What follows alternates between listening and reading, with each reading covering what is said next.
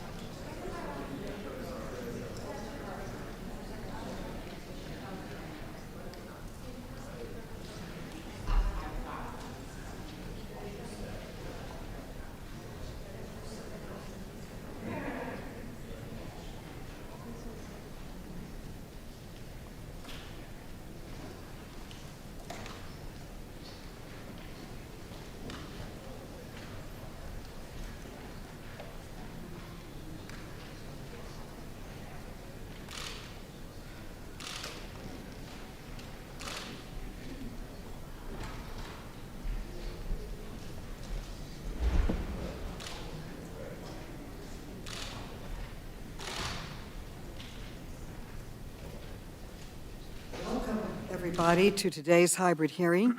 Pursuant to House rules, some members will appear in person and others will appear by Zoom.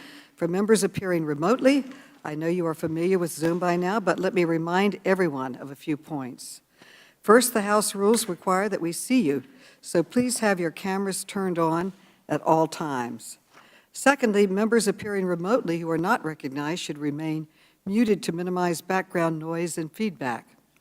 Third, I will recognize members verbally, but members retain the right to seek recognition verbally in regular order. Members will be recognized in seniority order for questions. Lastly, if you want to be recognized outside of regular order, you may identify that in several ways. You may use the chat function, you may send an email to the majority staff, or you may unmute your mic to seek recognition. We will begin the hearing in just a moment when they tell me that they are ready to begin the live stream. Okay. The committee will come to order. Without objection, the chair is authorized to declare a recess of the committee at any time. I now recognize myself for an opening statement. Today, we're holding our second hearing on the crisis of gun violence in America. 7 weeks ago, this committee heard heartbreaking testimony from witnesses whose lives were forever changed by gun violence, including Mia Cirillo, a fourth grader who survived the massacre in Uvalde by smearing herself with blood so that they did not recognize her. Gun violence is now the top killer of children in the United States, causing more deaths in children than car accidents. In 2020, more than 45,000 people were killed by gun violence, the highest number ever recorded in our country. And since our first hearing, the evil of gun violence has continued to shatter our communities. On the 4th of July, a gunman rained down bullets on families at a parade in Highland Park, Illinois. He killed 7 people and injured dozens more. That shooter, like the killers in Uvalde, Buffalo, Las Vegas, Parkland, and Newtown, used an AR-15 style rifle.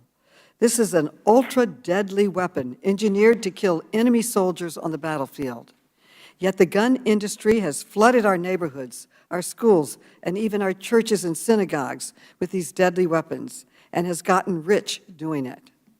That is why I launched an investigation into the gun industry. This morning, I released a memo with our initial findings, and what we found is appalling. Our investigation shows that 5 major gun manufacturers collected a total of more than $1 billion from the sale of assault rifles over the last decade. One company, Ruger, made over $100 million through the sale of AR-15 style rifles in 2021, and more than doubling what it made the year before. Another company, Daniel Defense, tripled its revenue from these rifles from 2019 to 2021. And Smith & Wesson brought in over $125 million from the sale of assault weapons in 2021. Our investigation also found that gun manufacturers use dangerous marketing tactics to sell assault weapons to the public. That includes marketing to children, preying on young men's insecurities, and even appealing to violent white supremacists.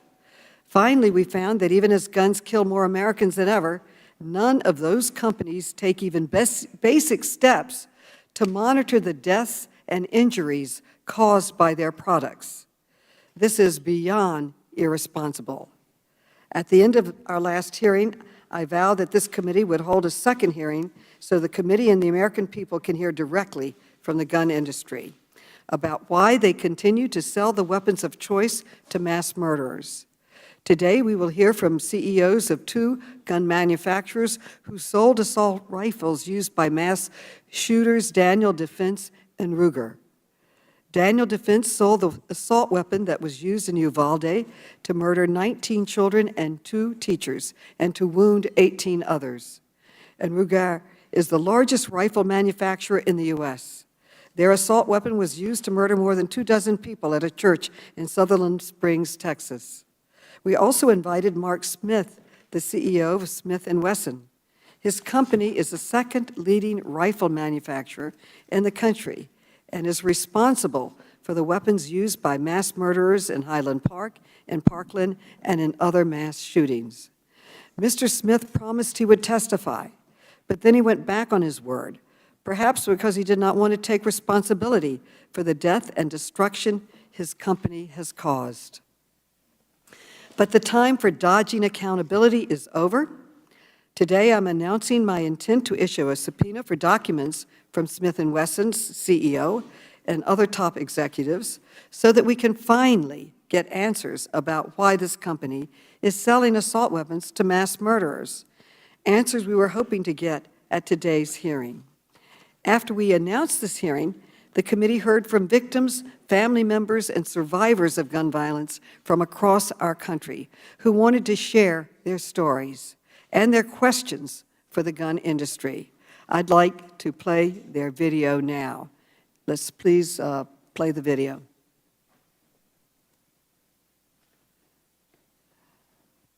Hi, my name is Nicole, and nearly 10 years ago, I survived the Sandy Hook shooting in my elementary school when I was just 7 years old.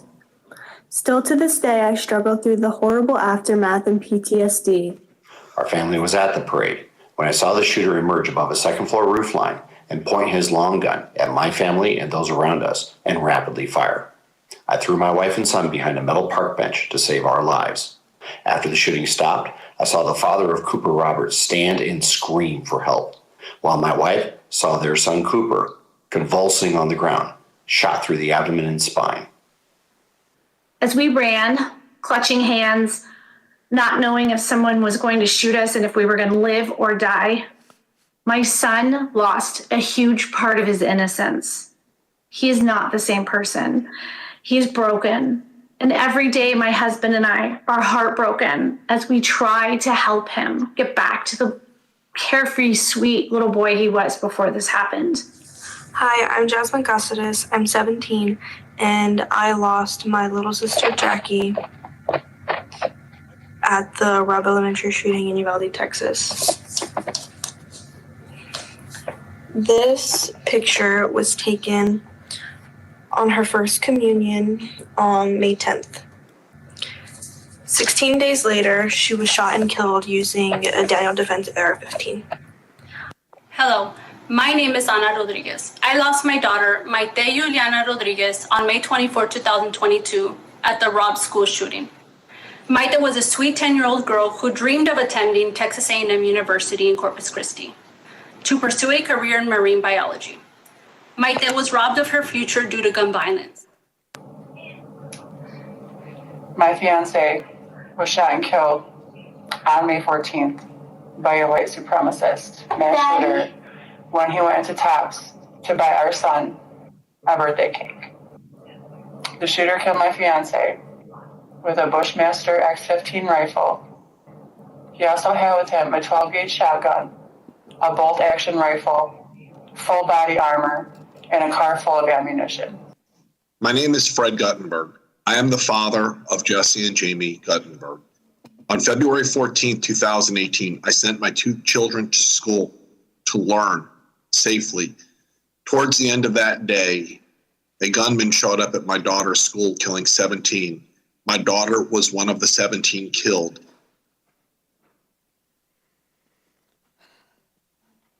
These people. I want to know, what are you doing to stop these shootings? Do you know how many children have been exposed to gun violence in schools since Columbine? What are you going to do It's okay.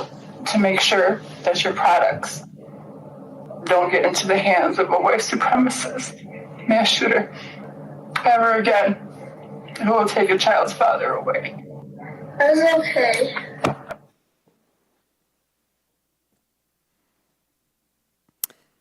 These people are demanding answers and accountability from the gun industry, and I intend to get both today.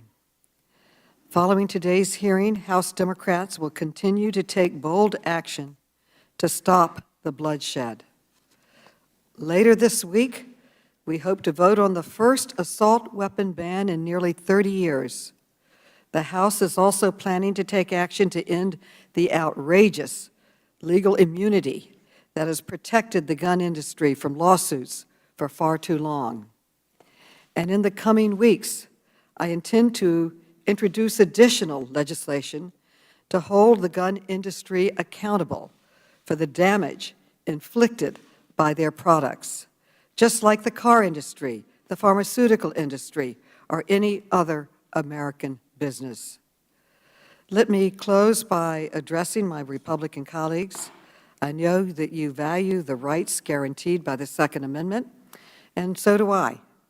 But even Justice Scalia recognized that, quote, the right secured by the Second Amendment is not unlimited, end quote.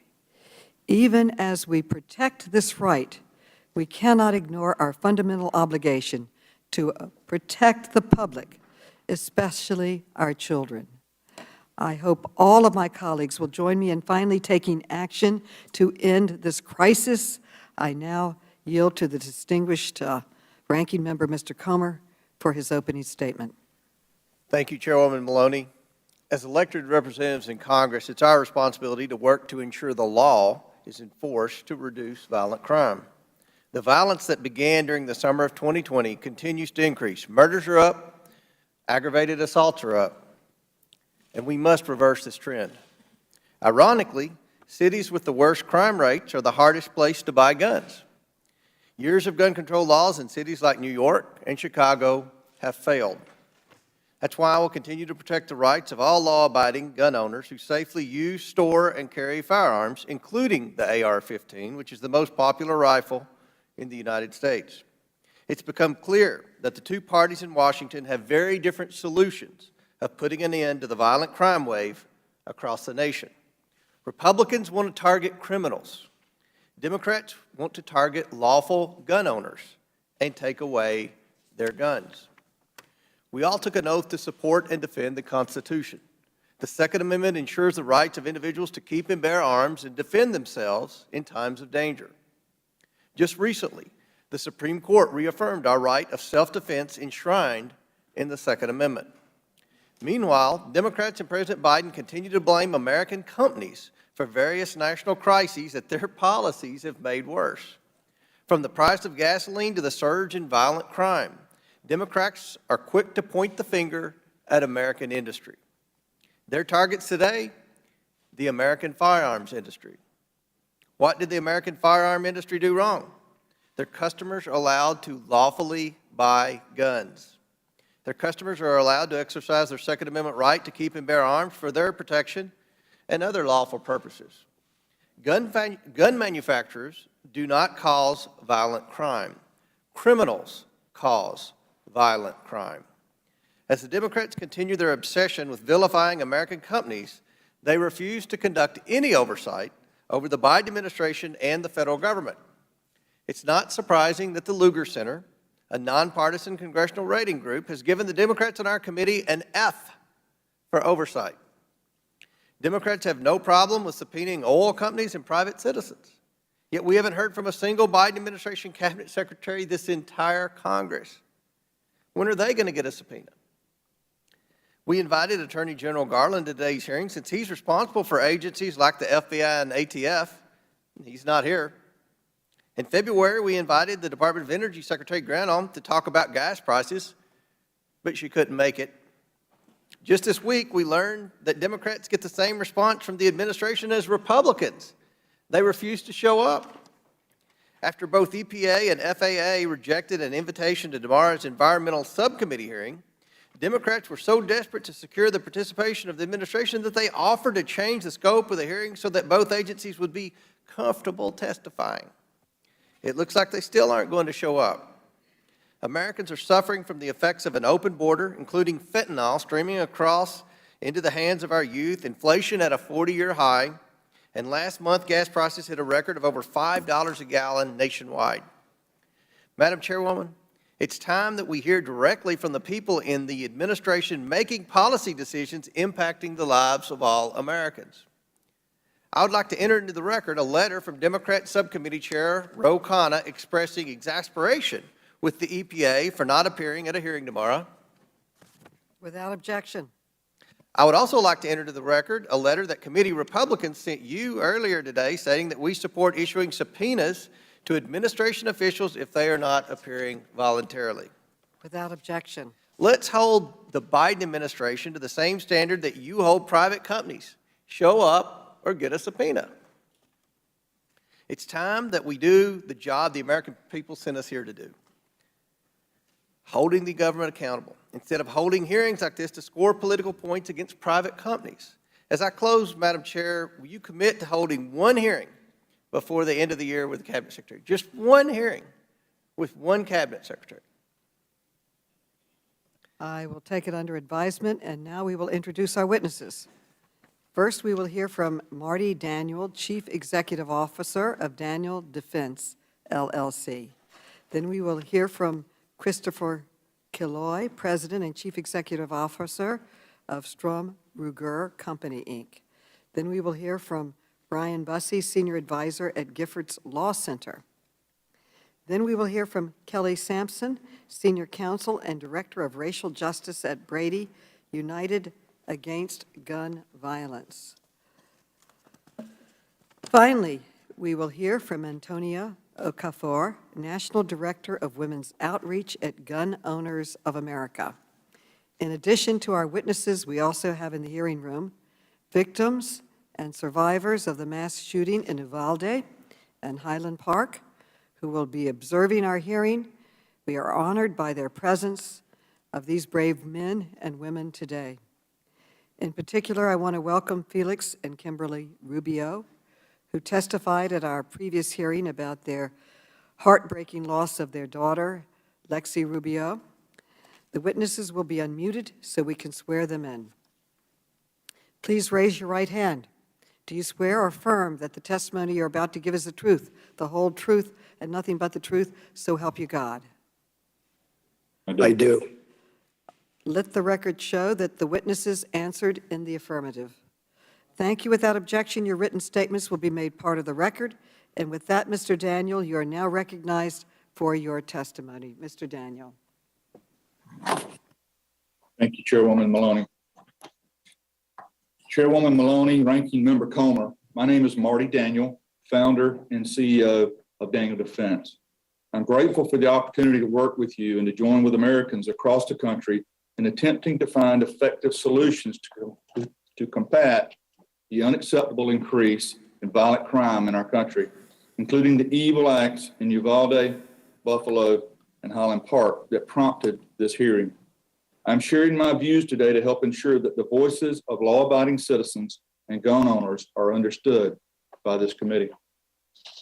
I am concerned, however, that the stated and implied purpose of this hearing is to vilify, blame, and try to ban over 24 million sporting rifles already in circulation that are lawfully possessed and commonly used by millions of Americans to protect their homes and loved ones, to safely sport shoot with family and friends, and to put food on the table as licensed hunters. This proceeding is focused on a type of firearm that was involved in fewer than 4% of homicides involving firearms in 2019. I believe in God, and my faith guides me and my family. Fundamentally, I also believe that there's good and evil in our lives. And what we saw in Uvalde, Buffalo, and Highland Park was pure evil.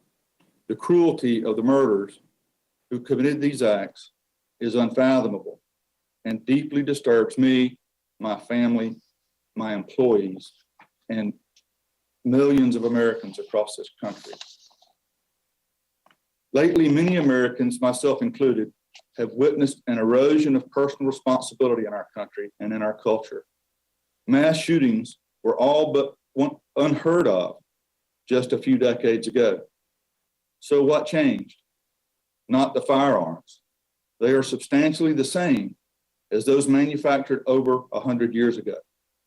I believe our nation's response needs to focus not on the type of gun, but on the type of persons who are likely to commit mass shootings.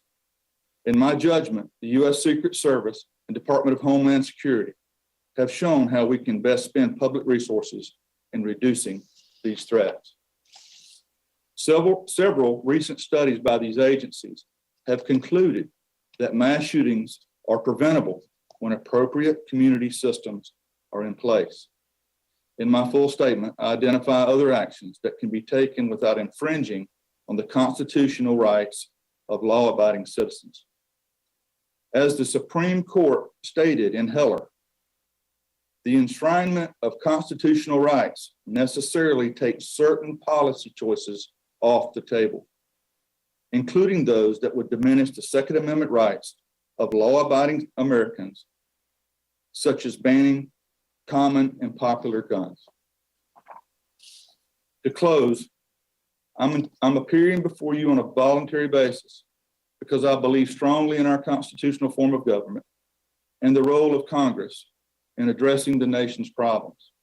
I have respect for Congress, and I hope you will afford me the same respect as both a citizen and a manufacturer of a lawful product built for responsible citizens. Thank you. And thank you, Mr. Killoy. You are now recognized for your testimony. Chairwoman Maloney, Ranking Member Comer, and distinguished members of the committee, good morning. My name is Chris Killoy, and I am both fortunate and proud to be the President and Chief Executive Officer of Sturm, Ruger & Company, Incorporated, more simply known as Ruger.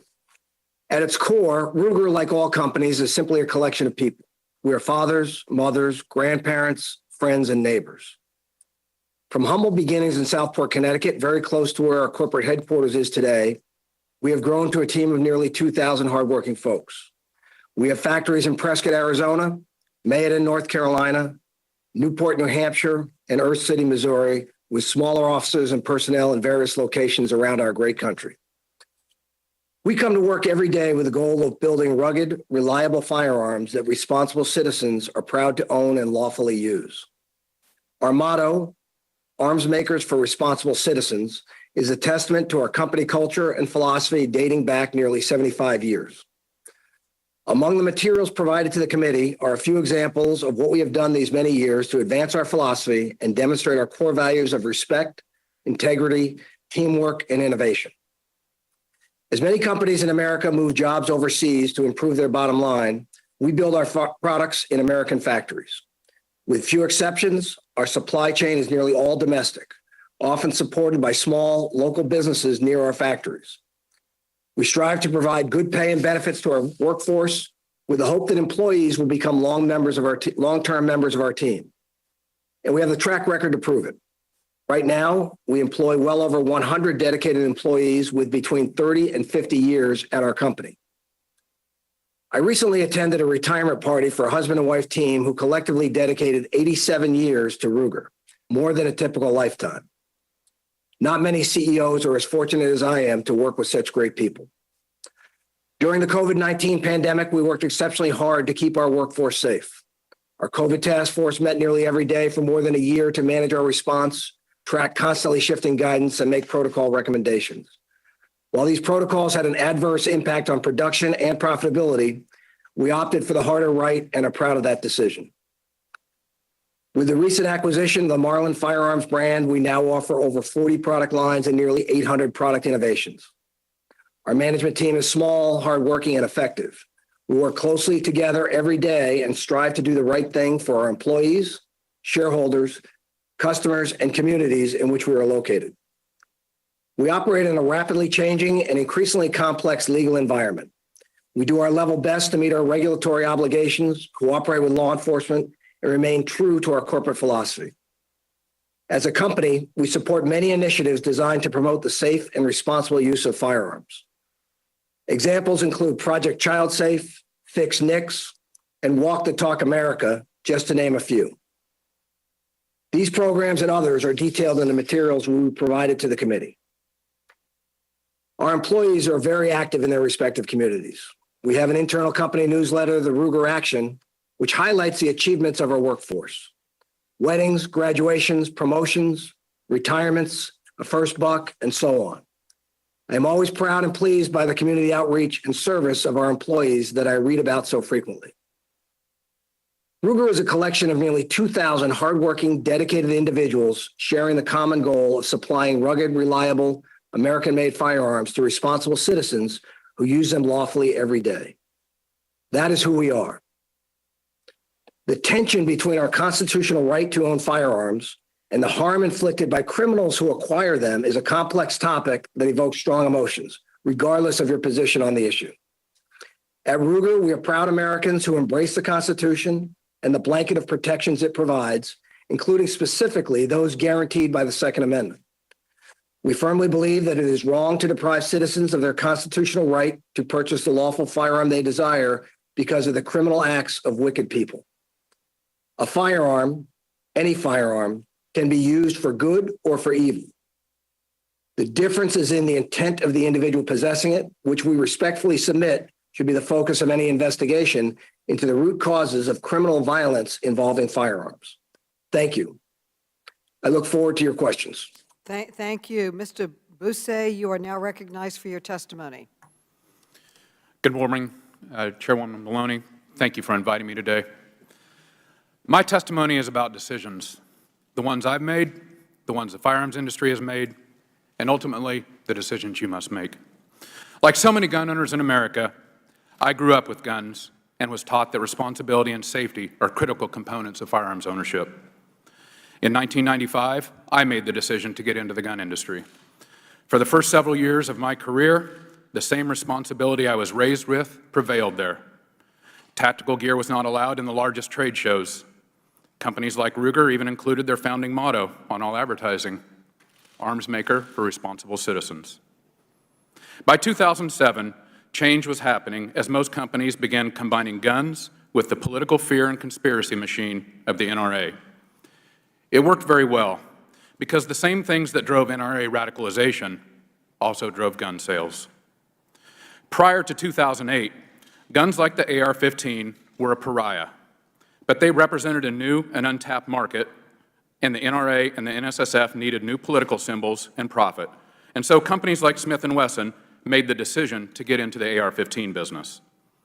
A few years later, the M&P 15, as in military and police, became the best-selling rifle in America. Eventually, young male gun customers in places like Parkland, Florida, Highland Park, Illinois, and Kenosha, Wisconsin, all decided to use an M&P 15. By 2008, Ruger made the decision to remove the responsible citizen motto from most of its public advertising. Those industry leaders who spoke out against this new trajectory were attacked and marginalized. Everyone was told that any new gun buyer or any gun marketing was good, so long as it furthered political aims and sold guns. The trend of dismissing responsibility has only worsened, and today the industry condones frightening marketing that openly partners with domestic terror orgs like the Boogaloo Boys, a group that hopes for race wars and wears Hawaiian shirts. There is no industry criticism of marketing like this. In fact, the maker of this Boogaloo rifle is also one of the nation's largest gun retailers, and they boast of the public support of most of the largest gun companies, including Smith & Wesson. It's not that the industry and the NSSF are shy about aggressively policing the actions of members. In 2018, after the Parkland shooting, Ed Stack, the CEO of Dick's Sporting Goods, removed AR-15s and tactical gear from his stores. Stack still sold plenty of other guns, but within days, the NSSF Board of Governors officially expelled Stack and Dick's to let everyone know that anything short of complete devotion would not be tolerated. I was inside the industry as new companies like Daniel Defense built businesses by advertising AR-15s with slogans encouraging young men to use what the Special Forces guys use. Like many companies, they also sought and celebrated the inclusion of their AR-15s in first-person shooter games and movies. When Daniel Defense tweeted a picture of a toddler blessed by a Proverbs verse while cradling an AR-15 on the same week as the Uvalde shooter was killing kids with one of their rifles, there was no criticism from industry leadership. But there has been a prestigious reward. The same NSSF Board of Governors that expelled Ed Stack elected Marty Daniel to a coveted seat on that board, a position he still holds today. Mr. Killoy is an important voting member of that NSSF board. Sadly for me, there is no place in the industry for anyone who believes in moderation or responsible regulation. If they did exist, they were frightened into submission or forced out. In my last months as an industry executive, I snapped photos like this. It's a tactical advertisement over the entrance of the SHOT Show that weirdly combines Revolutionary War soldiers, a modern AR-15, and the promise of daily gunfights as a business proposition. On January 6, 2021, less than a year after I took this photo, these exact components coalesced into a violent mob just a few hundred yards from here. Despite guns being the center of radicalized domestic terrorists, there is no industry rebuke. Not of the come and take it flags on January 6th, not of armed men invading the Michigan Capitol, certainly not of Kyle Rittenhouse owning the libs by shooting and killing people at a protest with his Smith & Wesson military and police rifle. Any rational person can see the direct lines from this marketing to the troubled young men who kill people in places like Buffalo and El Paso and Uvalde. Anyone can see the direct lines to our nation's most dangerous domestic terror orgs. I am here on behalf of responsible gun owners, like me, who harbor a deep fear about what this is doing to our country. I am also here to warn you that there is much more of this on the way. No one from the industry is going to stop it, and it's going to get much worse. Now, as the elected leaders of our country, you have a decision to make. What is to be done about this? Thank you, and I look forward to your questions. Thank you, Mr. Bussey. Mr. Sampson, you are now recognized for your testimony. Ms. Sampson. Chairwoman Maloney, Ranking Member Comer, and committee members. Okay. Chairwoman Maloney, Ranking Member Comer, and committee members, thank you for holding this hearing, because Americans of all walks of life can and do agree that gun violence is a real problem. Gun violence is a leading cause of death for American children, which is a public health issue, not a private evil hearts problem. Indeed, no prevailing philosophy, theology, or world history suggests that evil is unique to the United States. What is unique, however, especially in comparison to peer countries, is the rate at which gun violence kills our people. And that isn't because we're more evil, more prone to mental health diagnoses, or more violent. First, a mental health diagnosis makes someone more likely to be a victim of violence rather than a perpetrator. And in any case, research shows that Americans are no more prone to mental health issues than people around the world. Second, research suggests that America isn't necessarily more violent than our peers, but because guns are so readily available, we are decidedly deadlier. When it comes to gun violence, we're quite literally off the charts. That's why countries like Australia, Canada, and Germany warn their citizens to take extra precautions when traveling here. And that's also why hundreds of families will get the dreaded news that their loved one has been shot today. In the face of such horrific violence, I can understand why people may earnestly believe that the answers lie in the individual private sphere of hearts and morals. But gun violence is a public health problem, and it requires public policy solutions.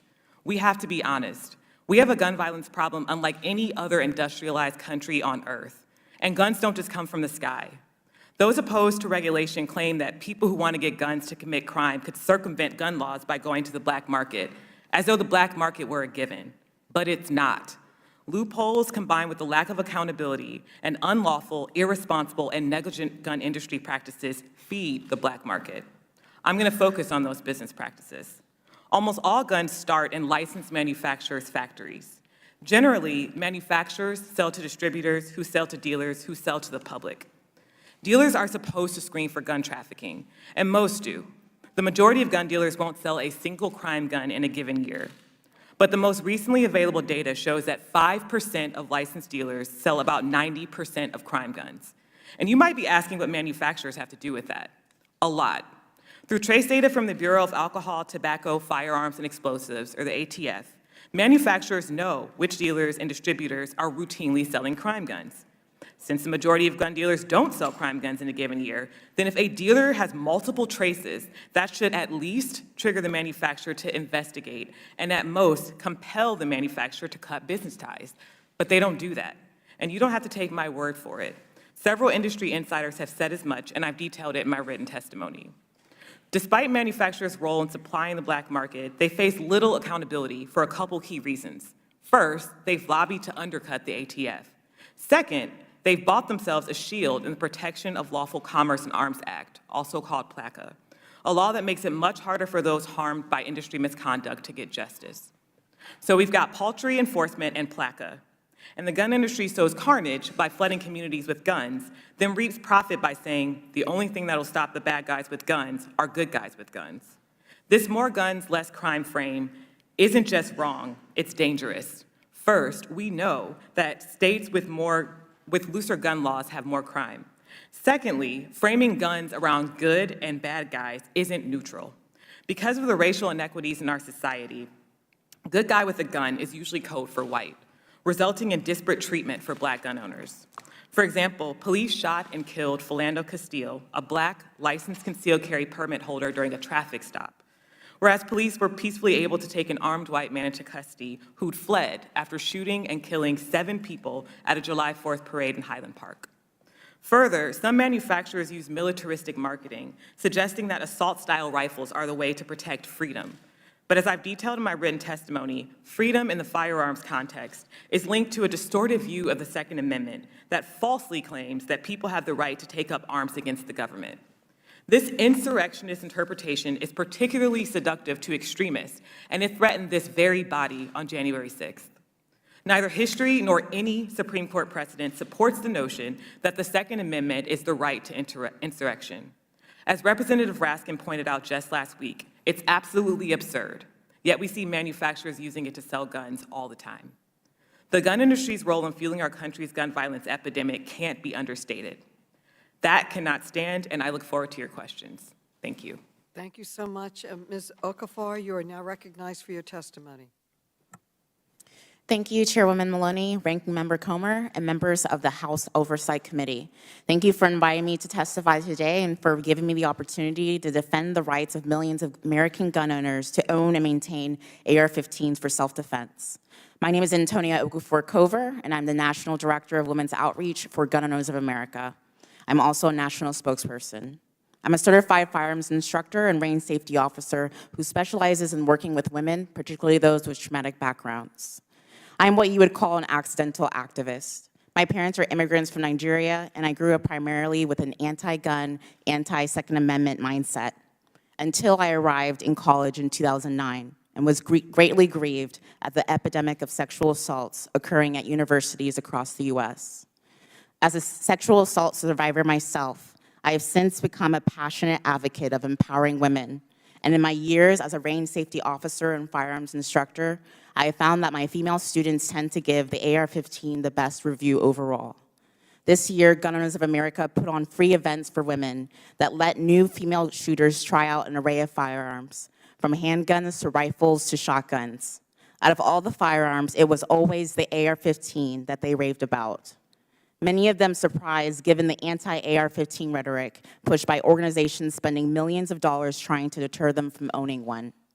The AR-15 allows women to have a larger firearm without having to absorb the recoil as much as one does with a smaller handheld firearm. The AR-15 makes it easier for those who have a physical disadvantage to the attacker to have an upper hand.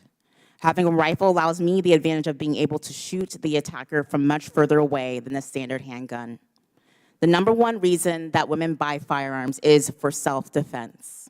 I'm a proud owner of a Daniel Defense rifle, and it is my go-to rifle.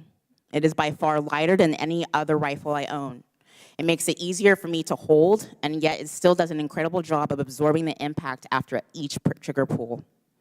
Women have been known to use rifles in defense in plenty of instances, but the people who have used Armalite rifles range from older men to young women. For instance, Stephen Williford, a GOA spokesman and senior living in Sutherland Springs, Texas, used an AR-15 to effectively stop a mass shooter at the church in his town a few years ago. In November 2019, a woman in her 9th month of pregnancy used her family's AR-15 to stop 2 armed attackers in her home. After they severely wounded her husband and attempted to grab her 11-year-old daughter, the wife grabbed the AR-15 and drove the attackers away. One of them was found dead from the round she put in him before they fled from the scene. More recently in Atlanta, a Black Army veteran protected his home and family inside, using AR-15 to fend off 2 intruders from his home. His wife was hiding inside the home, and the man used his rifle in defense of his family, home, and property. Banning these firearms will only make it difficult for women like me to protect our families. Gun bans never stop bad guys from getting firearms.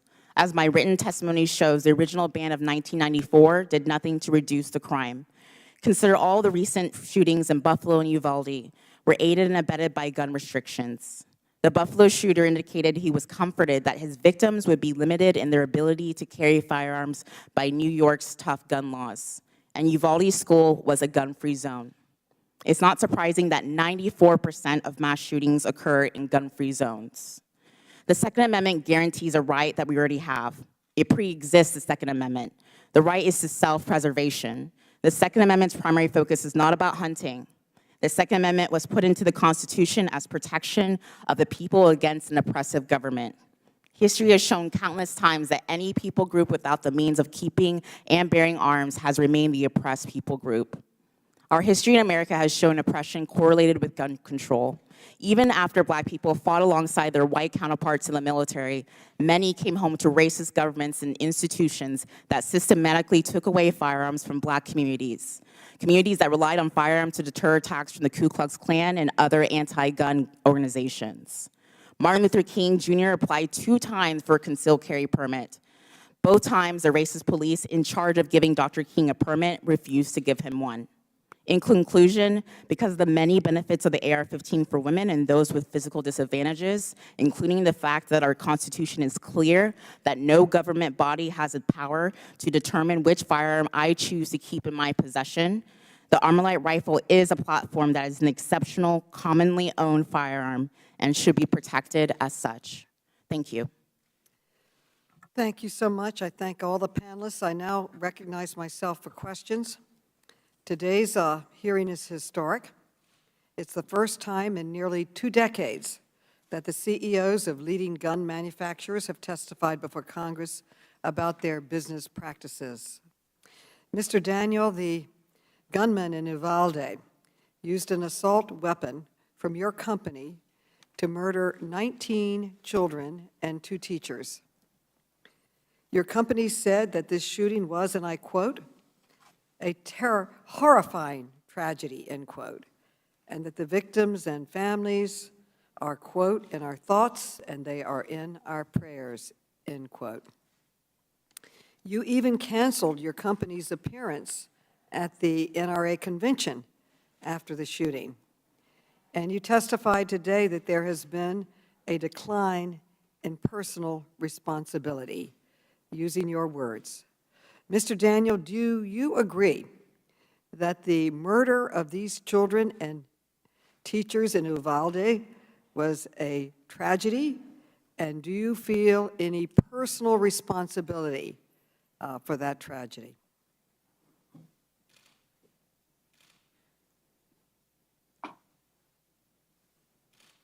Chairwoman Maloney, I am deeply disturbed by these horrific acts committed by evil people. I cannot even imagine what those innocent children had to go through, and the teachers. I cannot imagine the horror that the families have to live with for the rest of their lives. These acts were horrible, and these acts need to be stopped. Thank you. Okay, reclaiming my time, Mr. Killoy. Weapons from your company, Ruger, have also been used in mass shootings, including the deadliest shooting in Texas history. I played a video earlier in which Americans impacted by gun violence had a simple question: what is the gun industry doing to stop the violence? We just heard from Mr. Daniel that we have to stop the violence. I think we all agree. What is the gun industry doing? And one obvious step is to end the sale of assault weapons to civilians and children. Yet neither company before us has been willing to take that step. Congress is moving to take that step. Mr. Daniel, how many more American children need to die before your company will stop selling assault weapons to civilians and young men?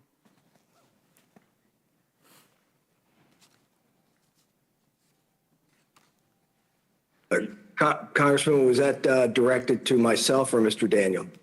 Okay. Mr. Daniel, yes. Can you respond, Mr. Daniel? Yes. Can you, I thought that question was for Mr. Cloyd. Can you repeat the question, please? How many more American children need to die before your company will stop selling assault weapons to civilians and children, the weapon of choice in most mass murders in our country? Congresswoman Maloney, I believe that these murders are local problems that have to be solved locally. I believe that Okay. the My facts show time is limited, that and I have to go to the next question. Mr. Killoy, how about you? Is there any number of shootings in schools and churches and synagogues that would convince you to stop selling weapons of war to civilians? Respectfully, Congresswoman, I don't consider the modern sporting rifles today that my company produces to be weapons of war. And like all Americans, I grieve, when we read about these tragic incidences. You ask what the industry has done and what our company has done and can do. One of the things you referenced was the Sutherland Springs situation. In that case, the evil person who perpetrated those crimes and committed those murders was allowed to buy a firearm that, frankly, he should not have been allowed to do. Reclaiming my time. And it seems to me that if a company really cared that its products were being used to kill scores of Americans, it would stop selling them. But of course, the gun industry won't do that because they're making lots and lots of money from these weapons. As shown in the chart behind me, over the last 10 years, Daniel Defense collected more than $500 million in revenue selling AR-15 style assault weapons, the weapon of choice in too many mass shootings. Ruger also made over $500 million on these weapons, and Smith & Wesson made more than $600 million. That is the very definition of putting profits over people. Today, the committee room, there are victims and surviving family members from the Highland Park and Uvalde shootings. Mr. Daniel, you have sent thoughts and prayers to the victims of Uvalde, but you have never accepted responsibility for selling the weapons that killed these innocent children. And you testified earlier that there has been a decline in personal responsibility. I want to give you the opportunity now to show personal responsibility. Will you accept personal responsibility for your company's role in this tragedy and apologize to the families of Uvalde? Chairwoman Maloney, these acts are committed by murderers. The murderers are responsible. Reclaiming my time. Mr. Killoy, how about you? Will you apologize to the victims here today and victims around our country and their families in Sutherland Springs, Boulder, and other cities who were harmed by your products? Congresswoman, with all due respect, while as I grieve like all Americans at these tragic incidences, again, to blame the firearm, the particular firearm in use here that we're talking about, modern sporting rifles. Thank you. To blame the firearm as an inanimate object. Reclaiming my time. So let me get this straight, and with all due respect, you market weapons of war to civilians and children. You make millions by selling them, but when someone pulls the trigger, you refuse to accept responsibility. And I would call that a staggering lack of accountability. I hope the American people are paying attention today. It is clear that gun makers are not going to change unless Congress forces them to finally put people over profits. I yield back and recognize the gentleman from Georgia, Mr. Heiss. He is now recognized. Thank you. I want to thank each of our witnesses for being here for your testimonies. I also want to thank Chairwoman Maloney for holding this hearing so that the American people can see the disturbing trend in this committee of going after both private citizens and the constitutional rights of American citizens. Just the other day, this committee went after those in the energy sector and now going after firearm manufacturers, all for political purposes. And just to go with the Chairwoman's comments, I want to know, when are you, Chairwoman Maloney, going to apologize to the American citizens for not dealing with the real issue and showing responsibility and accountability? When are we going to have hearings in this committee holding people responsible in cities, municipalities, states, and right here in our own Congress for being soft on crime? When are we going to have hearings to do away with the ridiculous, outrageous policies of defunding the police? And do we really think that that is a good idea when it comes to dealing with crime? Would anyone in their right mind think that crime would go down when we attack and defund the police, when we're soft on crime? And here we have a southern border that remains open, allowing gang members to come in. We've not had one hearing about that. We've not dealt with one thing of the issue. This is like the old saying that we're going to blame the manufacturers of forks and spoons for obesity. I guess you're going to subpoena some of them as well to deal with obesity in this country. It is absolutely absurd that we're not dealing with the issues, and I want to know, when are you going to apologize for the lack of leadership in this committee of dealing with the issues that this country is facing? This committee should have jurisdiction over government oversight and federal issues, not going after private citizens and private companies like we're doing here today. Yes, violent crime is on the increase. That's a concern for all of us.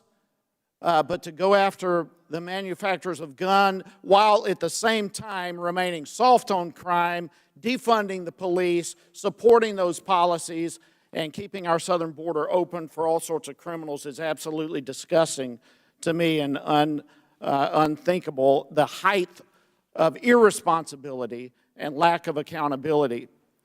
My colleagues seem to forget that the American people have a right to own guns. It's a constitutional right to defend themselves, and yet we have a perpetual barrage of politicized buzzwords like have already been used here this morning, like assault weapons and weapons of war, to support arbitrary gun grabs, not from criminals, but from law-abiding American citizens. And it's time that we see some changes. Mr. Daniel, I'd like to go to you. There are approximately 8.5 million Americans purchased a firearm for the first time in 2020, and this is a trend that's continued to go up for the last several years. Does your company make or produce any illegal product?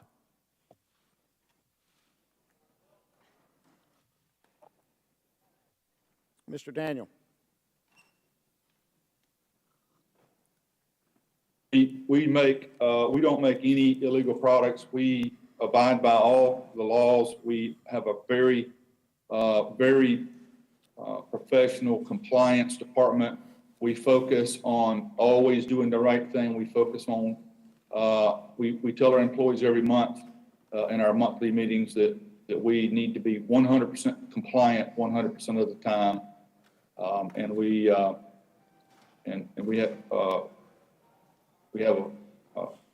known to have a great system of making sure that we're everything is legal. And I have been to your company. I've toured it. It's an amazing place. Why do you believe so many Americans are choosing to exercise their constitutional rights for firearms and purchase firearms, particularly things like the AR-15, which seems to be under attack this morning? Congressman, I believe our data agrees with what you have stated, that there were 8 million plus new gun owners in 2020. That number has continued. Those types of numbers have continued through today, equaling 16 million plus new gun owners. Our internal data shows us, sir, that less than 20% of those new gun owners who have never owned a gun before are Republicans, and that people who have made a decision in the past to never own a gun have changed their minds and are buying guns in unprecedented quantities. And I'm sure that's primarily to defend themselves because we're soft on crime. We're not dealing with the real issues. Ms. Okafor, let me go to you here. Lawful gun ownership is an integral part of a citizen's right to defend themselves. In fact, it's interesting, and Chairwoman, I have two articles here, but in 1982, the city of Kennesaw, Georgia, passed an ordinance requiring heads of households to maintain working firearms and ammunition. And interestingly, Kennesaw, which is a metro Atlanta city, certainly not a depopulated rural area, they have incredibly low crime rates, particularly violent crime. In fact, between 2012 and 2020, only 2 homicides in that city. And I have a couple of articles I'd like to submit to the record, please. Without objection. Thank you. Ms. Okafor, in your opinion, is private gun ownership one of, if not the most effective means of self-defense? Thank you, Congressman. Yes, absolutely. That is one of the most impactful ways of deterring any criminal from wanting to go to the places that are most vulnerable and defenseless. Like I said in my testimony, 94% of mass shootings occur in gun-free zones. So a criminal is going to go where they can do the most amount of harm in the least amount of time. And so those places that they know that they're not going to be able to do that, they're going to be a deterrent. Is that answer data-based? That's absolutely data-based. Okay. Thank you very much. I appreciate the chairwoman's allowing us to go a little bit over our time, but with that, I'll yield back, and I thank the witnesses for being here. The gentleman's time is expired, and he yields back. Our votes have been called, and after the questioning from the District of Columbia, Ms. Norton, who is now recognized, we will recess for the purpose of going to the floor to vote. Ms. Norton, you are now recognized. Thank you, Chairwoman Maloney, for this especially timely hearing. You're having this hearing at a time when gun violence is menacing the entire country. You do not open a paper these days, these mornings, without reading about gun violence, often involving many, many victims. I would like to preface my questions by noting that without statehood, the District of Columbia could have its local gun violence prevention laws, including its ban on assault weapons and high-capacity magazines, overturned by Congress. Republicans, including this Congress, have repeatedly tried to overturn D.C.'s common sense gun violence prevention laws. We have defeated each such effort, and I will continue to try to do so. It is clear that there is a common denominator to mass shootings that occur over and over and again in America, and that is the use of assault weapons. Mr. Bruce, how is an AR-15 style firearm different from other guns sold by manufacturers, and what makes an AR-15 more deadly and dangerous than regular handguns? Thank you, Congresswoman. An AR-15 is chambered in a very common cartridge, typically a .223 or a 5.56. In that way, it is similar to many other commonly used guns. But the AR-15 is based on the military version of the rifle, and it's specifically designed to be an offensive weapon of war for troops in battle to charge into places like buildings and battlefields to take as many lives as possible as fast as they possibly can. That's what the design of the rifle is for. It's, I think, an analogy may be in order. An AR-15, if you think about it in terms of cars, most cars and trucks have 4 wheels and a steering wheel and engines and all those things. And most rifles have a trigger and a barrel and a stock and all of those things. But in this case, the AR-15 would be much like a Formula One race car. It's like other cars, but it's specifically designed to do things very fast, very easy. At corners, it gets places very fast. So I think that's the analogy that should be used. It's a very telling analogy, I must say. All of these differences mean the damage to the human body from one bullet fired from an assault rifle is particularly gruesome. I'll just give one example. A trauma surgeon at the University of Texas said that a bullet from an AR-15 has so much energy that it can disintegrate 3 inches of leg bone and it would, quote, just turn to dust. Knowing this, it's incomprehensible that the AR-15 style rifles are so easy to purchase. Mr. Daniel, your company brags that it offers a buy now, pay later financing and consumer can buy this product in, quote, seconds. Mr. Daniel, did the Uvalde shooter use this financing program to purchase his weapon? Congresswoman, this shooting is still under investigation, and we shouldn't comment on this investigation. Ms. Sampson, I want to quickly turn to you. How could a new assault weapons ban reduce the number of horrific mass shootings in our country? Put on your microphone. Mike, please. Mike, please. Is it on now? Thank you for the question.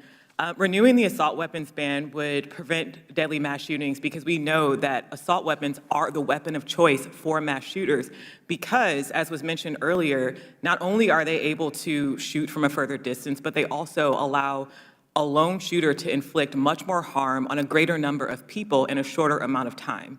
So if we renew the assault weapons ban, that would take away a key piece of what allows mass shooters to kill more people in less time without having to stop to reload. The gentlelady's time has expired.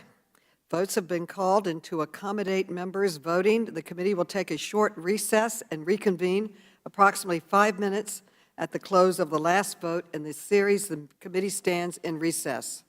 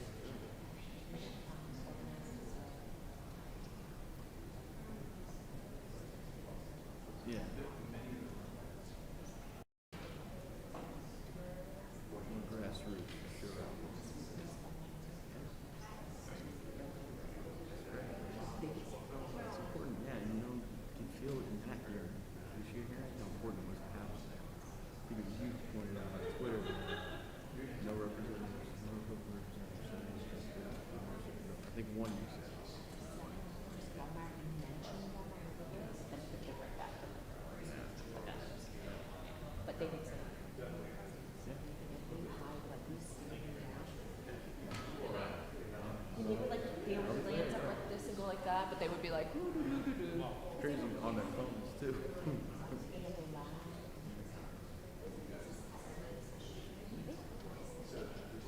That's the part I'm not familiar with.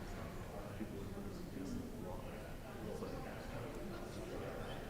looking on the brief and then.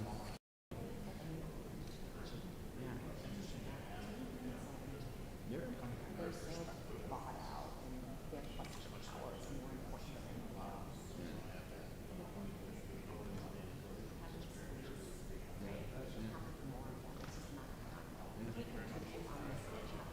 With them, they bring $1 billion every year from solid sales.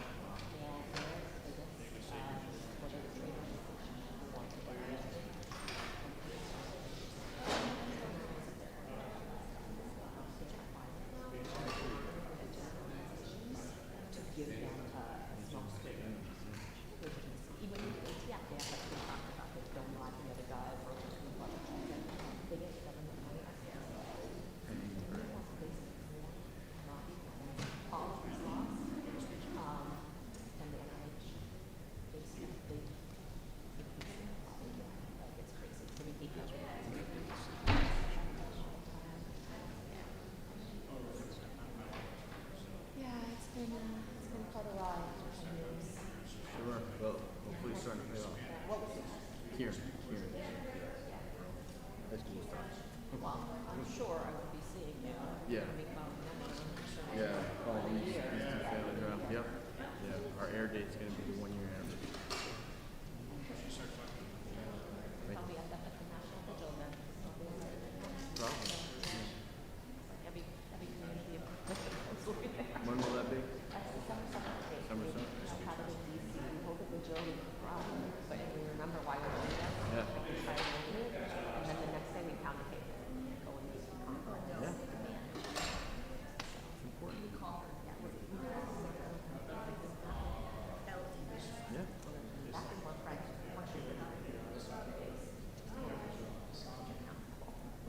Yeah, I went to Sacred Heart, so I lived with a girl from Newtown. When that happened, it was like crazy how close to home that was. You know? Yeah. I'm just waiting for like when school opens.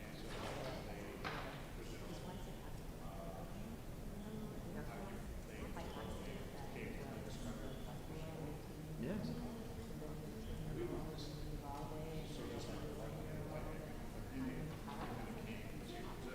Yeah. That's coming in a couple of weeks, right? School's open. Yep. Is it? Yeah.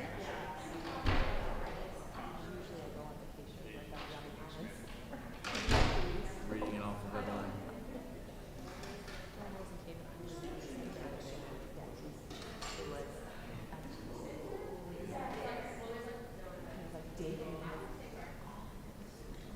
Now they just run together like that. Someone mentioned El Paso. Oh, I remember that. You know, it's like you forget that they're all happening. You remember the most recent one too. Kind of crazy statement of society.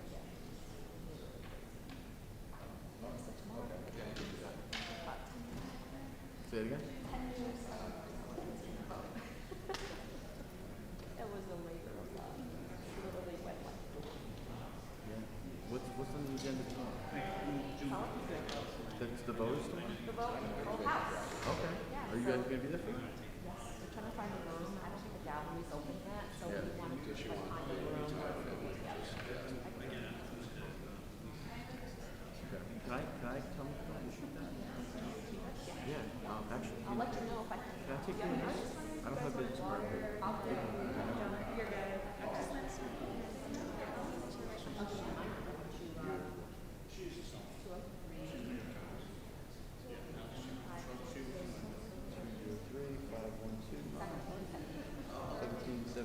Yeah. Is that right? I'm sorry, the last name is? Murray. There you go. Hey, good people, yeah. Yes. Those Irish.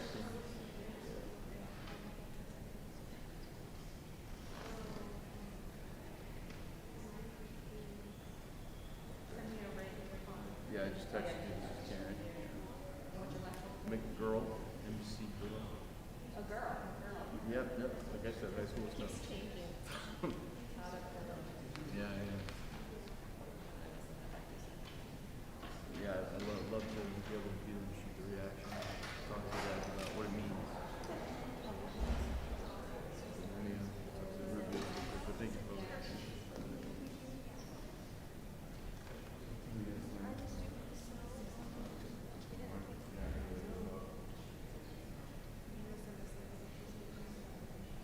I didn't think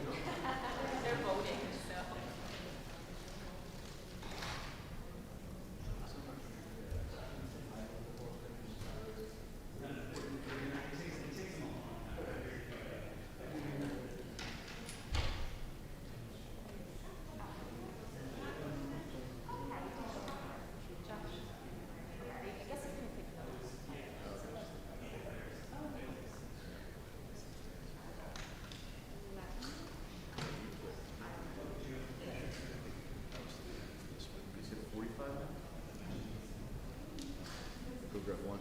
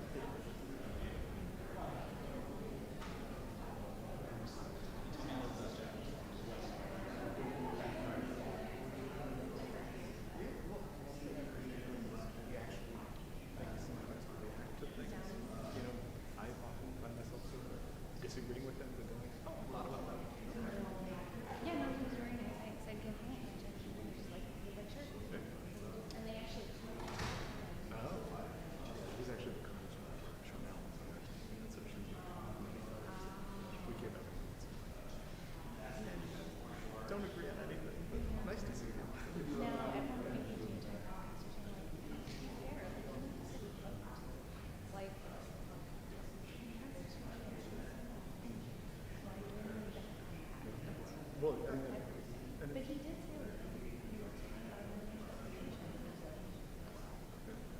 probably. But still. I'm glad you guys were like discussing it. Yeah. It sounds like you have a really big and honestly, I don't know anything about why schools and churches. Well, I think being able to speak is the problem. And then we got a whole day of some people who are supposed to figure out the solution. Like being able to make them identify it as a problem and say, you know, this is what we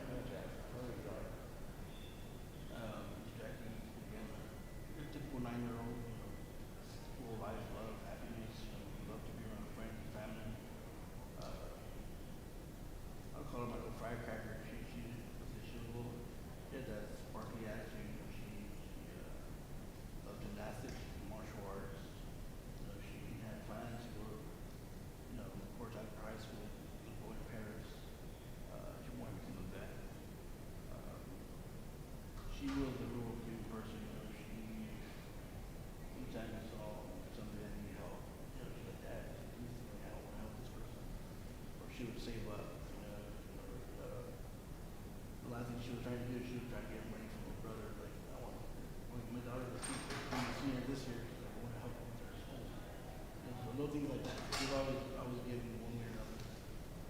Your family was hurt a little deeper than other families. Yes, lost a niece. Tell me about that. All the loss.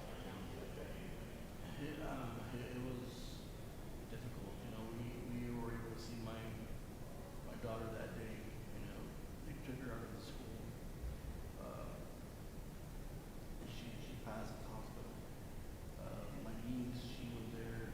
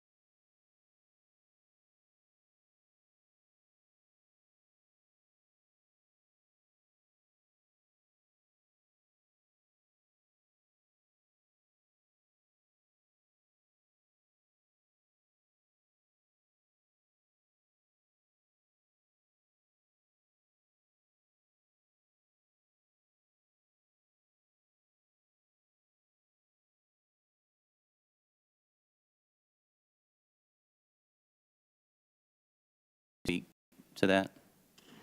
Yeah, as we've seen, especially with red flag laws that uniquely tend to use no-knock warrants, what we've seen in criminal justice reform, et cetera, that I think those in the Second Amendment community and those in the criminal justice reform community agree on is that these no-knock warrants have been used especially in discriminatory practices, especially in red flag laws instances. So that is just one of the many reasons why GOA, Gun Owners of America, does not want no-knock warrants to exist, as well as red flag laws, because of the discriminatory practices used behind them. One of the things we've seen recently, too, is the ATF has amassed a massive database of gun records. It's almost 1 billion, if not that, already. And then recently we've seen that it's a searchable database, basically. Now, federal law says that they are not allowed to create a gun registry, but they have a searchable database for all practical purposes, and recently we've begun to see stories of them trying to enforce this through local law enforcement, in showing up and surveying gun, or do you have this serial number in your house and those kind of things. Does that kind of thing concern you, and how do you think that squares with the Second Amendment? It absolutely concerns us at Gun Owners of America. When it comes down to it, is that this is exactly why people are concerned about any type of registration, is because once registration is allowed, then it's very easy for any type of government agency to be able to use that to essentially, again, discriminate against gun owners and those that they deem to be, quote unquote, dangerous. And what that actually means tends to be anything from what they believe is a First Amendment difference or something like that. So when it comes down to it, that's part of the issue, is that any type of registration leads to gun confiscation in the end. Yeah. The gentleman's time has expired. Thank you. The gentleman from Massachusetts, Mr. Lynch, is recognized. Thank you, Madam Chair, and really appreciate you holding this hearing. I thank the ranking member as well and our witnesses. On one of my other committees, I actually serve as the chairman of the Task Force on Financial Technology, or FinTech. And our task force is continuing to investigate the emerging use of so-called buy now, pay later financing for online purchases. So I want to direct this question to Mr. Bussey and Ms. Sampson. A buy now, pay later allows consumers to purchase and immediately take possession of an item after agreeing to pay the purchase price over a fixed period of time. The use of buy now, pay later has really dramatically increased in the last few years, especially with the pandemic. Not surprisingly, buy now, pay later is also extremely popular with younger consumers because it entails a very, very light credit pull or credit check, and really targets those with minimal disposable income and little or no credit history. And by far, millennials and Gen Z consumers make up the majority of buy now, pay later users by age group. Regrettably, however, relevant to this hearing, buy now, pay later has really become popular as a way to finance online gun and ammunition purchases.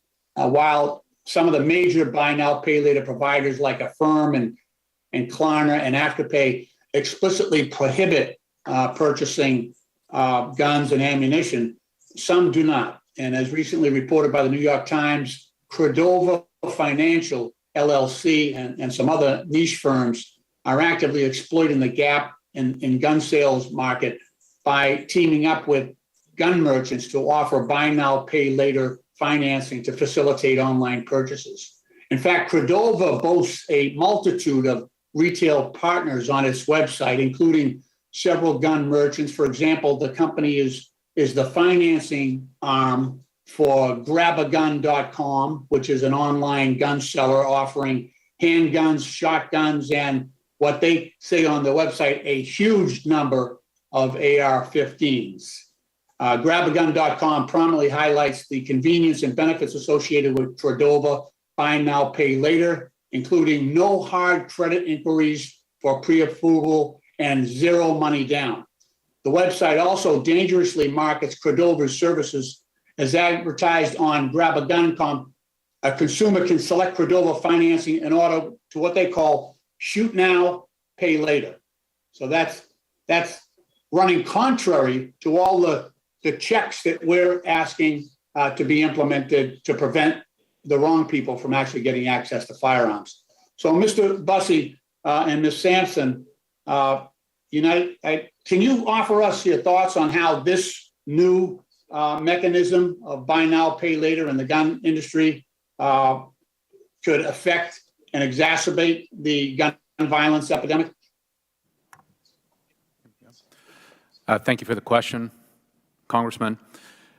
I believe that this sort of system points out the sort of danger that we're now facing and what I think is a holdover in our firearms laws. We need to do things to make it more difficult for impulsive teenagers to get AR-15s and up to 60 30-round magazines that the Uvalde shooter had. We don't need to make things, 18-year-old, 19-year-old, 20-year-old kids, especially young men, are impulsive. And buy now, pay later, or buy now, or shoot now, pay later sort of financing options like this highlight this massive hole we have in our regulation that is a holdover from the time when 18-year-old kids were thought it was okay because they needed to go buy a hunting rifle to go hunting with their dad on some nice October day. That's why this 18-year-old law exists and why handguns are 21. Our country has changed now where many of our long guns, in fact, in some places, the majority of our long guns purchased are AR-15s. And we need, in my opinion, as responsible gun owners, as lawmakers, as responsible citizens, we need to reduce the prevalence of increasing that sort of easy access. Thank you. Ms. Sampson? I would also just add that the reason why this is so compelling, especially for younger consumers, is because AR-15s and the like are rather expensive weapons. And so for individuals who may be younger, this may be another way to allow them to get their hands on them. And it all goes around to the deliberate marketing to some of the most vulnerable and impulsive members of our society. And the gentleman's time has expired. The gentleman Thank from you very much, Louisiana. Madam Chair. I yield back. Thank you. Thank you, thank you. The gentleman from Louisiana, Mr. Higgins, is now recognized. Thank you, Madam Chair. Mr. Busse, does an American citizen have the right to defend their home from armed, violent home invasion? Just yes or no. It's not a trick question.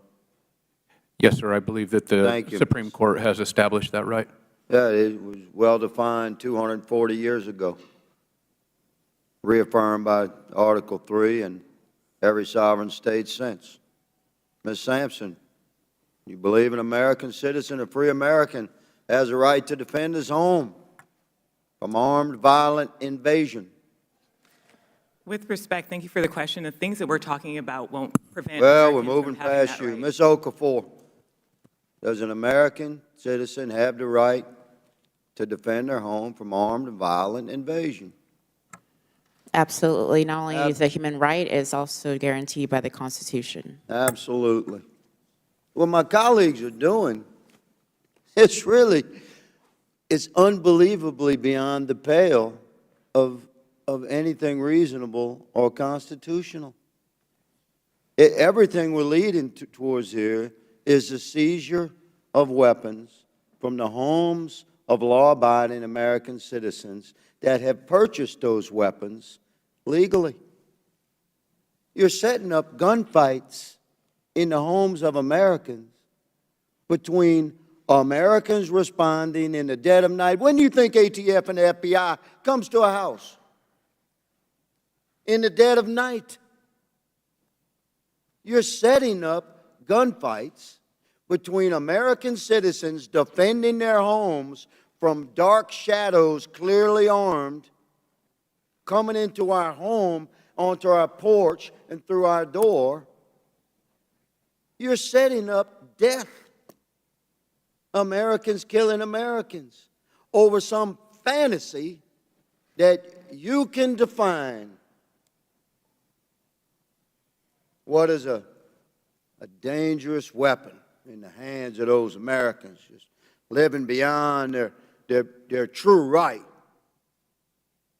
to exercise their own decisions about what type of firearm they legally purchase and own. It's insane what you're pushing. It's not going to end well.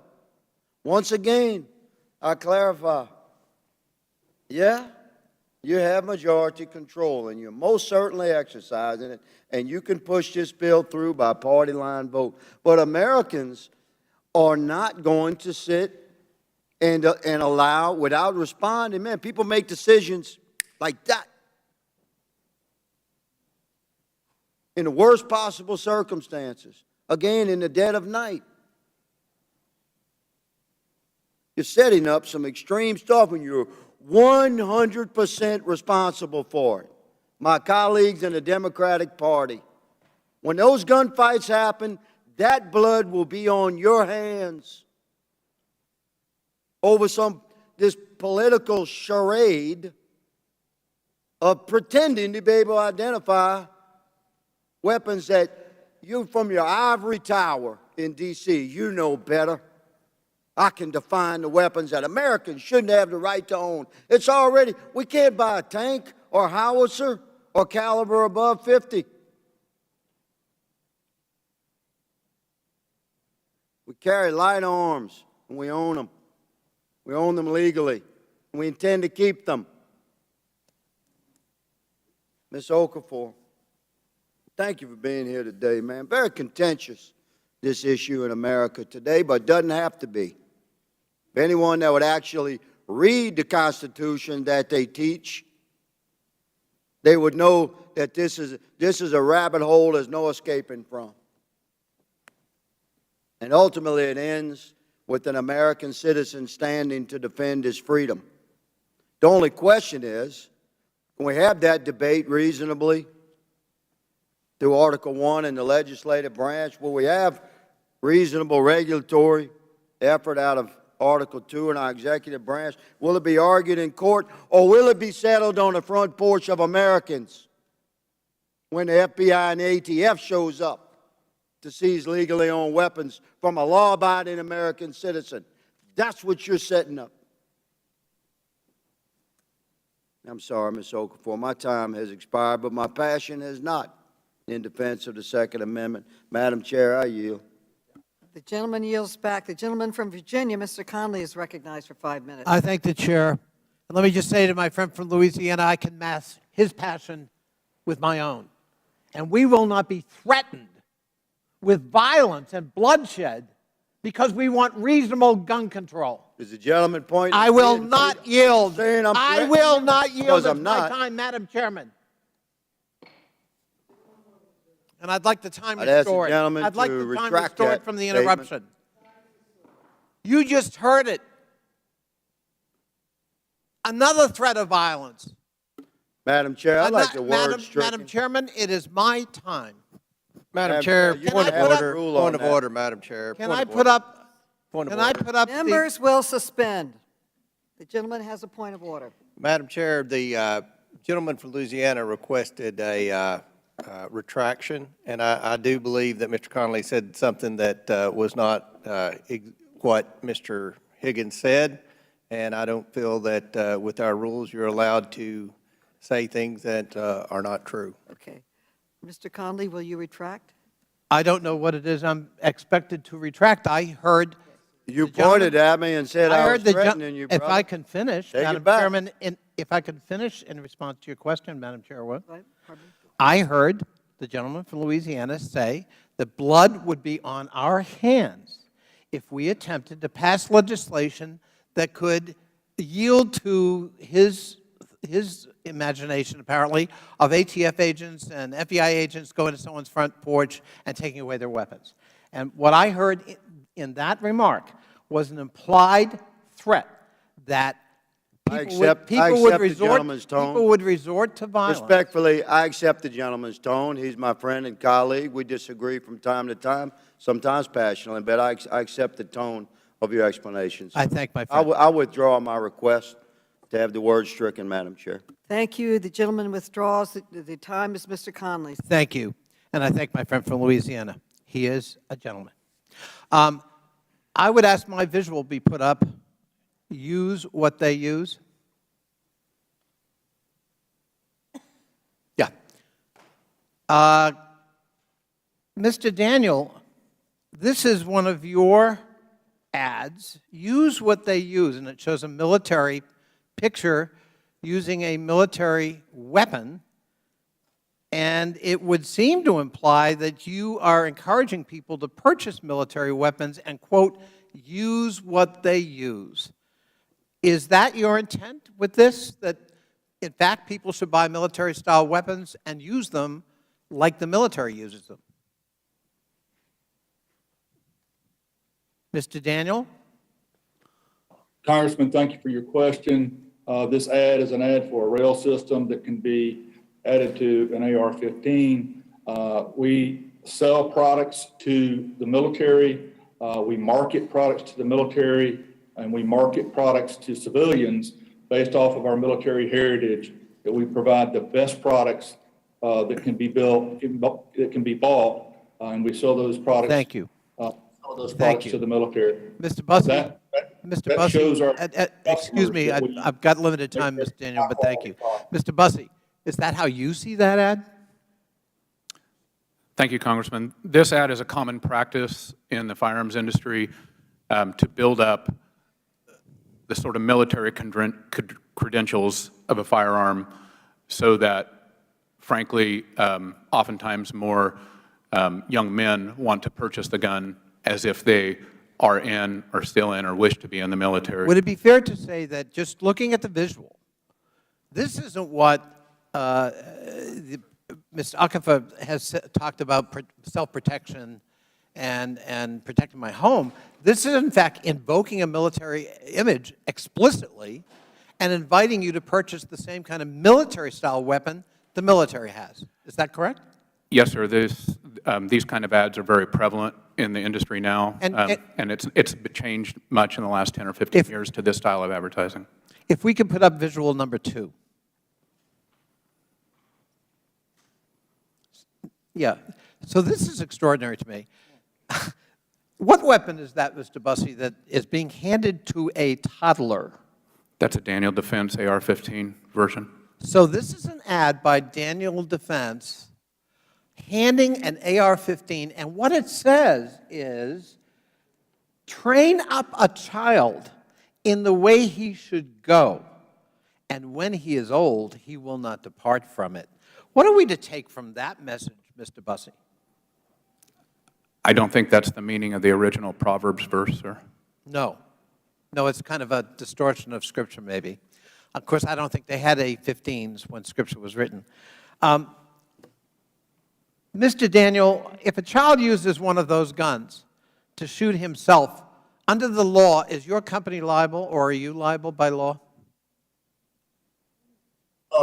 Ad about, this is not a question about safety, sir. This is a question about the purpose of this ad. No, no, no. I'm asking you a different question right now because I got limited time. I'm asking you a legal question. Are you liable if a child shoots himself with one of those guns? I don't know the answer to that, sir. I'll be happy to talk to my lawyers and get back to you. I would suggest you respectfully the answer is no, but all right. If a child uses one of those guns to shoot a friend or sibling, are you or your company liable? Congressman, this child in this photo was not being taught to use a gun. I'm not talking about that just yet. I'm asking a legal question about liability, and the answer again is no, because of the law, which protects people like you and your company. Ms. Sampson, I want to give you an opportunity to respond to the witness testimony from your companion at the table, who talked about AR-15s. You know, they're safer, they're easier, the recoils, and they protect us. They protect us, including, she invoked sexual assault. And I want to give you an opportunity, given your role. What do you think about that? AR-15s are the best way to go in terms of self-protection? Thank you for that question, Congressman. There's actually been research done into the number of shots fired by individuals when they're facing a home invasion, for example. And in any case, most of the time, the answer is about 2 to 3 shots, if at all. So an AR-15 is totally unnecessary for something like personal self-defense. It is, on the other hand, very effective for inflicting mass casualties, as we saw at Uvalde, as we saw at Parkland, as we saw at Highland Park, and as we see over and over again in our country. I thank you. My time has expired. Thank you, Madam Chairwoman, for holding this very important Gentleman's time hearing. has expired. The gentleman from Ohio, Mr. Jordan, is recognized. Okay, Mr. Clyde. Mr. Clyde is recognized. Thank you. Thank you for yielding, Mr. Jordan. Might I remind my friend, Mr. Conley, of Justice Scalia's words when he says, "It may be objected that if weapons that are most useful in military service, M16 rifles and the like, may be banned, then the Second Amendment right is completely detached from the prefatory clause. And the prefatory clause would be a well-regulated militia being necessary for the security of a free state. So it may well," and this is again Justice Scalia, "it may well be true today that a militia, to be as effective as militias in the 18th century, would require sophisticated arms that are highly unusual in society at large. Indeed, it may be true that no amount of small arms could be useful against modern-day bombers and tanks. But the fact that modern developments have limited the degree of fit between the prefatory clause and the protected right cannot change our interpretation of the protected right." Would my friend yield for a second? No, I would not. I mean, do you understand what that statement says? That statement says that the Second Amendment protects weapons that are of primary use to a militia. And what is a militia? A militia is all able-bodied personnel that can be called up in defense of a free state. That is exactly what Justice Scalia says in the Heller decision. Now,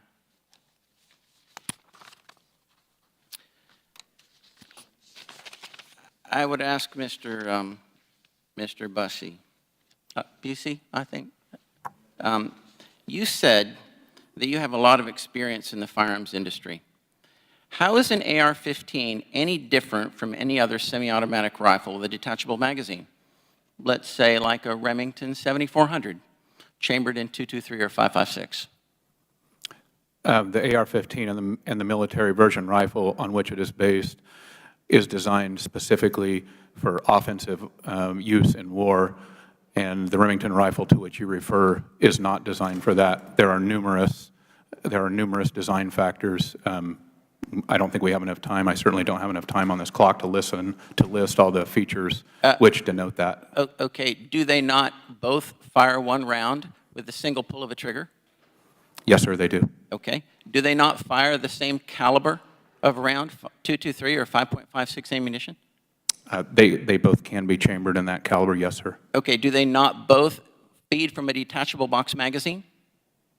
Yes, sir, they do. Okay. So basically what you see is looks. Just it looks different. That's not true. Between a Remington 7400 and an AR-15. It does exactly the same thing. If that was the case, sir, I would expect that we would be soon arming our special forces with the Remington 7400. I'm not aware of any such demands. Well, you know, our special forces, they don't use AR-15s, do they? Some do, yes, sir. They use M4s. No, some use AR-15s. And they have different things that attach to them, like optics, and like laser designators, and like flashlights, and all sorts of other things. Most of which are available to civilians as well, sir. Absolutely, they are, okay?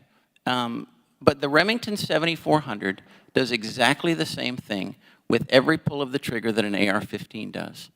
So I disagree completely with your statement that the AR-15 is a weapon of war. Sir, you must disagree with the folks in the military who request the AR-15 and the Mr. military Busey, this version. is not a discussion. Okay, thank you.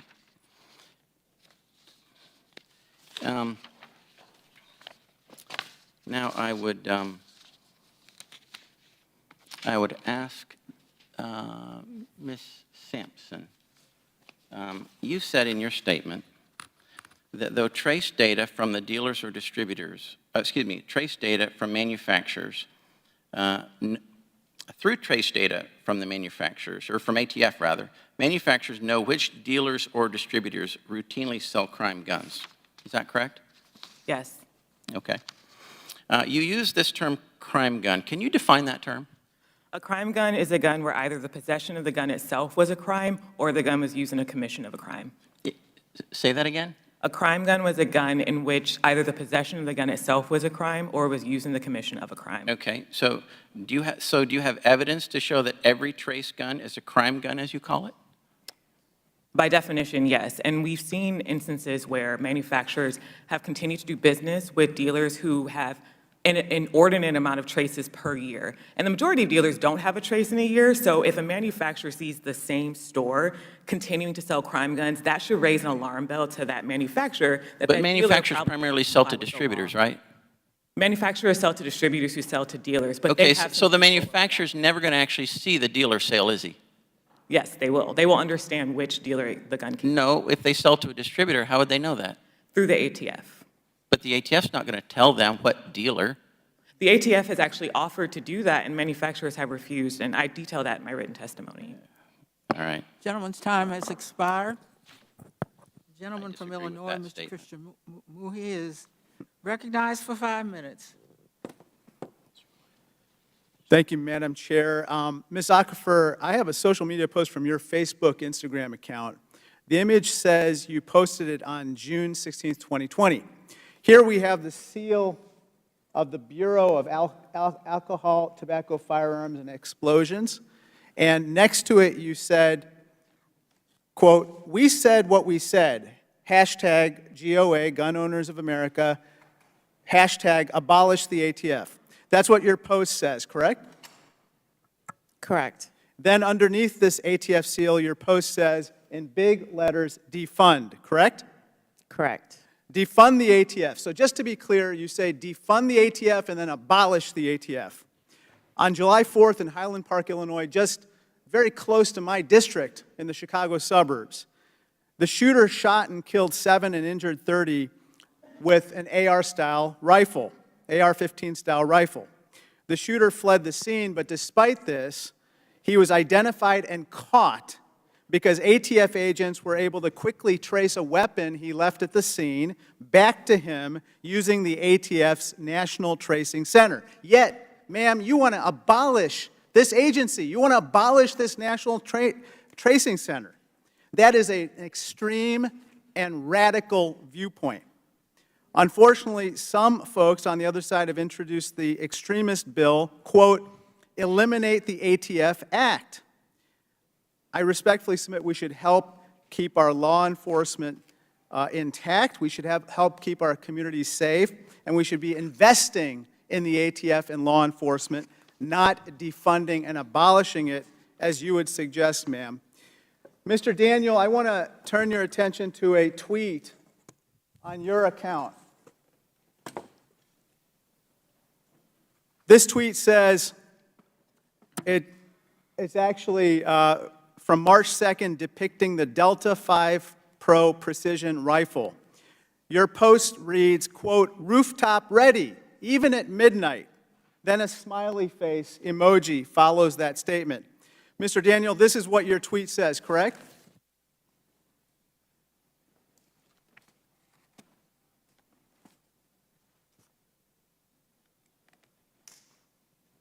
Yes, that's correct, sir. And the tweet shows what appears to be a night vision gun scope trained on a parked car at street level. Mr. Daniel, this tweet is not depicting anyone hunting for wildlife, is it? No, sir. And it's not depicting anyone acting in self-defense against someone attacking them, correct? That remains in the eye of the viewer, sir. I don't see anyone attacking somebody here. Mr. Busey, can you verify that? Nobody appears to be attacking the person who's supposedly operating this AR-15, or this sniper rifle, correct? Yes, sir, that appears to be an ad which in some way glorifies the idea of becoming a sniper with that rifle. Mr. Daniel, this advertisement appears to depict premeditated violence or murder from a rooftop. As you know, the Highland Park shooter in Illinois rained down bullets from a rooftop. 8-year-old Cooper Roberts was paralyzed from the waist down when he was shot from a rooftop, Mr. Daniel. 2-year-old Aiden McCarthy was orphaned when both of his parents were murdered when they were shot from a rooftop. Sir, this tweet appears to suggest a planned murder, and I would respectfully ask authorities and law enforcement to see whether this particular advertisement is even legal. Mr. Busey, according to various outlets, including the Daily Beast, the Sig Sauer Corporation is selling a new weapon called the Mcx Spear Rifle. In fact, Mr. Busey, you were recently quoted saying, quote, "It'll shoot through almost all of the bulletproof vests that are worn by law enforcement in the country right now." You stand by that statement, correct, sir? Sir, the stated purpose for sourcing that rifle was to defeat body armor on the field of war. So I'm not stating anything that the company advertisement and that the sourcing information did not state. Mr. Daniel, I presume you don't want your weapons to be used to harm law enforcement. Will you commit that you will not sell a weapon that tears through bulletproof vests? Congressman, we sell the very best products made for self-defense in the world. So you're not answering the question. It's a yes or no question. Mr. Kalloy, same to you. I presume you won't sell a weapon that tears through bulletproof vests, will you? Congressman, with all due respect, the ability to pierce body armor typically relates to the ammunition, not the firearm. And so you will not sell that ammunition either, will you? Congressman, we do not sell ammunition. We sell firearms. We sell in a variety of calibers, but we do not currently sell ammunition. Gentleman's time has expired. The gentleman from Florida, Mr. Donalds, is recognized for 5 minutes. Thank you, Madam Chair. First and foremost, obviously in the committee room today, we have family members from Highland Park and from Uvalde. For what you guys have had to go through, loss of your loved ones is a tragedy, obviously, for you, but for all of us, because nobody wants to see these heinous acts occur. Like, everybody is truly grieved by it. I think that for the families who are here, and for even the families who might be watching this hearing, you might be concerned about what happens here in Congress and not understanding why the tragedy that has been inflicted upon you is part of a debate or a part of a back and forth between members of Congress. And I think it's important for not just the families, but for the American people to understand that when these tragedies occur, we grieve with you, but we also have the responsibility for governing the nation. We do not have the ability, although sometimes in previous Congresses that ability has been taken. But in my view, we do not have the ability to just simply pass laws because of tragedy or because of heartache. When we pass laws, the appropriate way to conduct ourselves as a legislative body is to understand what has happened in our country, but then still having to apply the Constitution, still having to understand and apply the various elements of natural law, and still having to apply a consistent fabric that all Americans can live under and can honor and can respect. These tragedies are crippling to see, but in and of themselves, those tragedies do not change the Second Amendment to the United States. I had a conversation in the hallway with one of the survivors of the Highland Park shooting. And in our conversation, what was mentioned was, well, what about amending the Constitution? And I would add to any one of my colleagues that if they wanted to go through the political and legislative process of amending the Constitution. That is the way we set policy and law from a governing standpoint in the United States. And so I think it was important to kind of make that up, because we're going back and forth between ads and gun specifications. But for the people here in this hearing, it's important to understand why these deliberations are happening in front of you. And for the people who are watching on C-SPAN or wherever, understand why these deliberations occur. Because we just can't, in my view, just pass something and just do something for the sake of doing something. Because the history of Congress is replete with Congress doing something and often doing it wrong. And then ignoring what they did wrong because you already got the ticker tape parade. Mr. Busey, quick question for you. You've referred several times in your testimony today that the weapons that we're talking about under a proposed assault weapons ban are quote-unquote weapons of war. And I'm paraphrasing your comments. Are these weapons, the ones that are sold, the ones that are manufactured by the companies here today and other companies that are not with us, are these the same weapons that are used by men and women of the United States military?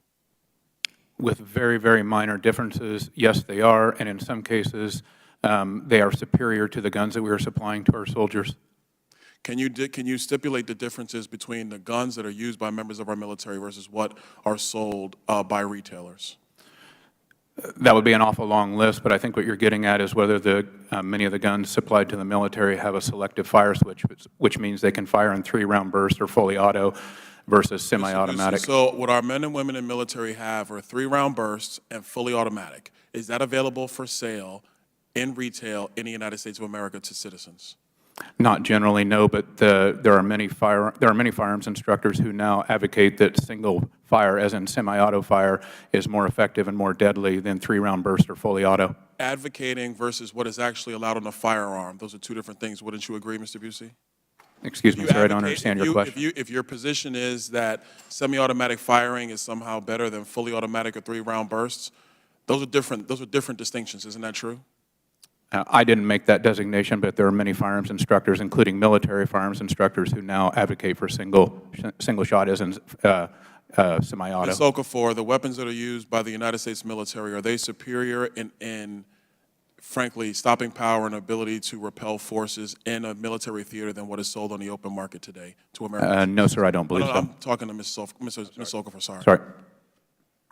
I'm sorry, can you repeat that? I'm a little over, but I thank the chair for her indulgence. The weapons that are sold by retailers today that are the subject of this day's hearing, are they similar in stopping power and effectiveness than what is used by members of the United States military, even though they have the same look? An M16 or M4 or an AR-15 are different in the fact that you're able to have the bursts or 3-round bursts or the fully automatic option that's readily available to military versus having to have a Class 3 license that a civilian has to have and obtain in order to have a firearm with that capacity. The gentleman's time has expired. Gentleman from Maryland, Mr. Raskin, is recognized for 5 minutes. Thank you, Ms. Chair. Mr. Daniel, you said that the suffering of the children in Uvalde and other victims of the AR-15 was, quote, unfathomable to you. Does this mean that you do not understand the impact of AR-15s on human flesh and the human body? Congressman, what I was referring to is the horrible situation that these people had to endure and do we understand the impact on the human flesh of your product? Yes, sir. Every firearm is capable of killing a human. Okay, reclaiming my time. In his important testimony today, Mr. Massey referenced the bloody violence that we experienced on January 6, 2021, something not mentioned by our colleagues who continue to think it was a tourist visit and are clearly soft on criminal insurrection and soft on criminal violence against our police officers. Americans killing Americans, that's a good description of what's taking place with gun violence today. But on January 6, we experienced the worst domestic insurrection against our government since the Civil War. More than 150 officers were wounded and injured, and several people were left dead in the rampage. The rioters shut down the counting of electoral votes and drove the House and the Senate out of our chambers. And although there was a huge arsenal of pistols, rifles, AR-15s, and other firearms brought to the area by the insurrectionists on January 6th, the email and text traffic of the extremist groups reveals that many of them decided to temporarily leave their firearms in specific sites outside of D.C. because of the district's stringent gun laws until they thought the firearms would be necessary. Now, amazingly, in the wake of this savage insurrectionary attack against our government, the NRA and its followers in Congress continue to propound the idea that the Constitution, specifically the Second Amendment, gives people a right to violently attack and overthrow the government of the United States. This so-called insurrectionary theory of the Second Amendment maintains that its purpose is to allow citizens to wage armed resistance if they think the government is being unfair or unjust. The reading is absurd and flies in the face of the plain text of the Constitution, which in at least 7 different places that I count clearly forbids and punishes armed resistance against the U.S. government. A few examples. The Republican Guarantee Clause, Article 4, Section 4, provides the U.S. shall guarantee to every state in this union a Republican form of government and shall protect each of them against invasion and against domestic violence. This was written in the Constitution specifically in response to Shays' rebellion and armed resistance to the government, which the founders strongly condemned. The Treason Clause, Article 3, Section 3, Clause 1, states, treason against the United States shall consist only in levying war against them or in adhering to their enemies. What is violent insurrection against the government if not levying war against the United States? Section 3 of the 14th Amendment says, anyone who has sworn an oath under the Constitution to defend it and support it, but betrays it by engaging in insurrection, shall never be allowed to hold federal or state office again.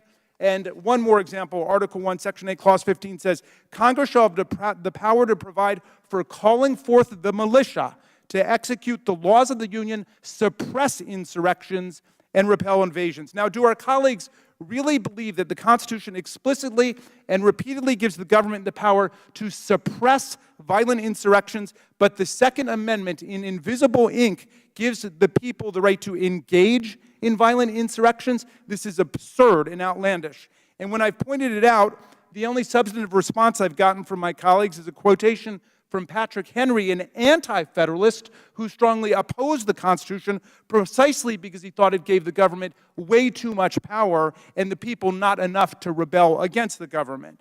And when I pointed this out, my friend Mr. Roy of Texas, who's by far the most articulate and able defender of this doctrine, concedes that I'm right about the Constitution, but shifts over to talk about the Declaration of Independence, which I cheerfully concede is a revolutionary document, and which explained why, after a long train of abuses and usurpations by the Crown and Parliament, we needed to dissolve the political bands of union with England. But that's the whole point. We are governed by the Constitution, which is positive law, and nowhere does it grant a right of insurrection. It opposes it at every turn. As a matter not of constitutional law, but natural law, people can decide to overthrow their government, but you do that on your own time, at your own risk. The Constitution does not give you the right to destroy the Constitution and the government. And another way to understand this point is to think about nonviolent civil disobedience. Even nonviolent civil disobedience is not protected by our Constitution. Dr. King and SNCC, those people went to jail because they believed in civil rights and were willing to pay the cost. They never claimed that the Constitution gives people the right to break the law, much less take up arms against the government. So the facts are very clear. The Second Amendment does not give you the right to engage in insurrection. They should stop saying that. And Justice Scalia was extremely clear in the Heller decision that the Second Amendment does not give an unlimited right to carry whatever guns you want, wherever you want. I yield back to you, Madam Chair. Gentleman's time the gentleman is over time. I now recognize the gentleman from Ohio, Mr. Jordan. You are recognized for 5 minutes. Thank you, Madam Chair. I'll tell you what we believe. We believe the right to keep and bear arms shall not be infringed, period. Particularly arms, as the United States Supreme Court has said, particularly arms that are in common use. Ms. Okafor, are handguns in common use? They are, Congressman. How about AR-15s? Are they in common use in the country today? Yes, Millions of people have them. 24.6 million. Are firearms used in self-defense, Ms. Okafor? Yes, 1.6 million every year. unfortunately, it's probably more and more common in light of the Democrats' ridiculous policies of defunding the police, and no cash bail, not prosecuting criminals when they do crimes, letting people who attack a United States congressman running for governor, letting him out on bail in the state of New York. That probably, unfortunately, leads to the idea that people need guns to protect themselves, their family, their property, right? Right. It's a human right, again, guaranteed by the Constitution. Are AR-15s used in self-defense? Yes, I actually described them in my testimony. And you train women to protect themselves, and it's something you know about firsthand. So you actually are out there working with women across the country. You're helping train them so they're ready if some person wants to attack them, why they need a firearm to protect themselves. Is that right? Absolutely, yes. And AR-15s are used to defend others from criminals, right? That's part of your training, what you're helping people understand. Yes. Mr. Daniels, is it fairly common that AR-15s, your product, are used to protect innocent people from criminal attackers? Yes, sir. As Ms. Okafor stated, millions of times, hundreds of thousands, or up to millions of times a year, firearms are used for self-defense. Including the one you make, right?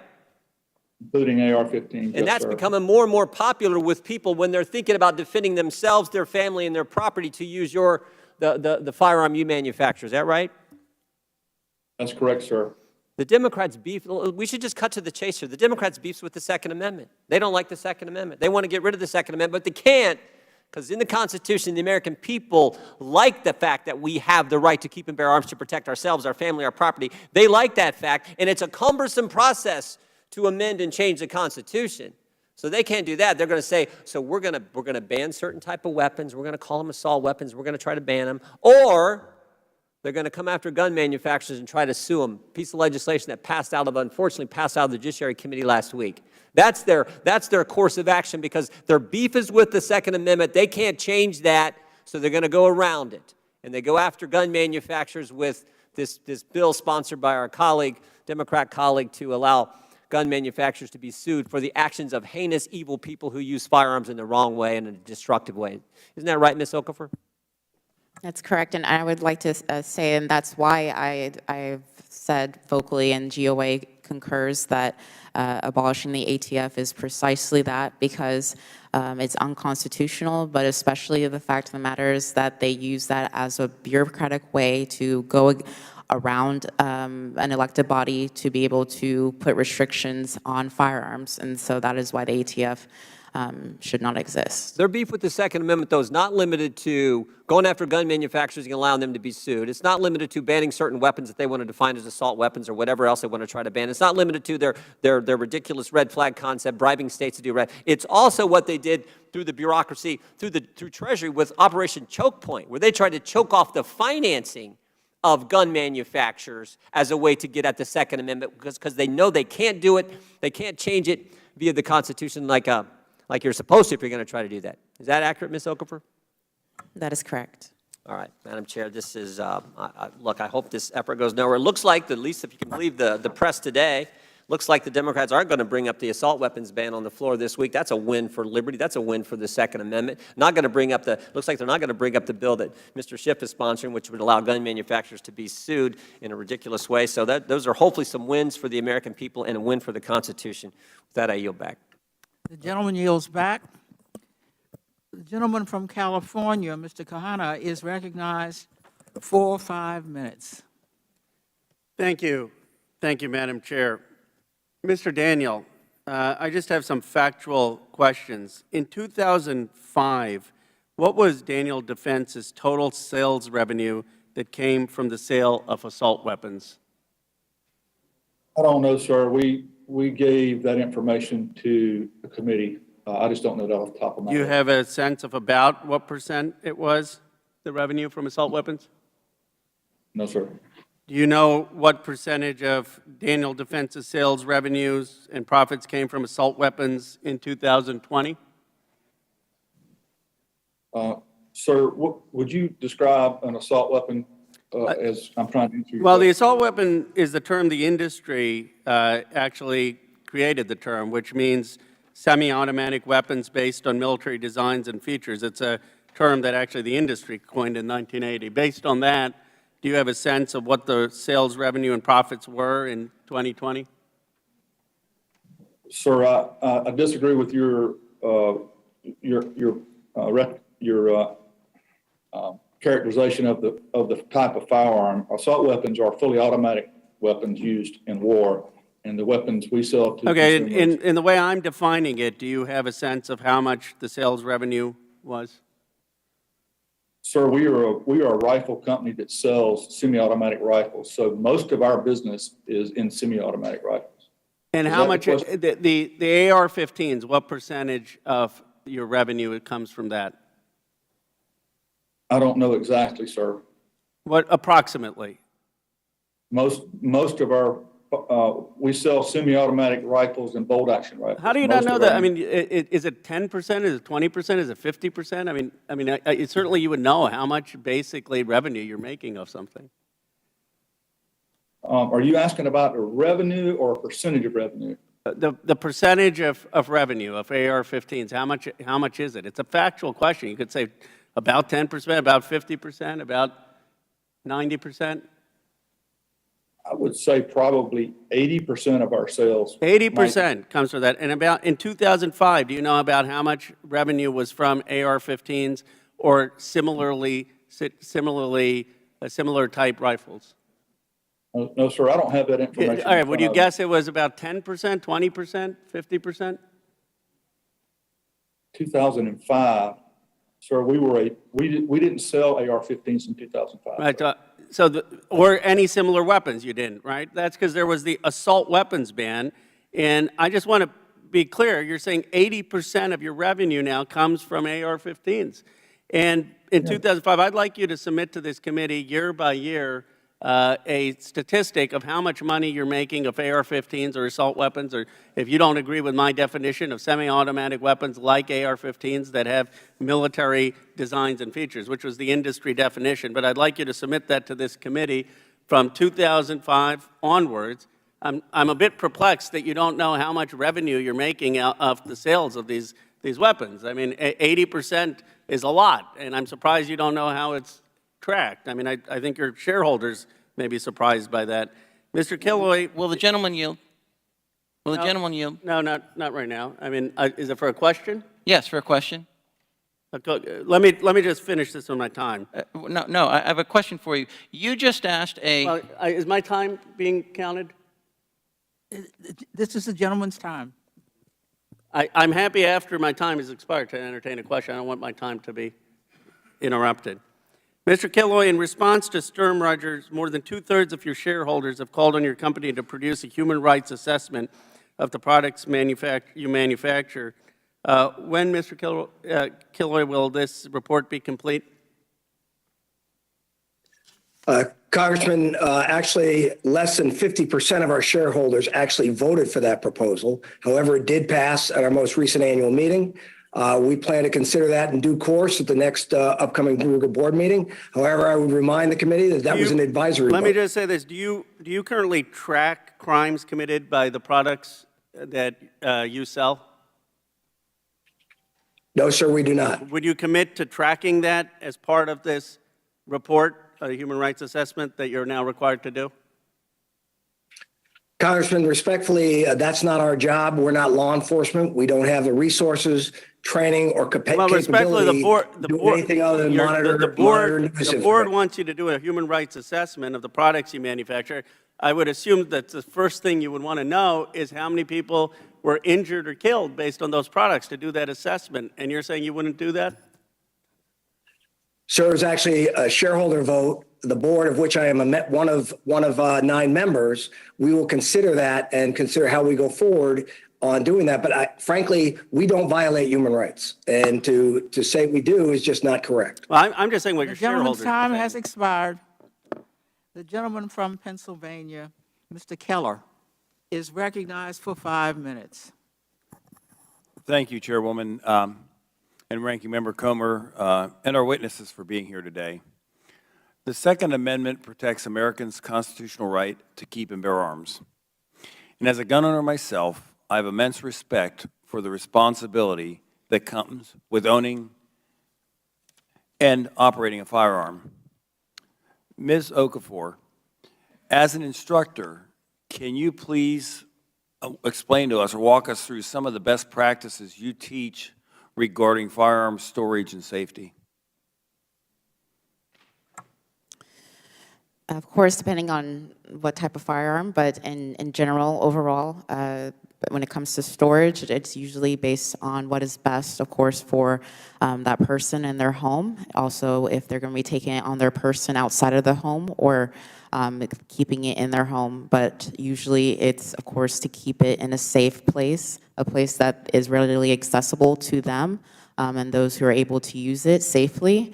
And in storage to make sure that it's something that isn't in plain sight to anybody who's not able to use a firearm in a safe manner. Basically, the responsibility that comes with the right of owning a firearm.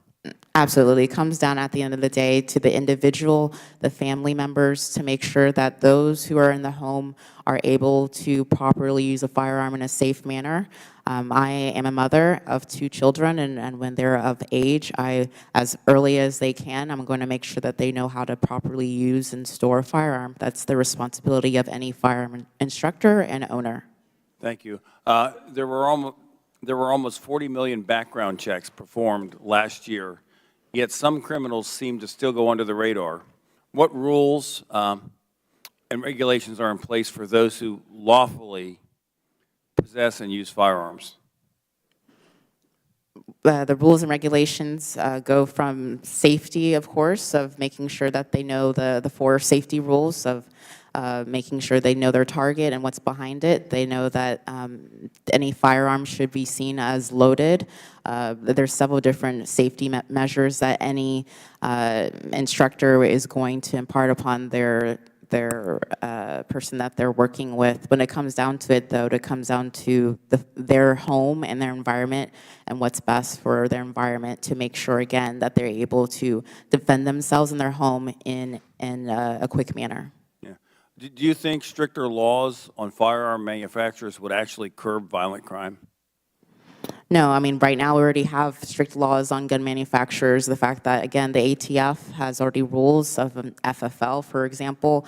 The fact that, again, the typical person, it's very, very expensive to even acquire any type of fully automatic firearm to begin with, because of the Hughes Amendment and the 1986 amendment that kept it very, very hard for most people of any type of lower to middle class socioeconomic status to be able to achieve to have a firearm in that sense. When it comes down to it, most people can't afford most AR-15s because of the prices that are behind it. So when it comes down to it, ATF and the FFL laws that go with the ATF have put many restrictions already on gun manufacturers as it is. It was already mentioned about you know, the estimation of how many guns are used in self-defense. You know, it's a CDC ordered a study, and it estimated, you know, 500,000 to 3 million times a year in self-defense. So how would additional rules and regulations impact Americans' ability to protect themselves, especially women and people in communities of high crime? These additional gun restrictions have already shown to restrict those, particularly those of a lower socioeconomic status. I know we were referring to this buy now, pay later. The thing is that really what it's going down to is that you're making it harder, you're putting a financial barrier on those who only quote-unquote crime is that they unfortunately don't have the means of paying for something which is their fundamental right to exercise is with the Second Amendment. So that's unfortunately what we're seeing when we see these gun restrictions. We're seeing it really keep people who should be able to protect themselves and their families from being able to do so because of financial barriers. Yeah, thank you. It's time for Democrats to stop villainizing law-abiding citizens for exercising their constitutionally protected rights and instead focus on enforcing current law by supporting law enforcement and full prosecution of violent individuals and criminals. As President Reagan once said, we must reject the idea that every time a law is broken, society is guilty rather than the lawbreaker. It's time to restore the American precept that each individual is accountable for his actions. Thank you, and I yield back. The gentleman yields back. The gentlewoman from California, Ms. Porter, is recognized for 5 minutes. Thank you. Other industries take seriously their responsibility to manufacture products that protect consumers. With firearms, this responsibility is a matter of life and death.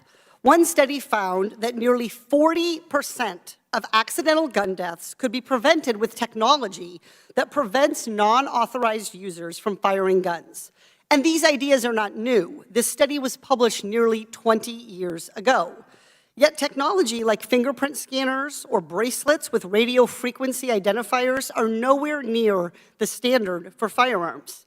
Mr. Killoy, how many of your firearms come equipped with fingerprint scanning mechanisms? Congresswoman, none of them currently come equipped with such a device. None. Mr. Daniel, how about Daniel Defense? How many of your weapons come equipped with fingerprint identity scanners? Congresswoman, we do not sell any type of firearm this way. Our customers have not asked for such. Okay, so that's a no. This is my cell phone. Mr. Killoy, it scans my fingerprint each time I go to unlock it. Is this a weapon? No, ma'am. Can this fire bullets that shred people's vital organs? This phone? No, Congresswoman, it can't. Then why should this device require more steps to operate than your company's firearms, which have been used in accidental shootings, mass shootings, and homicides? Congresswoman, respectfully, your cell phone doesn't generate internal pressures of upwards of 60,000 pounds per square inch. The operating system of a firearm is extremely dynamic, extreme high pressures, lots of moving pieces, and first and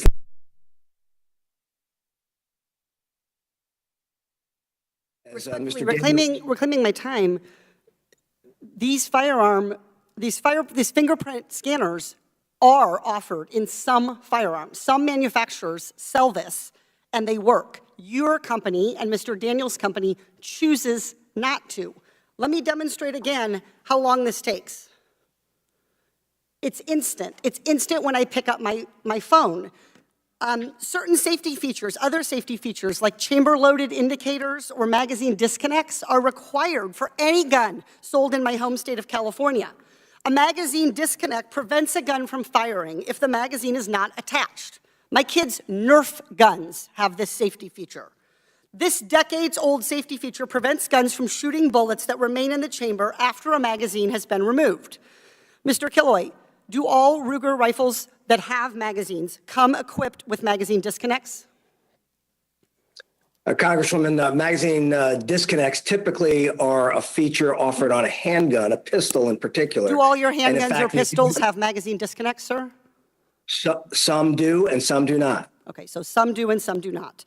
Mr. Ruger, do your guns have magazine disconnects? Sorry, Mr. Daniel, do your handguns have magazine disconnects? Ma'am, we don't sell handguns. And your large capacity guns do not have that feature either? Our rifles do not have that feature, no ma'am. Magazine disconnects are also not new. These features come standard in every gun that is sold in my home state, and those features prevent accidental deaths. In 2020, 149 children died in incidents when the person did not intend to fire the gun. Mr. Killoy, Mr. Daniel, kids are dying because you refuse to implement these safety technologies like fingerprint scanners and magazine disconnects. And these technologies were studied and developed decades ago. Mr. Killoy, will your company commit to adding fingerprint scanners to every firearm Ruger manufactures? No, Congresswoman, we will not. Mr. Daniel, same question. Will your company commit to adding fingerprint scanners to every Daniel Defense firearm? Congresswoman, our guns fire when there's a bullet in the chamber, and it doesn't fire when there's not a bullet in the chamber. A gun should be kept, and if it does not want to be fired, if the owner does not want to fire it, they should not keep around in the chamber.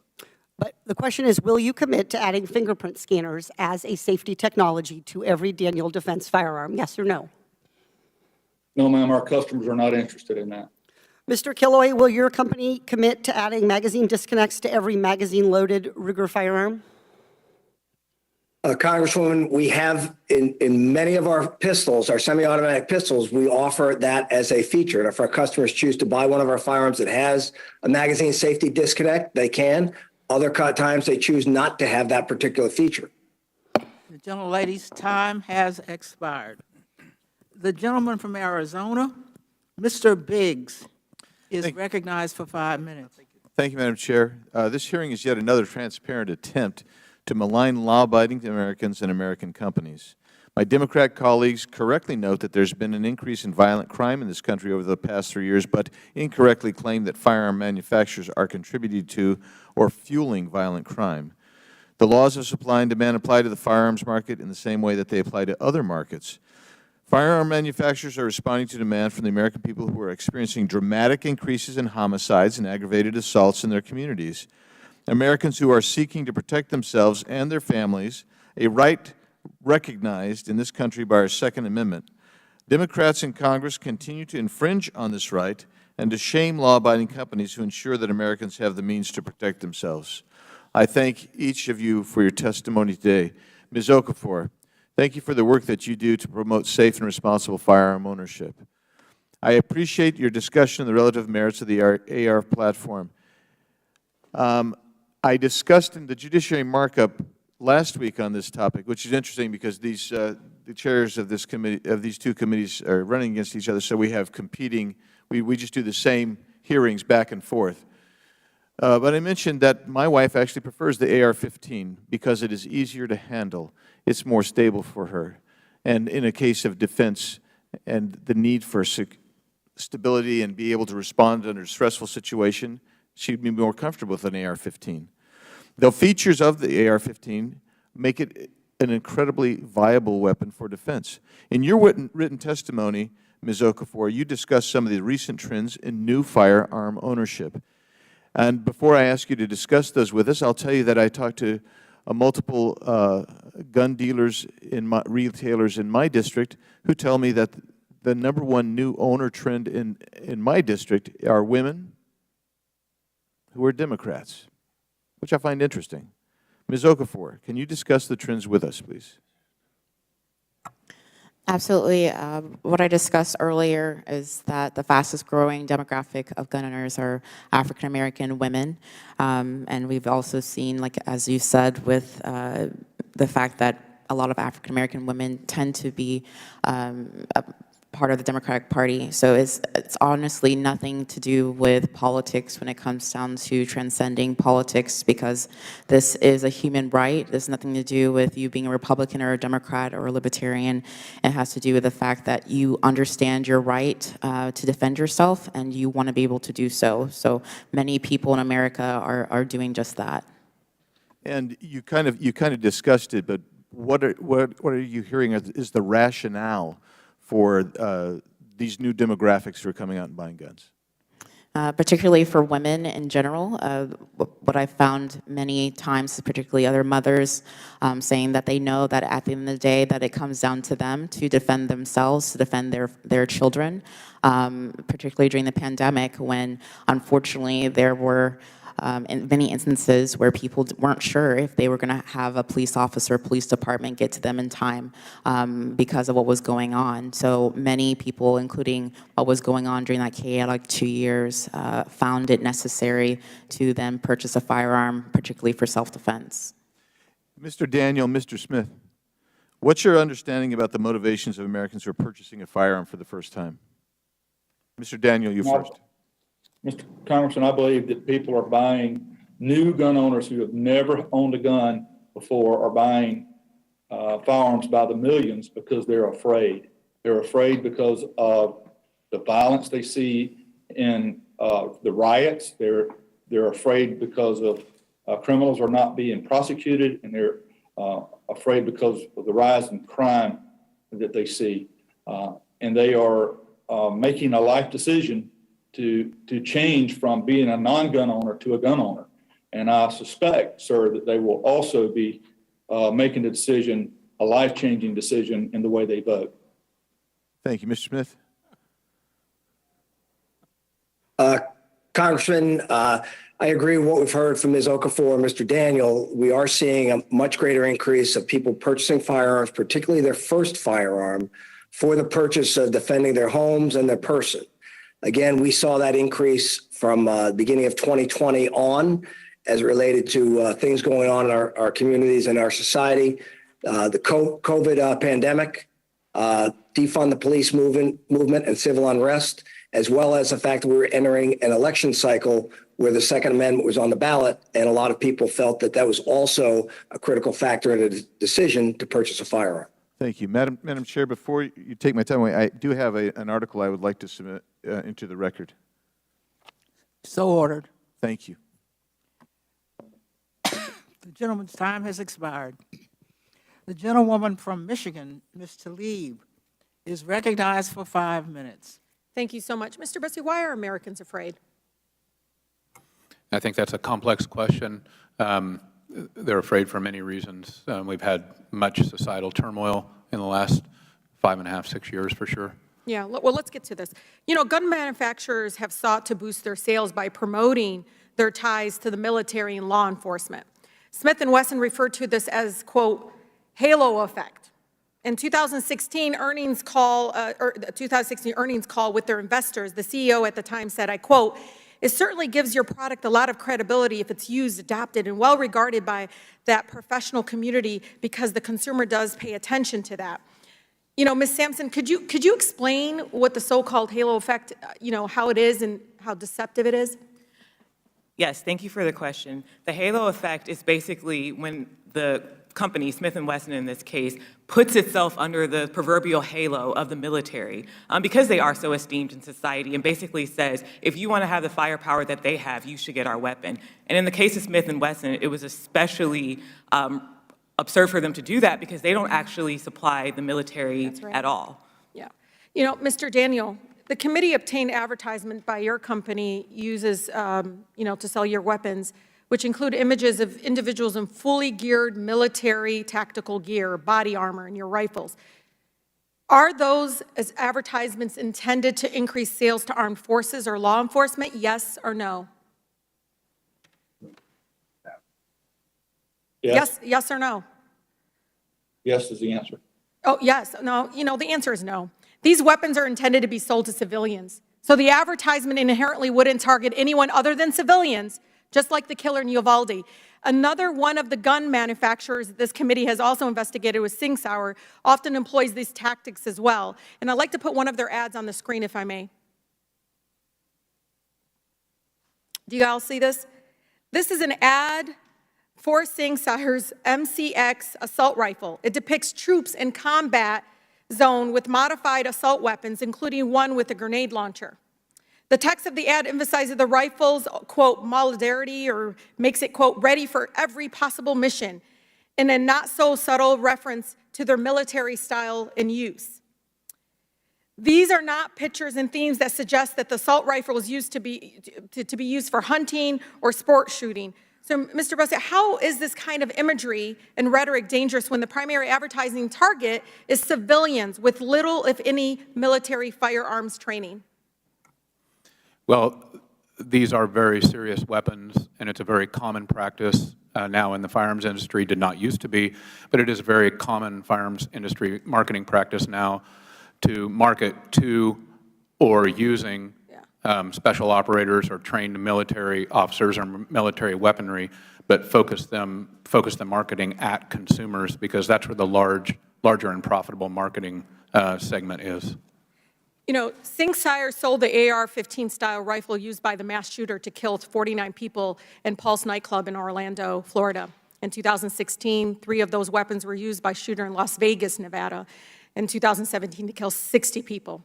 The company recently, literally, are selling the version of its new rifle that they have contracted out, their M14 or whatever, for the U.S. Army. They're selling the same configuration that is near match to what American soldiers will be soon be using in battle. We shouldn't be surprised when young men purchase these weapons to be more like soldiers in the picture. And we shouldn't be surprised when they try to act like them either. These dangerous ads must stop. Yet they're breeding domestic extremists and putting communities of color, communities that are incredibly vulnerable, especially like children in our schools and minority groups, at grave risk. And so it's incredibly important that we call this out what it is. They are targeting folks to do what they, to basically target the most vulnerable by selling it that way. This imagery is not towards soldiers, to the lay people, civilians. They're advertising it in a way, again, that depicts it to endanger people's lives. And so it's incredibly, again, important that we understand this is intentional. The halo effect is real and is profit-driven, and lives are lost because, again, they don't care who dies. They care how many guns they're selling to people. And the more people they can show that you can be like law enforcement and soldiers that have been trained in military battle, then they're going to be able to, again, expose us to more death and more violence. With that, I yield, Madam Chair. The gentlelady has yielded. I recognize the gentleman from South Carolina. Mr. Norman, you are recognized for 5 minutes. Thank you, Madam Chair. You know, I think I've heard it all. I've heard my good friends, Democrat friends, asking why people feel unsafe. It's because of the dismantling of the police departments that they feel unsafe. I hear my good friends on the other aisle tell manufacturers how to build a gun when I don't think they've ever had any experience building a gun. I think I've heard my friends on the other aisle talking about concern for civilians. What in the world? Where is the concern on the 300 per day use that are dying from fentanyl because it's coming across the border unfettered because of this administration's lack of will to stop an invasion at the border? Where are the hearings about the supply shortage that people can't unload a plane? We can put a man on the moon, but we cannot unload a ship. You know, what about the 154 cities that have been torn up with no repercussions from those who did it? I mean, the list goes on and on. And, you know, I keep hearing gun violence, gun violence. I was talking to my good friend, Mr. Clyde, and we both agree that we've all had a lot of guns. I have, he has far more than me. I've never had a gun get violent with me.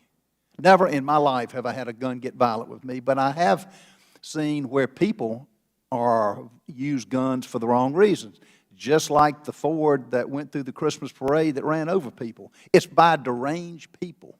It's by mentally unstable people. And it's insane, some of the things that my Democrat colleagues want to do. Make the gun manufacturers liable. You know, it's unbelievable that you'd make the Ford makers of automobiles liable for every wreck, or those who get drunk on Jack Daniels, make them liable. I mean, make the Jack Daniels company liable. It doesn't make sense, but that's just usual with what's going on today in this country, and particularly with this administration. Mr. Smith, President Biden has said that gun manufacturers are completely immune from liability of any kind. Is this a correct statement? Congressman, I'm curious, you directed that to me, Chris Killoy from Ruger? Yes, sir. You can take it. Take the question. Yeah. All right. Yes, sir. You know, we are not immune from prosecution. If we make a defective product, you know, certainly we are subject to normal product liability like everyone else. You know, the Protection of Lawful Commerce in Arms Act, which is typically what we're talking about here, really codifies existing common law. If you know, and the average time to crime that the ATF has recently reported is over 7 years from when a firearm is first legally sold. On average, if that gun is recovered in a crime and used in a crime, 7 years time to crime. And again, to try to hold a firearms manufacturer liable for that crime or that criminal activity just does not make sense, does not comport with our jurisprudence in this country. And I respectfully would suggest that that's not the right way to approach this problem. Okay, and I heard my Democrat friends asking about what kind of profit are you making? What kind of, you know, what is your company making as far as dollars earned every year? Has any municipality ever returned the tax dollars that support our public education? Has any of the money that your company pays to support our first responders ever been returned? Has any of the municipalities returned the money that goes for law enforcement? No, Congressman, it is not. So they take your tax money, yet we got my Democrat colleagues who are basically trying to say that you're making obscene profits. You compete with other gun companies, don't you? You don't have a monopoly, do you? No, sir. We're one of right now about 17,000 federally licensed firearms manufacturers licenses that have been granted. So that you compete on the open market. It's called capitalism. And it's what so many of my Democrat colleagues, they're professional politicians, but they've never been in the free market. They have never experienced making money or losing money. And for politicians to tell you how to build a gun, I think I've heard it all. But it's the most ludicrous, insane question that I can even think of. But I want to thank you for appearing today. Thank you for answering the questions. And for each of you, we're not going to let we're going to try not to let them strip the Second Amendment. We're going to fight as much as we can to stop that. Thank you so much. I yield back. The gentleman yields back. The gentlelady from Ohio, Ms. Brown, is now recognized for questions. Thank you, Madam Chair, for hosting this very pressing and relevant hearing. For years, gun manufacturers... You need a mic. You need a mic. Thank you. For years, gun manufacturers have operated with little to no oversight and have been shielded from accountability by NRA-backed members of Congress and a conservative Supreme Court.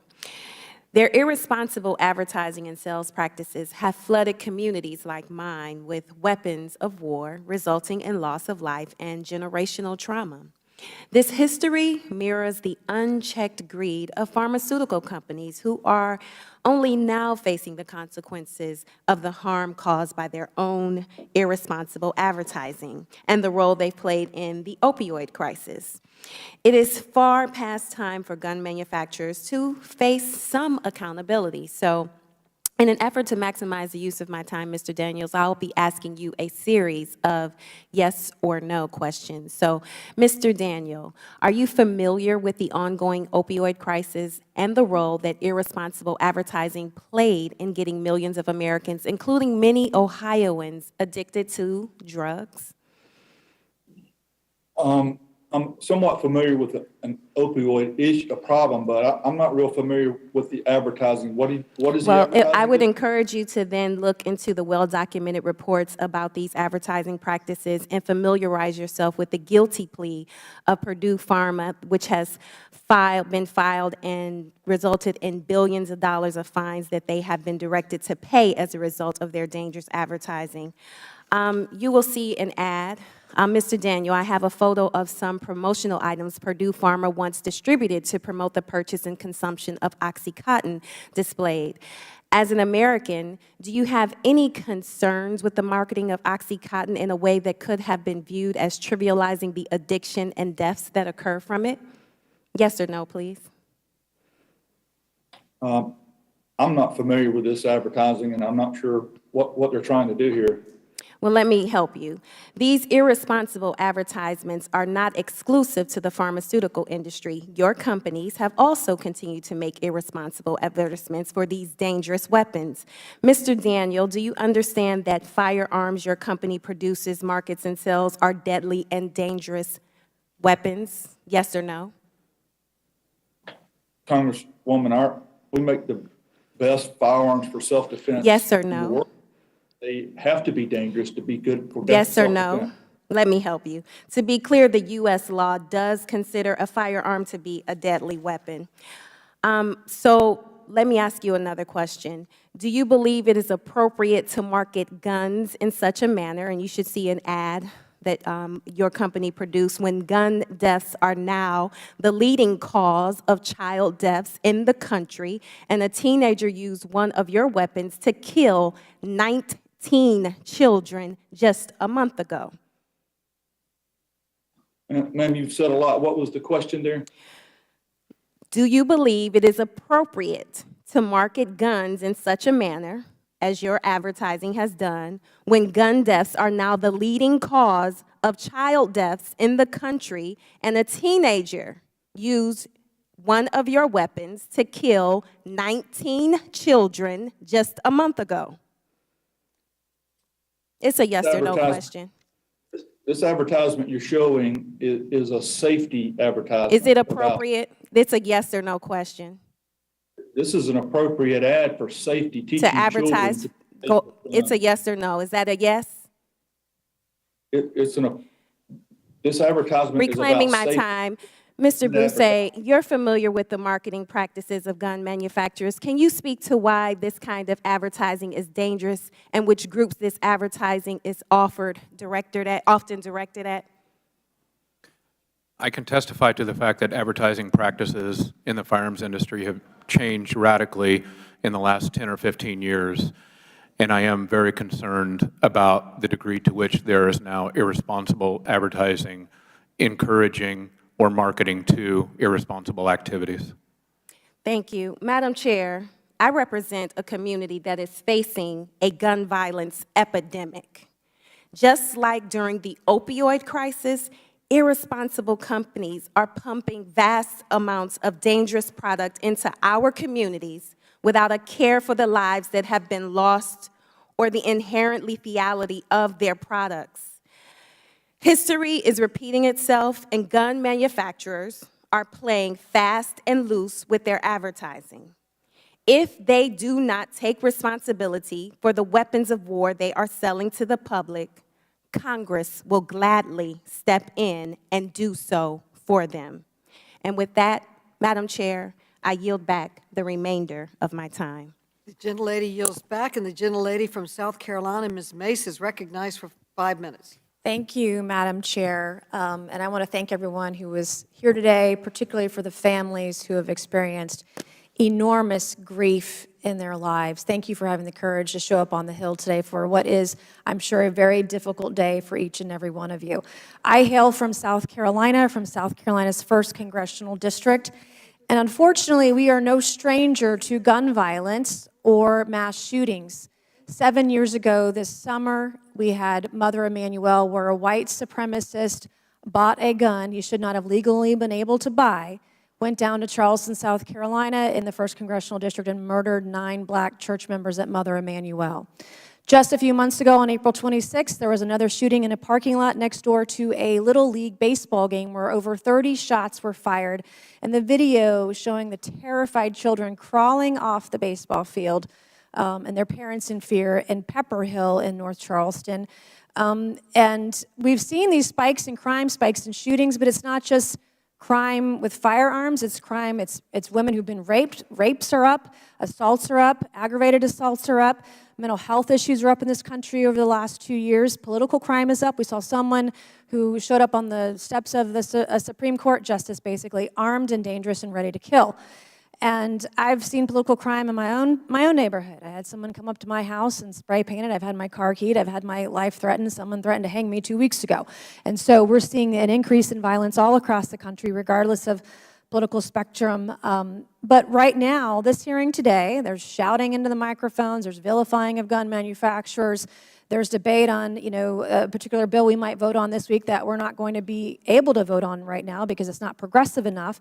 But what we're talking about today isn't getting at the heart or the root of the problem. And we're going to have this hearing. It's going to be theater. It's going to be a performance today for the cameras that are here. And we're not going to solve the problem of violent crime or violent crimes with firearms. And we've got folks on this committee that want to defund the police. Well, the reason Democrats can't have a vote on banning certain types of firearms this week because there's other legislation out there that doesn't go far enough that funds police, doesn't defund them. And we can't have a real conversation about what's getting at the root of the problem. We had Highland Park devastatingly a few weeks ago where 7 people were killed. Well, just last weekend, just a few days ago in the city of Chicago, 65 people were shot, 5 people were killed. And this is every single weekend in the city of Chicago where they have gun control measures and they're not working. And this is a very emotional subject. It's personal to me. It means a lot in my district. And we've got to get to the root of the problem. And many things that we could be talking about today. The active shooter alert that we passed out of the House a few weeks ago, one step in the right direction. But what I learned in my research trying to figure out gun crimes in this country is most of the legislation that we are tackling at the federal and state level will not address the issue whatsoever. Ms. Sampson, I have a few questions, and Ms. Okafor, I have a few questions with the little bit of time that I have left. Ms. Sampson, my first question for you today is, does a gun commit a crime? Individuals with guns Yes. commit crimes. Thank you. Is there any other industry in the country where we punish the manufacturer of a product that's made legally, purchased legally, that might then be later used to break the law? Do we do that? Do we punish manufacturers of alcohol or cars or knives for crimes that may be committed with those products later? So the distinction there, thank you for that question, because there's been a conflation. We're not trying to hold manufacturers accountable for other people's activities. We're trying to hold manufacturers accountable for their activities and fueling the market. And when it comes to that, we do that. So the example Okay, would I'm be going to when you have- reclaim my time just real quick because I have a couple more questions, but thank you. And I would argue that my colleagues on the other side of the aisle are making it more about that than the other. So recently we passed legislation up here that would ban certain firearms under the age of 21. Did you know that Dylan Roof, who killed the mother of Emanuel 9, he was 21 at the age when he bought his gun. He was also 21 when he committed that crime. Ms. Sampson, do you know the percentage of folks across the country who are picked up with firearms illegally? Do you know what percentage are maybe charged with a crime and or convicted? I do not. Okay. It's hard to get that data. In fact, in the state of South Carolina, when we had this vote on this bill a couple of weeks ago, I learned that the vast majority of crimes committed with guns in the state of South Carolina, and I'm sure states are different, but the vast majority are going to be the same, over 3,000 last year alone, but the vast majority of crimes with guns are committed by people over the age of 21. Thank you, and I yield back. The gentlelady yields back. The gentlewoman from Florida, Ms. Wasserman Schultz, is recognized. Thank you, Madam Chair. I'd like to talk about how gun manufacturers market weapons of war to young people today.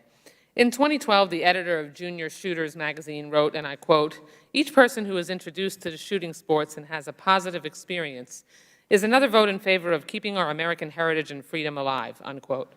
He continued, quote, they may not be old enough to vote now, but they will be in the future." My first question is Mr. Daniel. Mr. Daniel, do you agree that getting young people interested in firearm ownership is positive for the industry's long-term profits and viability? Yes or no? Congresswoman, we actually started a foundation to help train young children to learn how to use firearm safety. Reclaiming my time. My question is, do you agree that getting young people interested in firearm ownership is positive for the industry's long-term profits and viability? Yes or no?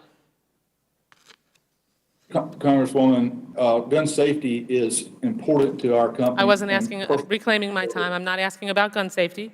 I'm asking about whether or not you agree that getting young people interested in firearm ownership is positive for the industry's long-term profits or viability. Can you please answer my exact question? Yes or no? Yes, parents buy guns for their children all the time. Yep. I ask because gun manufacturers employ various strategies to zero in on young people. And this marketing and mainstreaming of weapons of war in children's hands shows up in shocking and disturbing places. In the world's tourist mecca of Orlando, Florida, and even in my own community of Miami, firing weapons of war is marketed as a fun tourist attraction, even to visitors as young as 10 to 13 years old, as we can see from this promotional package from the Lock and Load Miami machine gun experience, as you can see right here. Mr. Daniel, you have included children in your advertisements and social media market, correct? Congresswoman, if you're referring to the ad that was just shown. I'm asking you if you included children in your advertisements and social media marketing, yes or no? Yes, but we're not marketing to the children. It's a simple question. You have included children in your social media market. I'm reclaiming my time. In fact, you post images of pop stars like Post Malone posing with a machine gun, and hashtags like hashtag gun porn and hashtag pew pew. Yes or no? And the gun that Post Malone was Okay, did posted you or did you not, reclaiming my time, reclaiming my time excuse me, sir, I'm reclaiming my time. Did you post in, Mr. Daniel, legal. Mr. Daniel, I'm trying to ask you a question. Did you post a social media post with Post Malone posing with a machine gun and the hashtags gun porn and pew pew? Yes or no? Did you do that? No, ma'am. You No, did ma'am, not? we did not. I can produce the social media post if you'd like.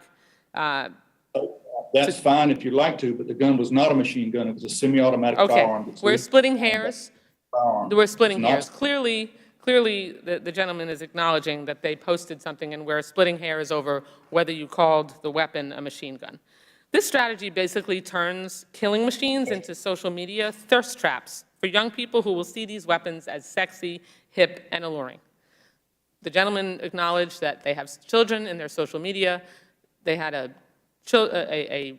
social media star that is appealing to children, post with a machine gun, and hashtags gun porn and pew pew. I mean, it really boggles the mind.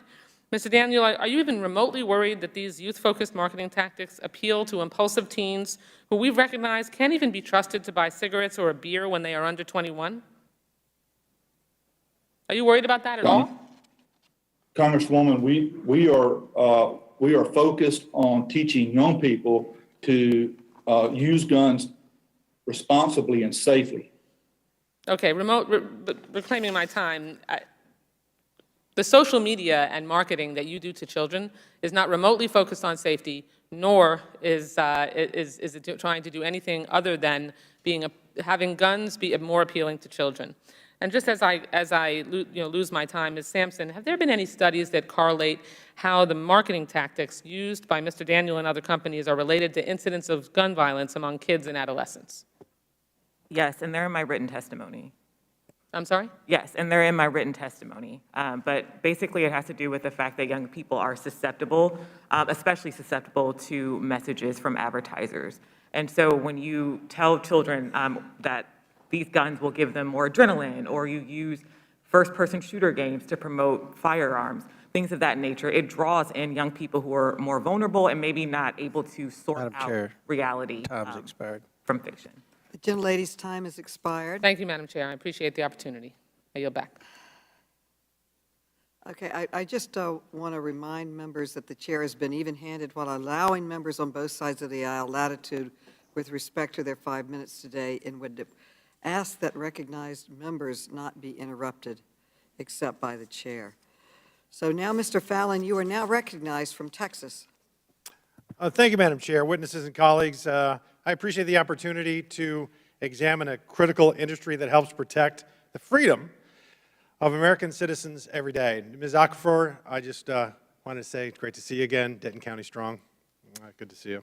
Good to see you. It seems strange to me that this committee has decided to bring in some of the largest firearm manufacturers in the country, but not the Attorney General, who is actually in charge of enforcing our gun laws and who conducts oversight on the ATF, the FBI, and other pertinent agencies, or why this committee hasn't brought in city and state attorneys who are refusing to uphold the law in a lot of these democratic areas. And why on earth aren't we discussing the scourge of violent crime in those same democratically controlled areas?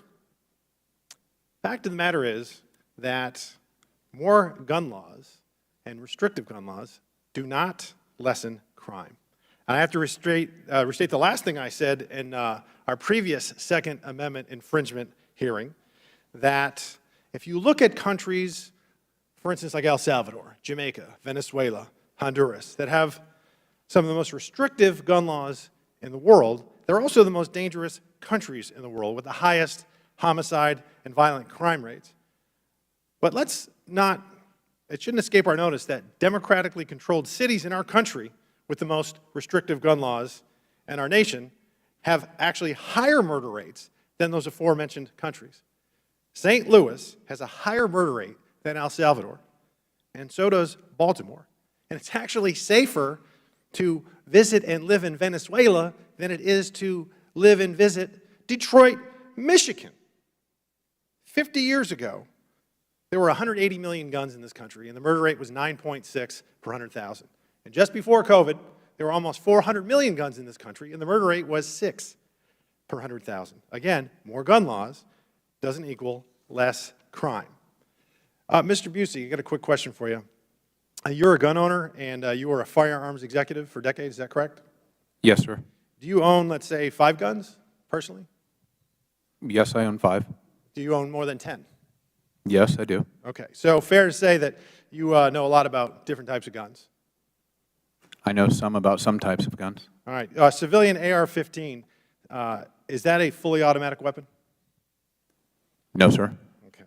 And then there are several states that have so-called assault weapons bans, is that correct? There are some, yes, sir. And are they uniform? Are they exactly the same, or are they different, each state? I'm not an expert on each state law, don't know. So you don't know if they're exactly the same cookie cutter? I don't. Okay. They're not, and I think it's because maybe, just maybe, we can't even seem to define what an assault weapon is, and that is a vague term and left up for interpretation. And Mr. Busey, you also are on record, if I'm not mistaken, please correct me, that you're calling guns weapons of war. I just heard one of my colleagues say it as well. I'm not sure your question there, sir. All right, have you called firearms weapons of war? I have not called all firearms weapons of war, no. You have called some weapons of war? Yes, some firearms are Well, weapons of war, yes, sir. So when you were a firearms executive, did you market the Browning 1911? I marketed and sold 1911-style pistols, yes, sir. So 1911s were the firearm of the United States military from World War I to Vietnam, about over 50 years? They were the defensive handgun of choice for most military operations, They were a weapon of war. See, what I find offensive by that term is, and my colleague just said it as well, is I own an AR-15, and it's not a weapon of war, and I don't want to hurt anybody. It is a defensive weapon. It is a tool to allow me to protect my property, but far more importantly, my family, my children, and my wife. And I'm glad I'm not giving it up, no matter what. And some of these laws that we're talking about, whether they're grandfathered or not, are going to make good law-abiding citizens criminals. And by definition, criminals don't follow the laws anyway. That's why I own one. So we have a bill, and from our colleague from Rhode Island, Mr. Cicilline, it's H.R. 1808. It's an assault weapons ban, which makes it a crime to import, sell, manufacture, or possess semi-automatic weapons. To put plainly, this is an outright ban on all semi-automatic weapons. And this bill is political theater, and it's a complete farce. The American people don't support it. I'm sure there's many Democrats across the country and rank and file that don't support it. And it's an actual joke, and it's a disservice to our Constitution. Thank you very much, Madam Chair. I yield back. The gentleman yields back. The gentleman from Vermont, Mr. Welsh, is now recognized for 5 minutes. Thank you. Madam Chair, Vermont is a rural state, and we've had a tradition of responsible gun use. But things have changed. Things have changed deeply in Vermont. The day after the Parkland shootings, we came within an eyelash of having a mass shooting at a school in Fairhaven, Vermont, where a young man who had purchased weapons bragged that he was going to have a higher body count than anyone else before him. And it was only because of the extraordinary work of our local and state police and our school officials that that was stopped. In the night after that incident, where the near death of those kids almost came about, there was a school meeting.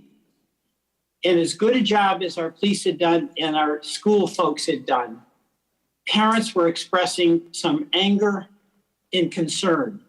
And what it was, it is the apprehension that every parent has in this country now that the security that they had when they put their child on the bus or left their child off at the schoolhouse, that they would come home safe.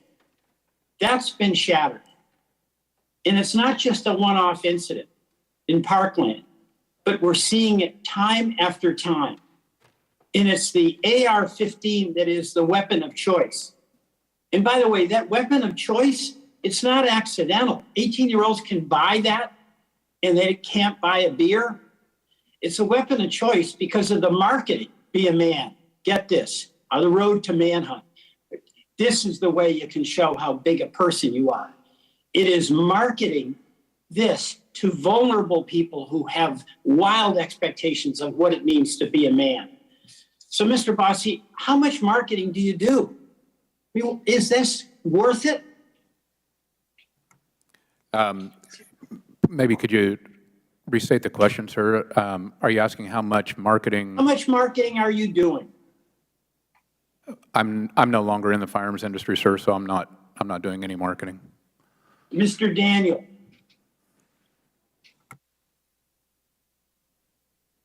Yes, sir. Repeat the question, please. How much marketing are you doing? We're marketing very much like we have been for the past 15 years. Well, you know, I'm interrupting. I apologize. But the marketing that is being done is much like Joe Camel, where the cigarette companies were marketing cancer and disguising it as how to be a man, how to be a big shot. I mean, is it worth it? Do you have any thoughts about what your weapons are being used to do, that is kill children? Do you have any expectation that people should look to you to address this? Thank you for your question, sir. I believe we should address this. I think the way to address it is just as you said, local law enforcement working with the schools and working at a local level to figure out how to stop murder.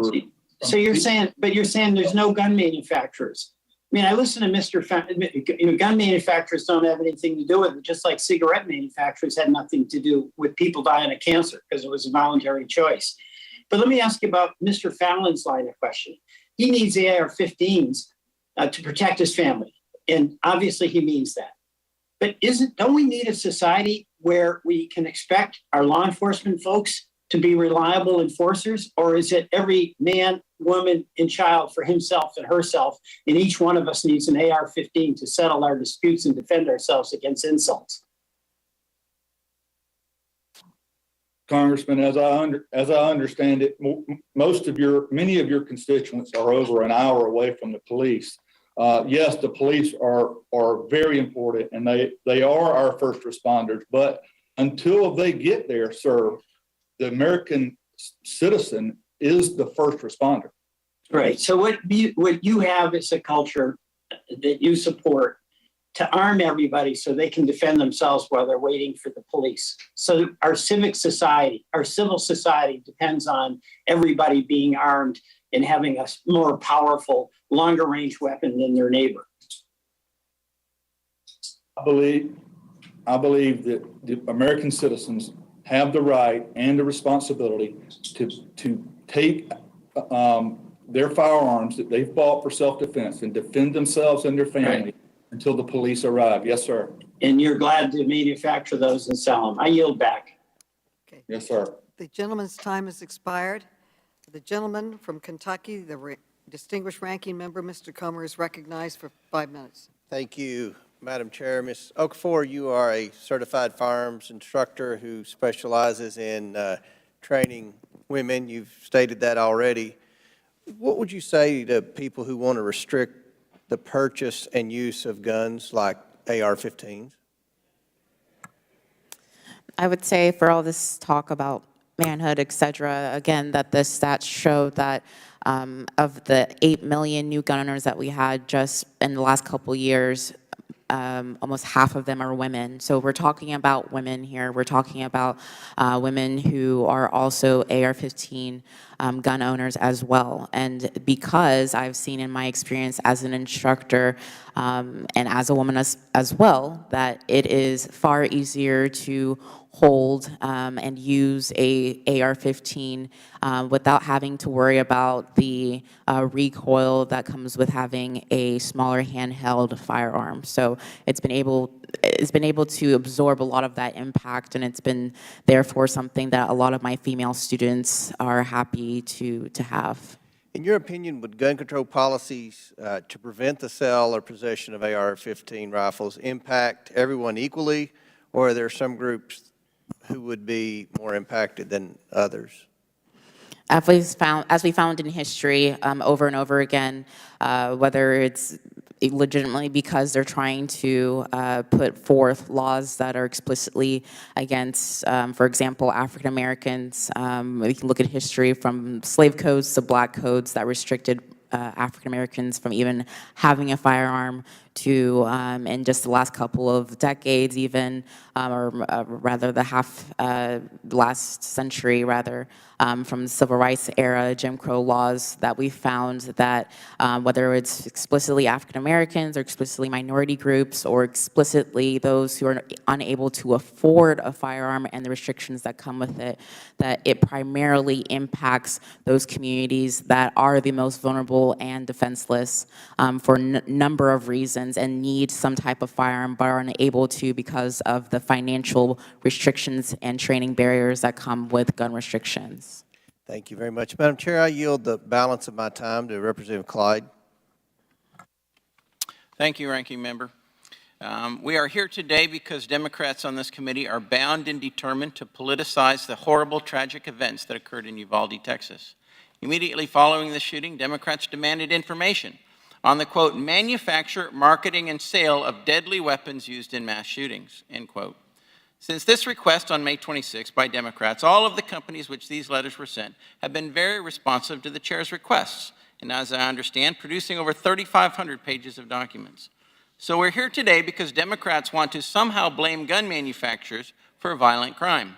While Democrats did not see fit to drag auto manufacturers before this committee to blame the Waukesha Christmas Parade massacre, citing car violence or SU vehicle violence for the murder of 6 people and the injury of 62 others in a violent criminal act, Democrats have coined the term gun violence and determined that guns, which are inanimate objects and unable to commit any crime or act of violence, should be banned. I take issue with that term, as I have never known a gun to be violent. I've known people to be violent, but never an inanimate object like a firearm. I have owned thousands of firearms in my lifetime and have never met, owned, or handled a violent gun. People are the origin of violence, and they use all sorts of tools to perpetuate their violence. We should be holding the criminals accountable. Firearms are simply tools and can be used for good or evil by the person behind the tool. But Democrats want to blame the existence of the Second Amendment, which the Founding Fathers enshrined in the Constitution because they understood the first step toward tyranny is disarming the citizenry. They want to blame the Second Amendment for all the violence that occurs in this country. Let me be clear, gun manufacturers do not cause violence, and the Second Amendment is not to blame for violence in this country. Criminals are the ones who engage in violence and who commit crime. I've been a federal firearms licensee for 30 years. And I realized early on that every firearms business, whether a manufacturer, an importer, or a dealer, is a true constitutional business. Because without them, most citizens would not be able to exercise their Second Amendment rights, which have been so vital in achieving and maintaining our freedoms for now 246 years. I believe a good motto for our nation's firearms industry would be, we enable individual participation in the preservation of liberty. And that, as we know, is what the Second Amendment does. It helps preserve our liberty because it allows individuals to defend themselves against unlawful aggression, whether it is defending against someone committing a crime or against the government bent on tyranny and eliminating our liberty. Since federal firearms licensees are constitutional businesses, it makes it even more imperative that the government use every tool at our disposal to protect these types of businesses so they can continue to serve law-abiding and free citizens. Governments are instituted among men, as our Declaration of Independence says, that to secure these rights, governments are instituted among men, deriving their just powers from the consent of the governed. Thank you, and I yield back. Okay, the gentleman's time has expired. The gentleman from Illinois, Mr. Davis, is recognized for 5 minutes. Thank you, Madam Chairman, and I also want to thank all of our witnesses and especially the families who have come who've been impacted negatively by gun violence. Gun manufacturers would have us to believe that they are helpless to stop mass shootings. They want us to forget the assault rifles that are designed to kill people quickly and efficiently. And with the right parts, including high-capacity magazines, these weapons can shoot hundreds of rounds in a matter of seconds. One of the gun makers here with us today famously came up with the very idea of banning high-capacity magazines more than 20 years ago. In the lead up to the 1994 assault weapons ban, William Ruger, a founder of Sturm, Ruger reportedly told Tom Brokaw in an interview that, and I quote, "No honest man needs more than 10 rounds in any gun." Mr. Ruger then lobbied every member of Congress to put in place, and I quote again, "a simple, complete, and unequivocal ban on large capacity magazines." But after he retired, the company took a turn. Mr. Ruger began to lobby against restrictions on large capacity magazines and now sells them for profit. Mr. Killoy, does your company currently make guns that accept magazines with more than 10 rounds? Yes, Congressman, we do. Mr. Daniels, same question to you. Sir. I'm Yes, sir. sorry. Mr. Daniel? Yes. Thank you. Mass shooters have used legally purchased high-capacity magazines in some of the worst killings this country or any country has seen. The shooter in the Las Vegas massacre was able to fire 100 rounds in 10 seconds because he used a high-capacity magazine. The Uvalde shooter carried more ammunition into Robb Elementary School than a United States soldier carries into combat. 10 states and the District of Columbia have banned high-capacity magazines, but they're not illegal everywhere. And these dangerous accessories have spread to all areas of the country. Ms. Sampson, why is banning high-capacity magazines at the federal level necessary? Thank you for the question. It's important to ban high-capacity magazines at the federal level because we are a country that's connected.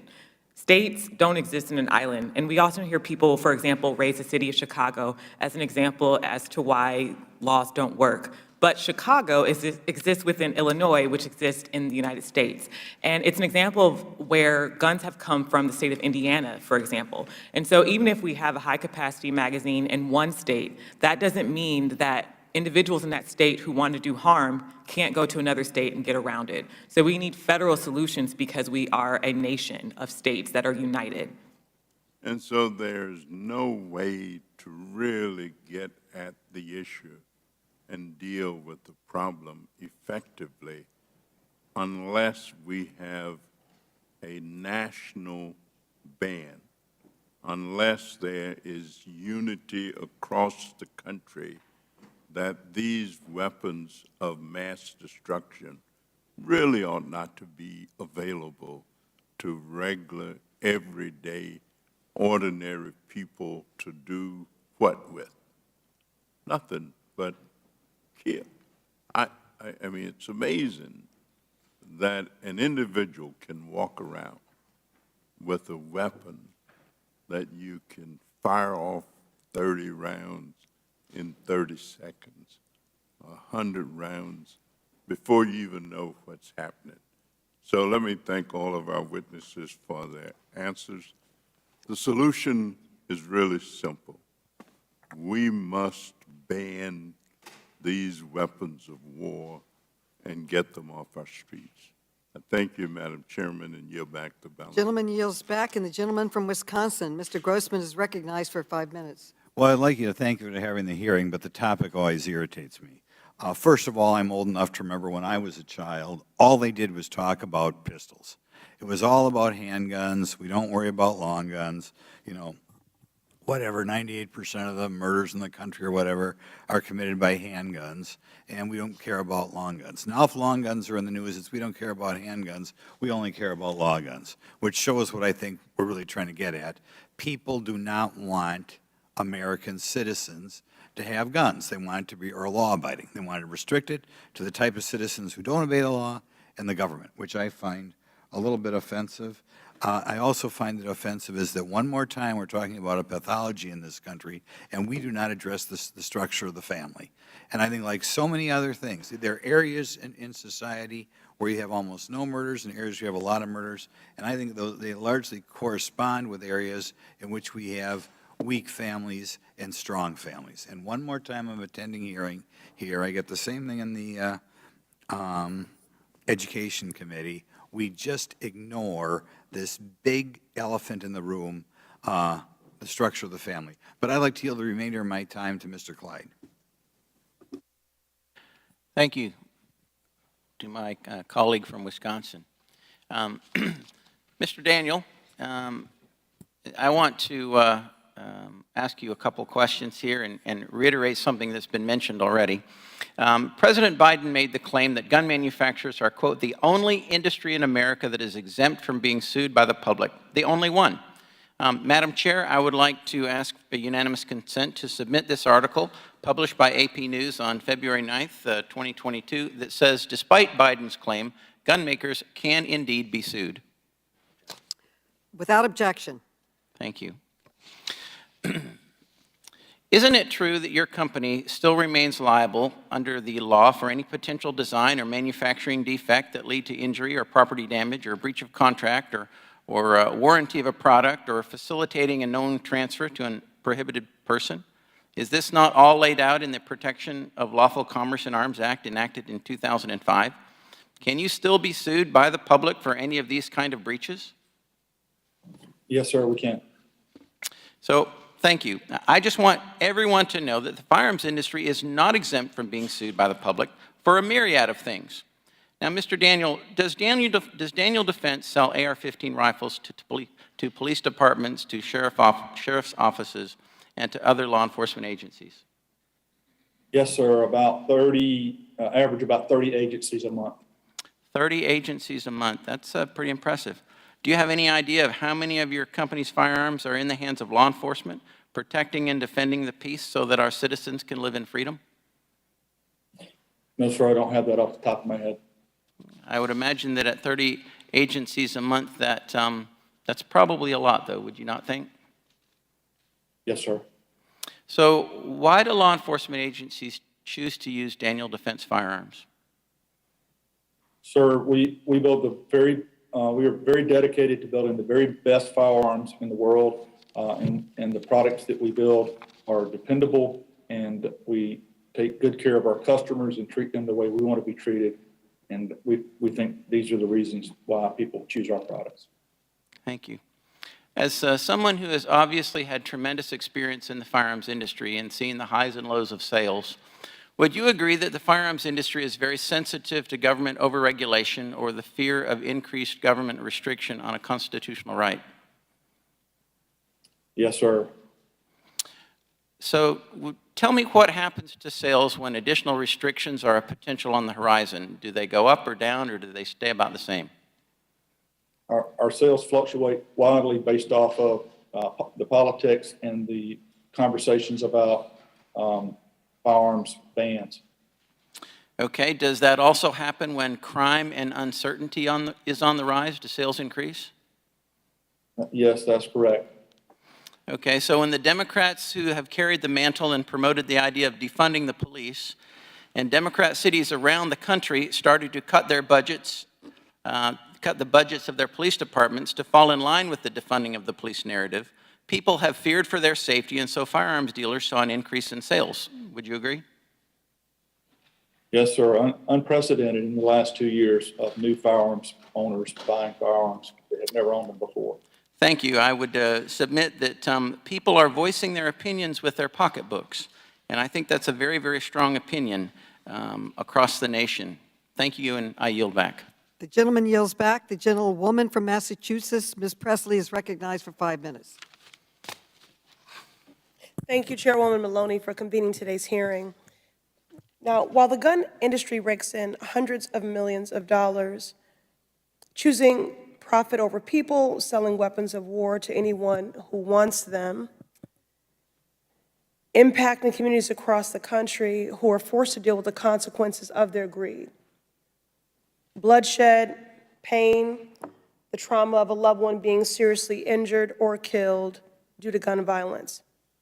Certainly communities disproportionately impacted Black, Brown, AAPI, the LGBTQ community, from Buffalo to Orlando to El Paso and Atlanta. This, of course, is both a devastating and expected result when companies employ marketing tactics that spread white supremacy and embolden far-right extremist groups. For example, shortly after the 2017 white supremacist march and attack in Charlottesville, Virginia, the National Shooting Sports Foundation promoted an advertisement encouraging people to buy assault weapons to use against unnamed protesters, unarmed protesters.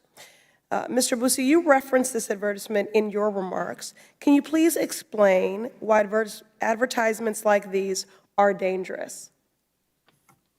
Thank you for the question. And to clarify, that is not a National Shooting Sports Foundation ad. That is an advertisement from an AR-15 company that was displayed at the National Shooting Sports Foundation SHOT Show in 2018. That is an ad, in my opinion, that is encouraging and celebrating the idea that civil unrest and attacking protesters is a potential business model of profit for firearms companies, and I believe that to be a very distressing and irresponsible path of advertising. Thank you. And although the slide has moved, we could bring it back for a moment. It's hard to see, but they also named Boston, a city that I represent, right in the upper left-hand corner there. Recently, my community has experienced firsthand the far-right white supremacist organization Patriot Front in action. They have held multiple demonstrations of intimidation and fear in Boston to spread their racist bigotry and attack folks on the street. Let me be clear, as Congresswoman for the Massachusetts 7th, I am going to do everything in my power to keep my constituents safe and stand up against white supremacy whenever and wherever it shows up. This should also be a baseline commitment of the NSSF, but instead the organization promoted this malicious advertisement. Mr. Daniel, as a board member of NSSF, will you use your position to stop them from allowing ads like this one, naming Boston and promoting assault weapons, yes or no? Mr. Daniel? Ma'am, this was not an NSSF ad. Will you use your position as a board member in any way to stop these sort of advertisements promoting assault weapons, yes or no then? I don't understand the question. That's okay. Mr. Kaloi, same question to you since you are also on the board. Will you commit to ending the practice of allowing harmful ads like this at events, yes or no? Congresswoman, respectfully, the NSSF does not advertise firearms for any of its member companies. They host a trade show annually in January, and that's where I believe that ad was seen by a company who may have been displaying there. I'll reclaim my time because I think the point still remains. As long as gun manufacturers have immunity to sell their weapons of war using harmful marketing tactics, Black and brown communities will continue to be targeted, and that has got to change. In the face of white supremacy, my neighbors and I are undeterred in the pursuit of healing and the true justice, and we will not let gun makers incite violence against us with impunity. And I yield back. Gentlelady yields back. Mr. Flood, a new member of our committee from Nebraska, welcome. You are now recognized for 5 minutes. Thank you, Madam Chair, and thank you all for your testimony today. I want to turn the attention to exactly why we have seen a rise in gun sales in America. According to FBI statistics, specifically those related to lawful purchases of handguns and other types of guns through background checks, nationally 75% has been the increase that we've seen from 2019 to 2020. In Nebraska, we've seen a 78% increase in background checks related to gun purchases just in my home state. National research has also shown roughly 70% of gun owners are citing personal protection as their major reason for purchasing a firearm. Unfortunately, over the last 2 years, violent crime across America has dramatically increased. That crime wave has affected my district. In Lincoln, Nebraska, for example, violent crime is increasing and citizens are concerned. Ms. Okafor, I appreciate your prior testimony today where you called yourself an accidental activist. I know you train gun owners on proper etiquette. I'm really interested in knowing from those who you work with, particularly women, what reasons do they cite for purchasing a gun, and what does having ownership of a gun do for them personally, and is it related to what we've seen as an increase in violent crime? Studies have shown nationally that for women, the #1 reason they buy a firearm is for self-defense. And in my time, my personal time with my female students, most of them are, like me, survivors of crime. They are survivors of domestic violence, survivors of sexual assault, et cetera. So they essentially come to me because they want to make sure they're never a victim again. And that's why they want to be able to learn how to use a firearm and use it safely. Some would have you believe that banning AR-15s is going to make America a safer place.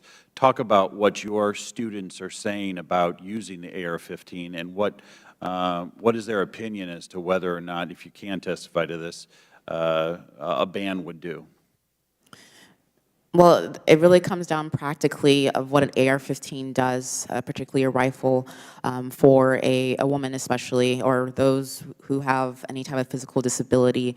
They give you the upper hand in that situation, in the fact that most people, probably a criminal, might have a handgun, but if you're working with an assailant that has multiple assailants in that situation, then an AR-15 is necessary, obviously, as a way to have the upper hand in that situation, particularly for a female. Like I said before in my testimony about AR-15s, you're able to mitigate the recoil much better than you would with a handgun. And so that's why a lot of people prefer to have that upper hand by having an AR-15. Was it your prior testimony today that of all the weapons that your female students have sampled, that the AR-15 was routinely one of their most, favorite? Yes, that's what I routinely get, is that other women tend to already have this preconceived idea what an AR-15 is or what an AR is, and because of a lot of advertising and rhetoric saying that they shouldn't have a firearm of that capacity, that they think it'd be something that they wouldn't enjoy until they actually shoot one, and they realize it's actually a benefit to them, and it's easier for them to hold and to actually enjoy shooting, so they can train and defend themselves if they ever have to use that in an unfortunate circumstance. We don't have much time left, but could you just briefly speak to the peace of mind that owning a weapon like this would give to one of those female students that you have instructed with firearms? Yeah, the peace of mind is, I believe, similar to anybody, but again, particularly in America. I know there's been a lot of talk about weapons of war, et cetera, and the difference, as if the Constitution is not explicit in that we have a right to keep and bear arms, and that includes all arms.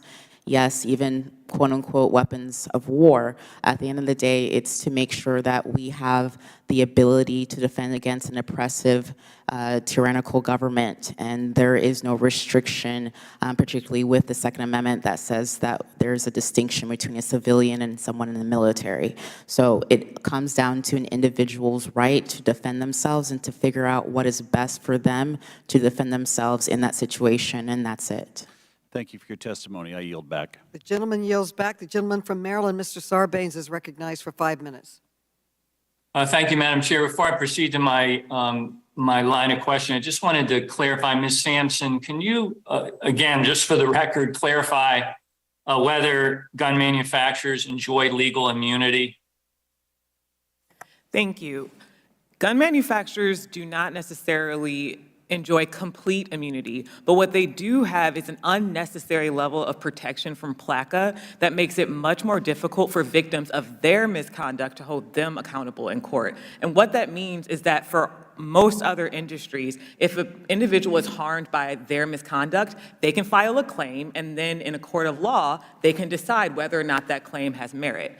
With PLACA, what gun manufacturers are able to do is get in front of the courthouse doors and say, you have to get over a hurdle before you can even get to the merits.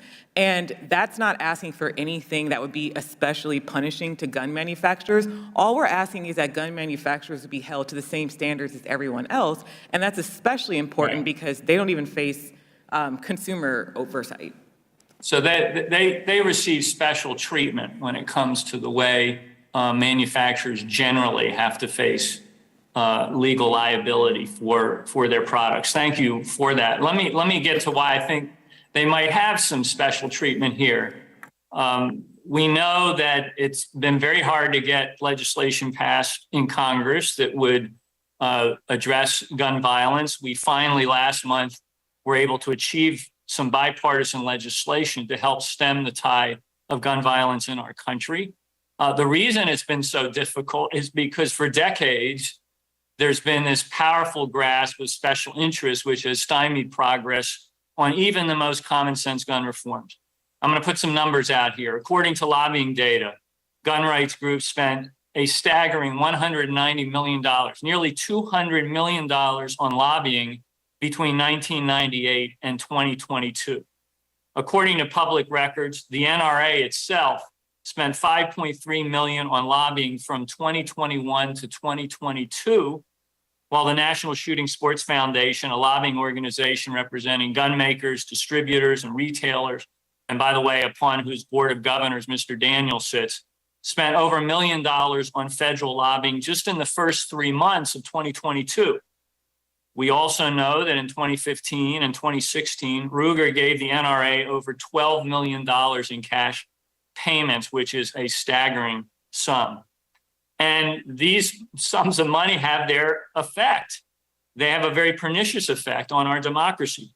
Mr. Bussey, you are a gun owner and a former firearms executive. Do you agree that the views of the NRA as an organization where they put their lobbying dollars, not necessarily every rank and file member of the NRA, because they're very responsible gun owners among that group, but the NRA as an organization, their views do not represent the views of the majority of Americans, including the majority of responsible gun owners like yourself. Would you agree with that? Yes, sir, I certainly agree with that.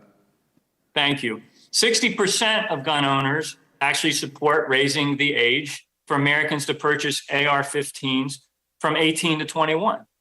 The NRA clearly doesn't speak for the majority of Americans. They don't even speak for a majority of ordinary gun owners. Ever since the Supreme Court's devastating decision in Citizens United, groups like the NRA have been ever more empowered to drown out the voices and the votes of everyday Americans by funneling dark money into our political process. In 2016 alone, the NRA spent upwards of $54 million on independent expenditures to candidates and parties, nearly double the amount it spent during the 2014 midterm elections and more than double the expenditures during the 2012 election cycle. Much of this amount, $34 million, was rooted through the NRA's Institute for Legislative Action, the organization's lobbying arm, which is not subject to donor disclosure laws. These funds were used to support the election of pro-gun politicians and systematically block legislative action to crack down on gun trafficking and straw purchasing or strengthening background checks and enacting red flag laws. Now, fortunately, these reforms were enacted as part of the Bipartisan Safer Communities Act last month. But even now, the grip of the gun lobby and the dark money that funds its efforts continues to threaten the progress of further efforts to address America's gun violence epidemic. If we are able to comprehensively address this crisis, it will depend on getting dark money out of our political system and make democracy responsive to everyday Americans. Those are the steps we must take to address these insidious factors of big money, special interest, and these particular industries like the gun lobby. With that, I yield back my Gentleman time. yields back. Madam The Chair. Gentleman from Ohio. Madam Chair, I request unanimous consent to waive on Representative Buddy Carter from Georgia for today's hearing. Without objection. Now, the gentleman from Ohio, Mr. Gibbs, is recognized. For 5 minutes. Thank you, Madam Chair. You know, I'm really amazed how the other side of the aisle keeps going after the gun manufacturers and the guns, like the guns have brains. It just amazes me. I look what happens in Chicago every weekend around our cities where we have murders and shootings, and that it's.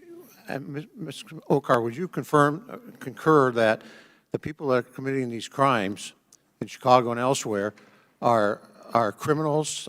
They're illegal guns ownership.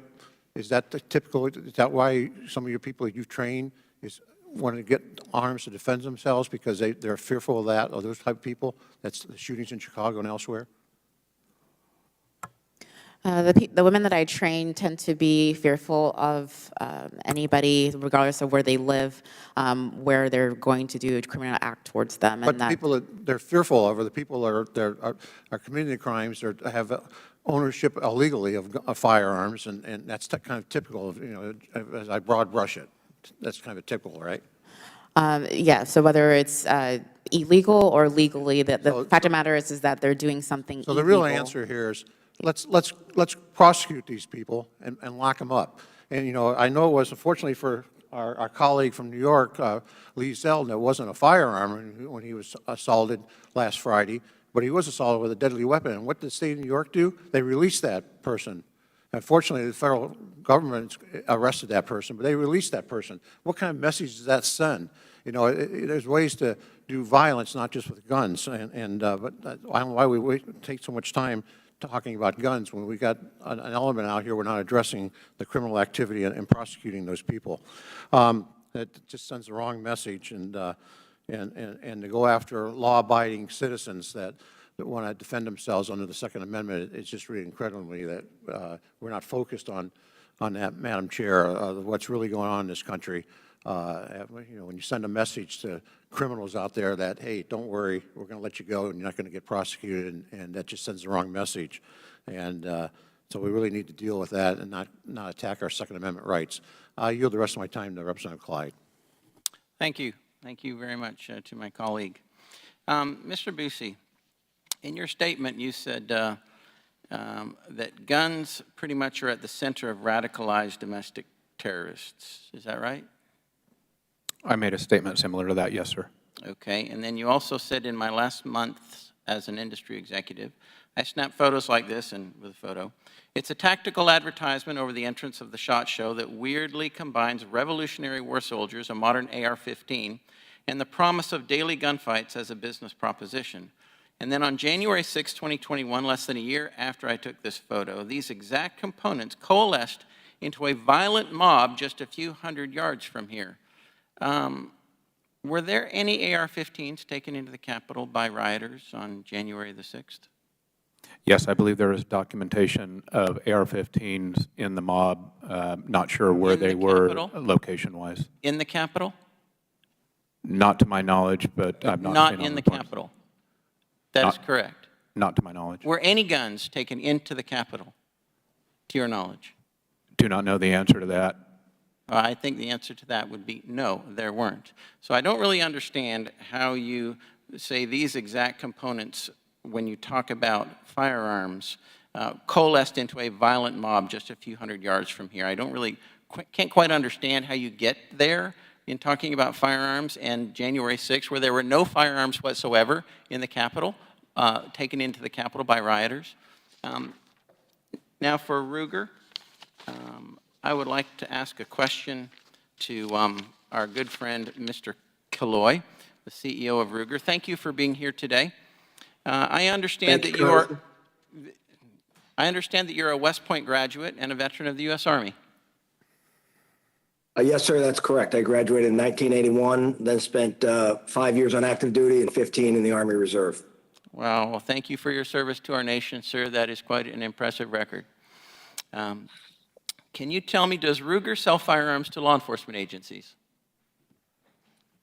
Yes, Congressman, we sell to quite a few law enforcement agencies directly, as well as through our network of law enforcement distributors and Ruger firearms are particularly popular as off-duty or backup guns for many law enforcement sworn officers. Thank you. And I want to thank you and your company for being a leader in the gun manufacturing industry. And also want to thank you for being a constitutional business and for the work that Ruger does to make quality firearms affordable to all economies of citizens so they can protect themselves, especially during this time of increasing crime across our nation. So thank you to Ruger and its employees. And the gentleman's time has expired. The gentlelady from Illinois, Ms. Kelly, is recognized.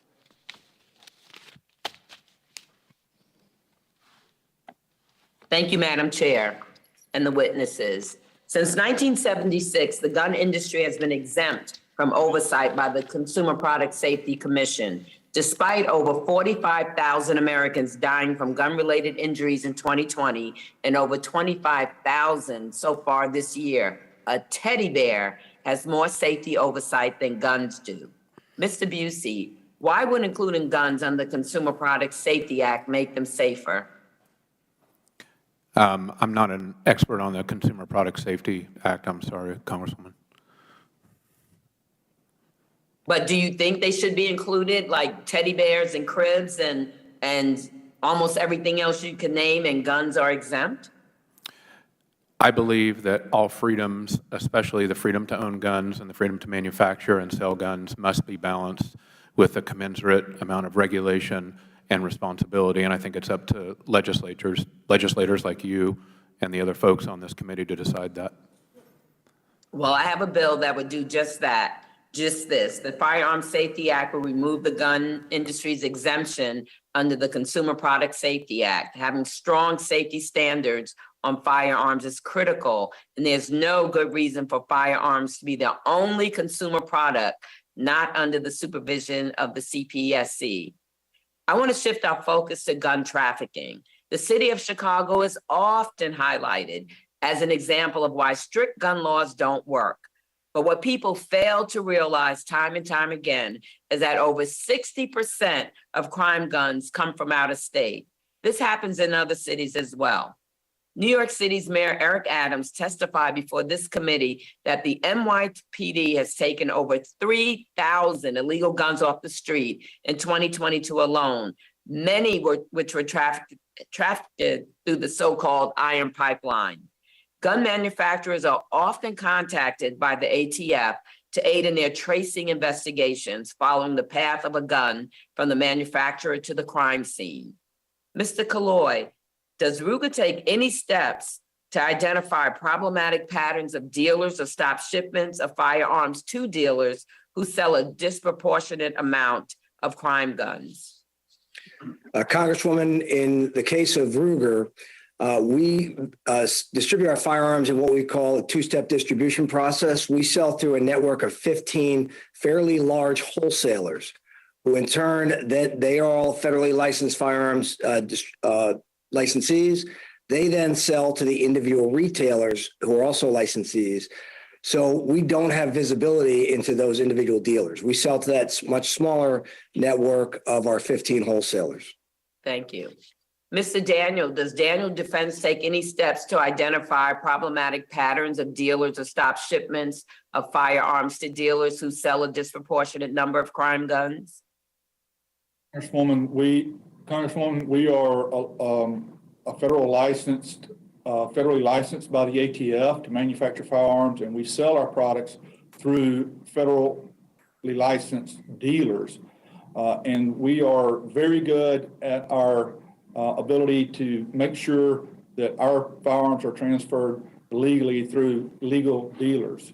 If there is a pipeline of guns coming into your district, the people who bring those in illegally, that's a crime, and those people should be prosecuted. I don't disagree. Mr. Sampson, in your view, could these companies do more to stop illegal gun trafficking? And if so, what could they do? Yes, they could. For starters, manufacturers could be much more vigilant around the distributors and dealers that they sell to. So even if they don't necessarily go directly to a dealer, if they go to a distributor and they realize that that distributor is working with dealers who are selling crime guns over and over again, that should trigger an investigation and perhaps a change to their business practices.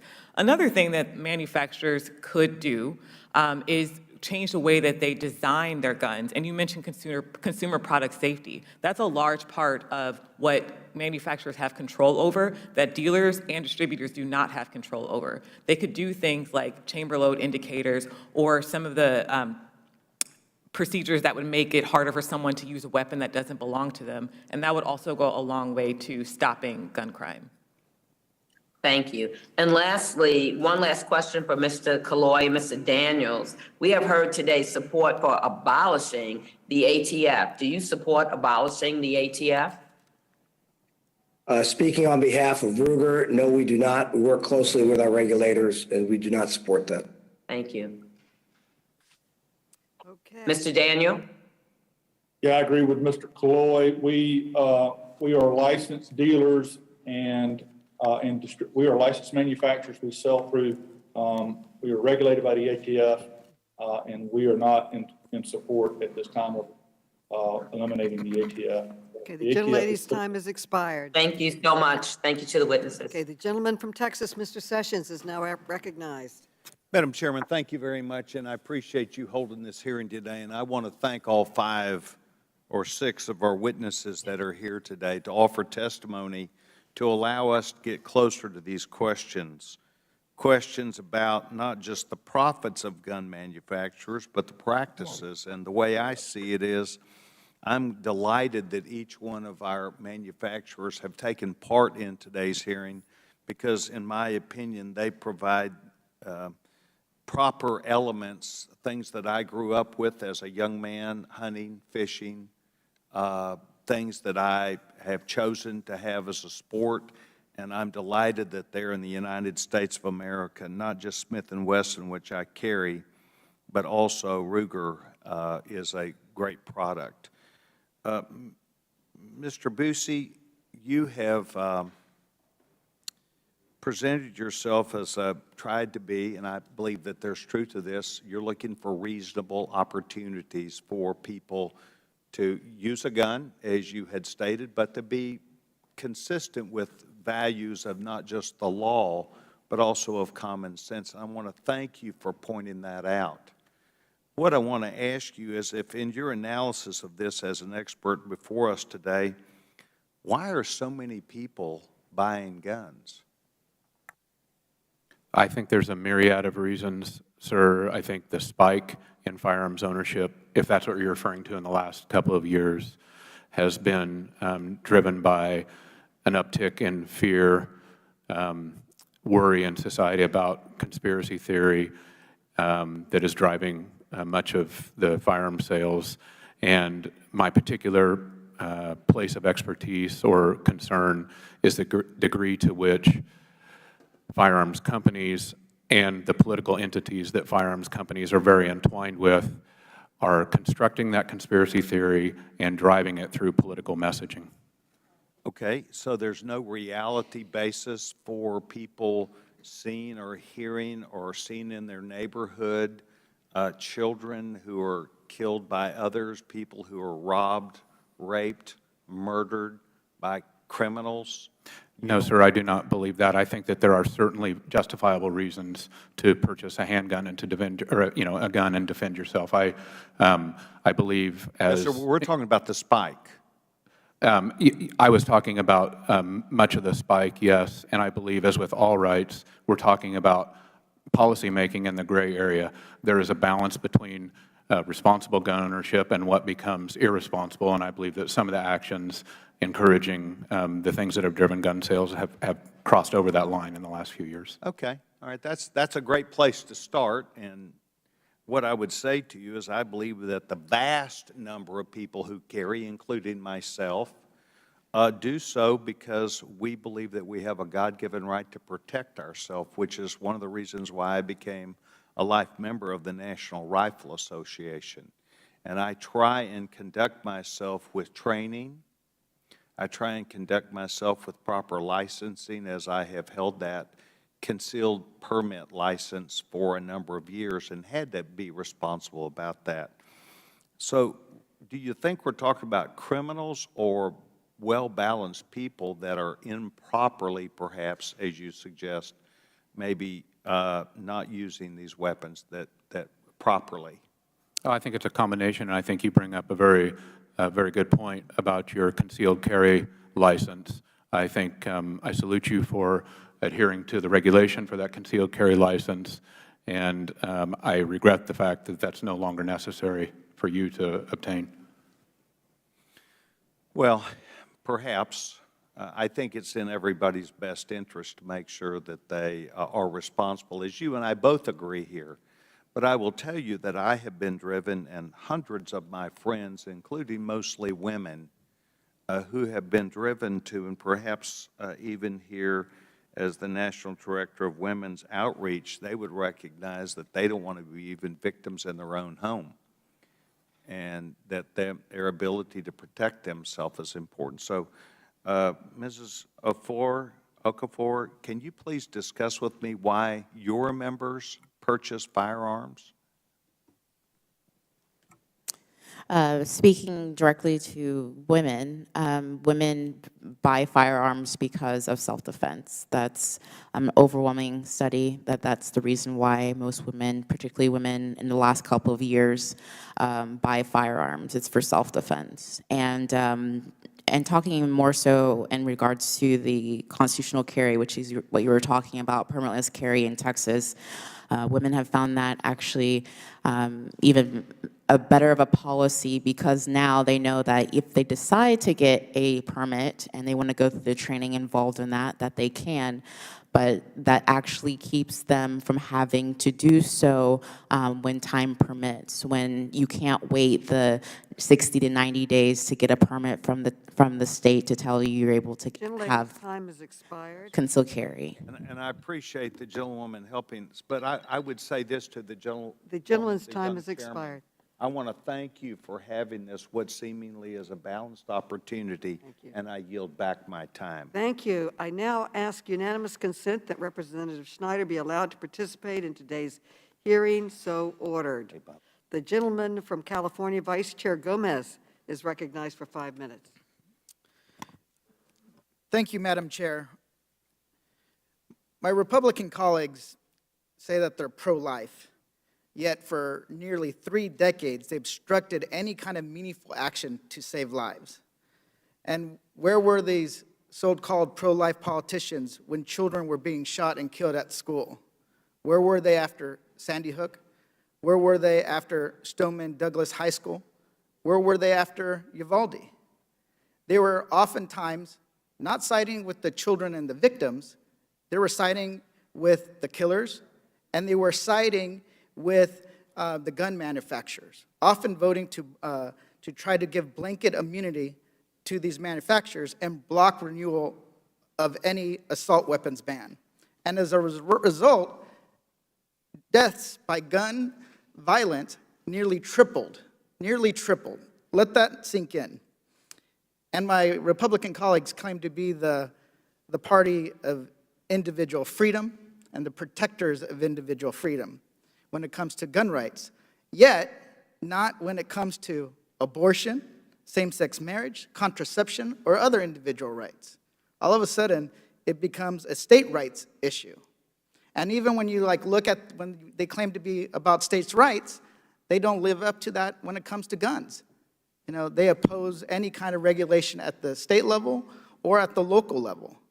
And when they say we can't impose any kind of restrictions on background checks, on requiring individuals to lock up their guns, to have trigger locks, then they say we can't do anything to hold gun manufacturers accountable. Pretty much giving us no way to reduce gun deaths in this country, except by their idea of everybody should have a gun, and that's how you reduce gun violence in this country. We have done it before. When it came to automobiles, when it came to cars, when all of a sudden you see car accidents soared, Congress and states enacted life-saving safety measures requiring seatbelts, airbags, anti-lock brakes in new vehicles. And what did you see? Car accident deaths decreased dramatically while gun deaths soared. These gun makers before us today and Republicans have done worse than nothing in response. They actually help add fuel to the fire by advertising guns, AR-15s, and other weapons to white supremacists and children. You know, this is what we're dealing with.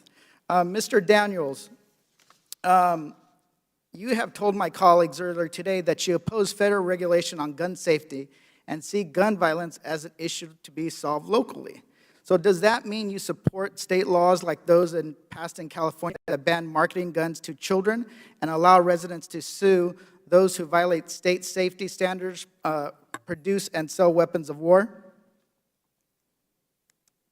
Sir, children can't buy guns, and I was speaking to the local community being taking responsibility of all the people who are involved. So that's a no. So you basically believe that guns should be marketed towards children? We market our guns to adults, law-abiding adults for lawful purposes. So, Ms. Daniel, I'll take back my time. Mr. Bousset, from your experience, if the gun industry thinks their products aren't the cause of gun violence, why have they consistently lobbied to exempt themselves from liability and common sense gun safety regulations? And why have they succeeded? And at what cost when it comes to death and violence? Thank you for the question, Congressman. I am greatly distressed at the degree to which the firearms industry has funded a powerful political machine that has fought common sense federal gun regulation at every turn that is broadly supported by the American public. These things include universal background checks. They include raising the minimum age on the purchase of long guns to 21, and many other things. And the reason that it has been fought is because cranking up the political pressure in this country is a profitable business model for the NRA and other groups that use this topic as a way to divide our society. Thank you. Gun violence is being normalized in our country at the expense of children and families. I've had constituents killed. One was killed in Las Vegas in the mass shooting. You know, this is something that we have to fight against, because this isn't normal. It's not okay, right? Where we have to be in fear of our lives for our friends and families if they go to church, school, a parade. This is something that is not reasonable, and we must The gentleman's time is take steps expired. to lessen gun violence. Thank you so much. I yield back. Okay, the gentle lady from New York, Ms. Ocasio-Cortez, is recognized for. Thank you, Madam Chair. I'd like us to just dive right into it. I have a photo that I'd like to pull up for the committee and our witnesses to be able to see. Can we get that pulled up? It's on. Okay, perfect. Mr. Daniel, you are CEO of firearm manufacturer Daniel Defense. This photograph is from an advertisement featured for your company. Do you know, I'd like to draw your attention to that red tattoo featured in your company's advertisement. Do you know what that tattoo is? Mr. Daniels? Madam Congresswoman, I'm not sure this is our ad. Can you show the whole ad? Is this our ad or someone else's? Yes, this is your ad, Mr. Daniel. This is an advertisement for your company, Daniel Defense.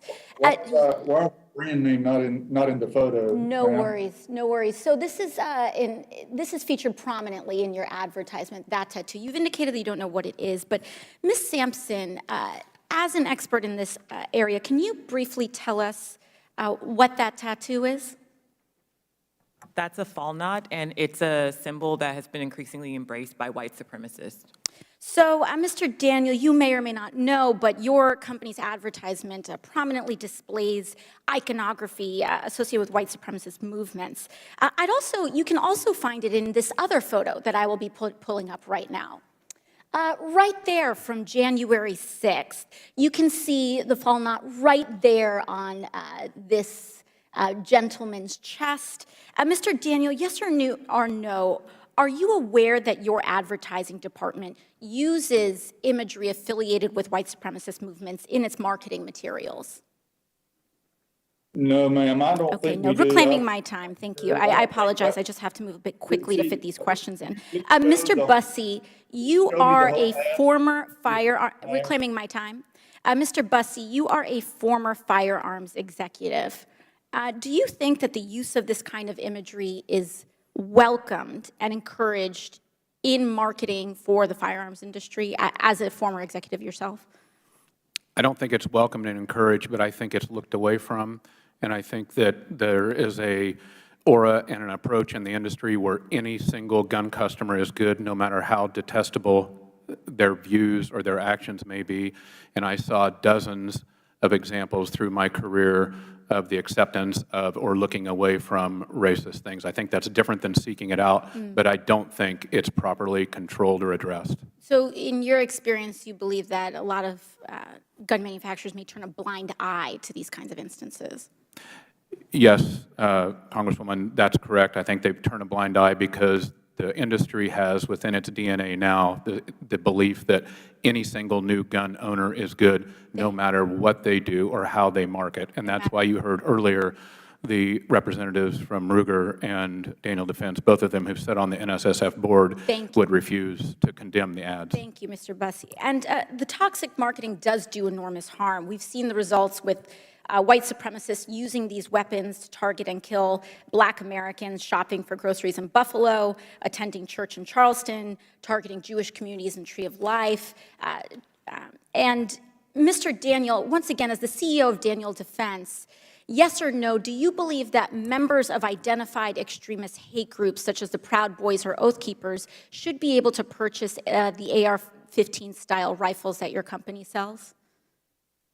Congresswoman, we're regulated by the ATF through laws which you pass. We are very good at only. Thank you. I apologize. I just have a limited amount of time. Thank you. Turning it to you, Mr. Killoy, you're a board member, a CEO of Sturm, Ruger and Company. You're a board member of the National Shooting Sports Foundation. Mr. Daniel, you are also a board member of the NSSF. Mr. Killoy, Palmetto State Armory is a firearms company that's a member of the NSSF. Now, I'd like to pull up another photo. As a member of the foundation that you're in, right here, Palmetto State Armory has used imagery clearly designed to appeal to the FBI-identified far-right domestic terror threat, Boogaloo Boys, with products such as this AK-47 style pistol designed in the same floral pattern that is often used by these group members to identify one another. Mr. Killoy, as a board member of the NSSF, do you condemn marketing firearms to identified extremist groups such as the Proud Boys or Oath Keepers or Boogaloo Boys? Yes or no? Do you condemn your industry explicitly marketing materials to domestic terror threats? Congresswoman, the National Shooting Sports Foundation does not control individual member companies. But this is a member of your ads, foundation, Mr. Killoy. But I take exception to the fact that, I can assure you we do not tolerate racism or white supremacy. Do you condemn marketing these materials? Do you condemn marketing these materials to Proud Boys, Oath Keepers, or Boogaloo Boys? That's all, Madam Chair. It's just a yes or no. Congresswoman, answer the question. I didn't know that was, I'd never seen that ad before, and I didn't realize that's what it was tied to, and I'm not an expert in that field. So you don't have an answer here. The lady's time has expired. Thank you. The gentleman from California, Mr. DeSalle, is recognized for 5 minutes. Thank you, Madam Chair, and thank you for your leadership on this. Starting with Ms. Sampson and then Mr. Bussey, if you could comment on the extraordinary cost to Americans for gun violence in this country. And first, I want to refer to a GAO report from last year that the chair asked for that has been covered, including in an article in the New York Times. It estimated that the cost of gun violence is over $1 billion at very least, just in terms of medical costs to federal taxpayers. 60% of these medical costs are paid for through Medicare, Medicaid. And then on another just recent by Everytown Research, the numbers are really sort of staggering to a broader study titled The Economic Cost of Gun Violence, $557 billion annually, comparable to 2.6% of U.S. gross domestic product. So compare those numbers for me based on $3 billion worth of profits, and I take it as after-tax profit, as reported by Trace for gun manufacturers. To me, this is a huge subsidy in addition to the horrible pain and suffering, but just from a financial standpoint. So first, Ms. Sampson, particularly for the Everytown report, but also the GAO and other reports, could you add your comments to the cost of gun violence to American taxpayers? Thank you, Congressman. I think, as you called it, it is a sort of subsidy because at the same time that American taxpayers are bearing not just obviously the emotional cost in terms of trauma and death, but also financial costs of gun violence, the gun violence epidemic. The gun industry is continuing to make profits, and then they use the violence that they in part facilitate to market to people to tell them that they need to have even more weapons. And so as we hear a lot of talk about self-defense, for example, well, a lot of people want to defend themselves because they're afraid of being shot by people who shouldn't have weapons. And rather than making sure that we make the industry accountable for allowing people to have weapons that they shouldn't have, they just continue to fuel that market. And so they're able to evade responsibility, they're able to evade transparency, and they're able to evade oversight, all while putting the cost of that on American taxpayers and on Americans themselves who die as a result of that misconduct and irresponsibility.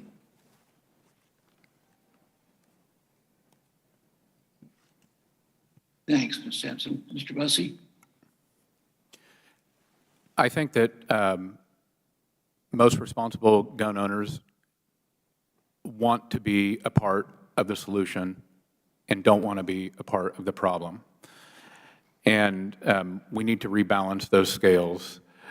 So to the degree to which irresponsible activities or insufficient regulation is leading towards cost and cost of gun violence, I believe through my own experience that responsible gun owners want to play a part in being a solution to that.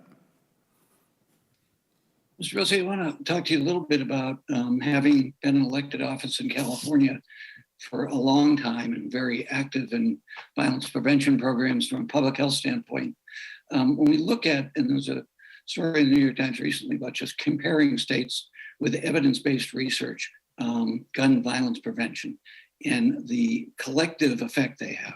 So in California, laws, some of which that I have authored at the local and state level, you're 25% less likely to be a victim of gun violence. If you're a young person, you're 35% less likely to be involved in a school shooting.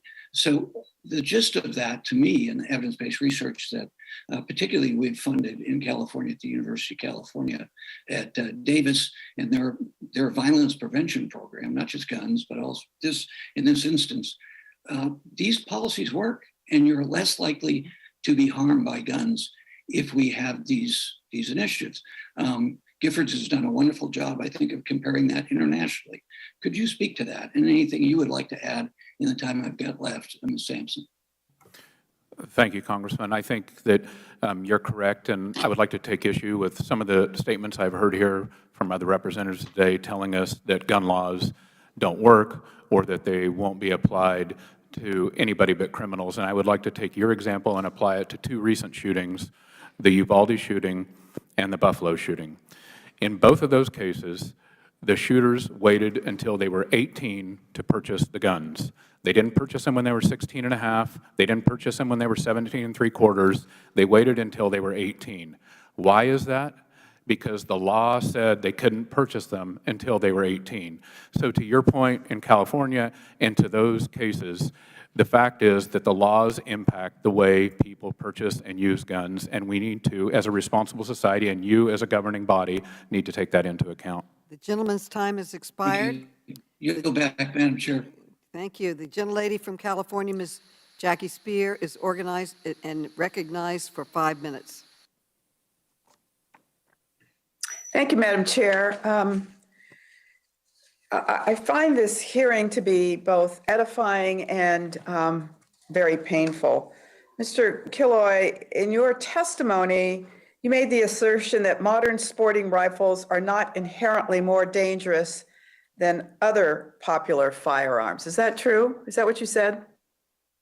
I think that's paraphrasing, but yes, Congresswoman. So I don't know if you took the time to listen to the hearing we had on Uvalde and the families that appeared, and the pediatrician who went to school at Robb Elementary and is very committed to the community. He went into that morgue, not the morgue, he went into that emergency room, and one of the children was decapitated. The other child body was in shreds and could hardly be identified. How can you say that that's a sporting rifle? Congresswoman, respectfully, obviously the events in Uvalde are tragic on so many levels, but to blame the firearm, it's a semi-automatic firearm. The semi-automatic firearms have been around since 1885 when they were first invented. Many of them are in larger calibers than the .223 caliber that's used in modern sporting rifle typically. And again, it's an inanimate object used by a wicked. All right, evil, but it is a weapon of war, Mr. Killoy, and no matter how you want to sugarcoat it, it decapitates people. It shreds their bodies. It is not a gun you use as a sporting rifle to shoot a deer. Let me move on to the Protection of Law, Commerce, and Arms Act, PLCA, has really had the effect of robbing the American people of a mechanism to ensure that gun industry is protecting American consumers. We pass laws all the time to protect consumers that manufacturers find distasteful or costly, whether it's airbags or seatbelts. If a product's unsafe or could easily be made safer, we take action. Now, Ms. Sampson, how many Americans die in accidental firearm accidents every year? There's about 9 per day. I'm not sure what that adds up to in a year. 9 per day of deaths that could be avoided with any kind of safety mechanism applied. How many of those deaths are children? I'm not sure. I think it's 9 children per day. I'm sorry about that. 9 children per day that are tragically killed because they were playing with a firearm that was loaded, correct? Yes. The SEC filing for Ruggers says that firearm preference can be, quote, driven by deeply personal views, and, quote, many pistol shooters do not like magazines that have a disconnect feature. In fact, even when you make handguns with magazine disconnects, they're easy to circumvent. There are multiple guides on how to remove the magazine disconnect. Mr. Buzzi, what do you make of the argument that a consumer's personal views about how a handgun feels should trump the risk that a child might accidentally shoot herself? Well, these are the questions that legislative bodies such as this need to wrestle with for the good of society. There is a use for a handgun, obviously, and there is a need for things to be safe. And as you noted, we've wrestled with these things in cars and cigarettes and everything else through the history of our country. I want to show you this pink AR rifle, obviously being promoted for girls, I guess, to use. There appears to be a systematic effort underway by many of you as manufacturers to promote having children get engaged in wanting to have guns. Is that your newest market? Any of you can answer that. Do you see that as a market that is untapped? Congresswoman, I think what's appropriate in the topic of firearms and children is properly training and educating children at age appropriate levels to handle firearms safely, to understand that used improperly, they are a danger to themselves and others, and to leave it alone and not let their curiosity get the best of them. That's one of the reasons Rubio supplied over 25 million locks in the last few decades to keep our firearms out of unauthorized hands like children. Thank you. My time has expired. This gentleman? Okay. Okay, the gentlelady from Michigan, Ms. Lawrence, is recognized for 5 minutes. Thank you, Madam Chair. My colleague on the other side used a term that I hear frequently when we start talking about gun violence in America. And he said, my God-given right. I was raised in the church, I attend church, and I read my Bible personally. I would welcome any person to find the scripture where God said, you shall own a gun. I would welcome anyone to show me where God declared that owning a gun is your right. I do pray for my colleagues. To own a gun in America is a constitutional right. But just like any other situation that arises in America, when we get to the point of it being a pandemic, an epidemic, where the death of children in America, the #1 cause is a gun. My goodness, aren't we intelligent enough in America to embrace this challenge? If I hear another hypocrite stand up and say my thoughts and prayers, while parents are grieving and standing and burying children, we care and we have this debate about abortion. Oh, I care about the children.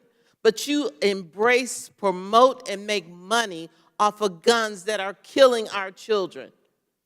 Can you at least have a conversation about your right to own a gun and gun violence in America? Mr. Boosty, gun manufacturers can they buy advertisement on social media platforms like Twitter or Facebook, yes or no? I believe there are varying rules from those social media platforms, but gun companies do advertise aggressively through social media platforms through their normal posting accounts. The answer is no, they're not supposed to, but you're correct. The gun manufacturers use social media to sell their product. And so even though these companies are not allowed to advertise directly on the platform, they have social media accounts that they can use to promote their products. The now infamous Daniel Defense ad depicting a child holding a semi-automatic weapon was posted on Twitter. The company has since deleted the picture after an uproar after the Uvalde massacre. And the picture I post here, they use this, a gun manufacturer, and since then, I want to ask Mr. Daniel, why did your company remove this post from Twitter? Sir? Congresswoman, this ad is about parents teaching children gun safety. Why did you take it down, sir? Teaching them what a gun is. Why did you take it down, sir? Answer the question, please. Yes, ma'am. We took this ad down, although it had a good message. We took it down because children had just been killed, and we didn't think it was appropriate. It wasn't appropriate. Isn't that ironic that you, who used this picture on social media, personally as a company, decided it was inappropriate? The next thing I want to ask you, Mr. Daniel, there is never a right time to post a photo like this, and the fact that the photo should have never been taken. This is not a traditional advertisement, but in 2022, social media posts are indeed advertisements. Mr. Simanson, why is gun makers' use of social media concerning to you? Ms., I'm sorry. The reason those posts are important because Firearms are a consumer product. And so consumers are going to be susceptible to advertising, and the messages impact them. And one of the biggest messages that we haven't talked about yet is gun manufacturers' claims that guns will make people safer. We've heard a lot about self-defense, for example, when in reality, bringing a gun into your home makes it more likely that you or someone in your home will be harmed by that gun, rather than using it to defend yourselves. And so Americans are looking for answers as to how to keep themselves safe, and these social media posts that suggest, for example, that if you want safety, you should bring a firearm into your home, or if you want safety, you should walk around the streets armed with an AR-15, can mislead the public, and that's why it's important. Thank you. We at a time, we had the Wild Wild West, where every American walked around with a gun.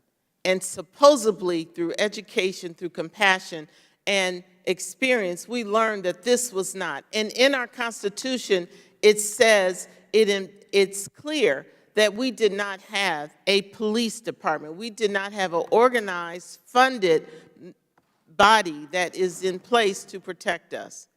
So again, I want to give a Bible to every one of my colleagues and have a prayer session with all of them. Thank you. I yield back. The gentlelady yields back. The gentleman from Georgia, Mr. Carter, is now recognized. Thank you, Madam Chair, for allowing me to wave onto this committee, and thank all the witnesses here. You know, it's real easy to profile and just say, oh, you're a gun manufacturer, you're an awful person, a terrible person.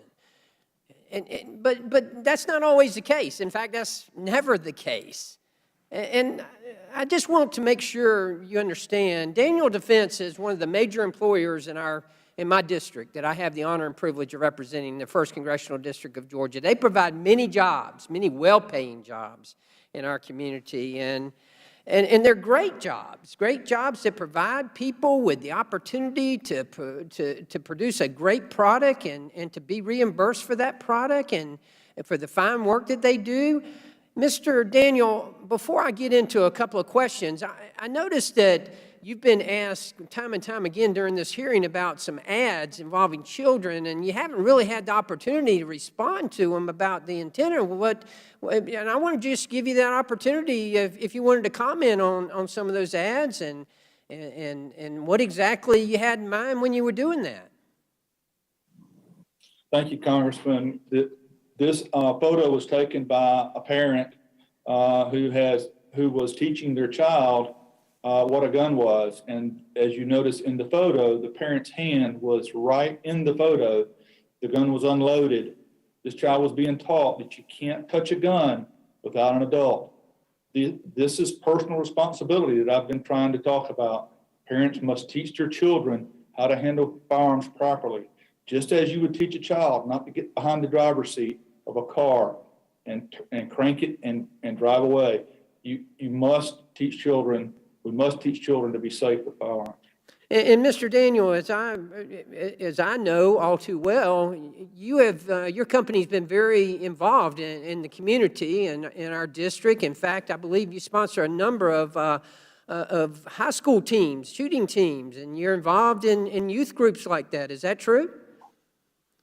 Yes, sir. We actually started a foundation called Double D Foundation. The purpose of the foundation is to help train young people how to use firearms safely and how to compete with firearms. And it'd be easy to just profile, as I said earlier, and label you as an awful person who is just trying to get guns into the hands of kids, but quite the opposite. You're trying to teach safety and actually helping young people. Wouldn't you agree? Yes, sir. Well, let me ask you this. You bought this company, is that right? What was the question, sir? How did this company get started? Daniel Defense. I started shooting with an AR-15 and a handgun in the late 90s as I had grown up hunting but never done any self-defense training. I had an AR-15 and a handgun, and I started training for self-defense, and I realized how effective the AR-15 was for self-defense. I wanted some parts for the guns that I had that nobody made, and I talked to the company, and they would not make the 4 parts I needed. I talked them into making 100. I would have to sell 96 to get the 4 parts I wanted, and those were the first parts we sold in 2001. And then we sold the very first gun that we made in 2009. And how many people do you employ now in your business? About 400 people, sir. So it went from a company that you started in your garage, from what I understand, to where you're providing for 400 families.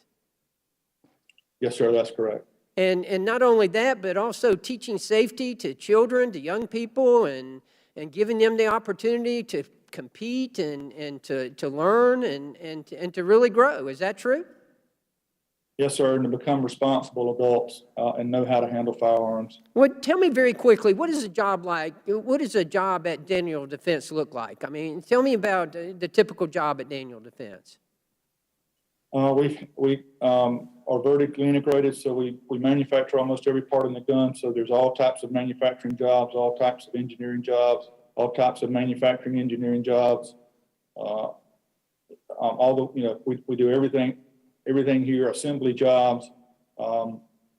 We are very diverse in the jobs we offer, and we are one of the highest paying employers we're the highest in our county and one of the highest in our region.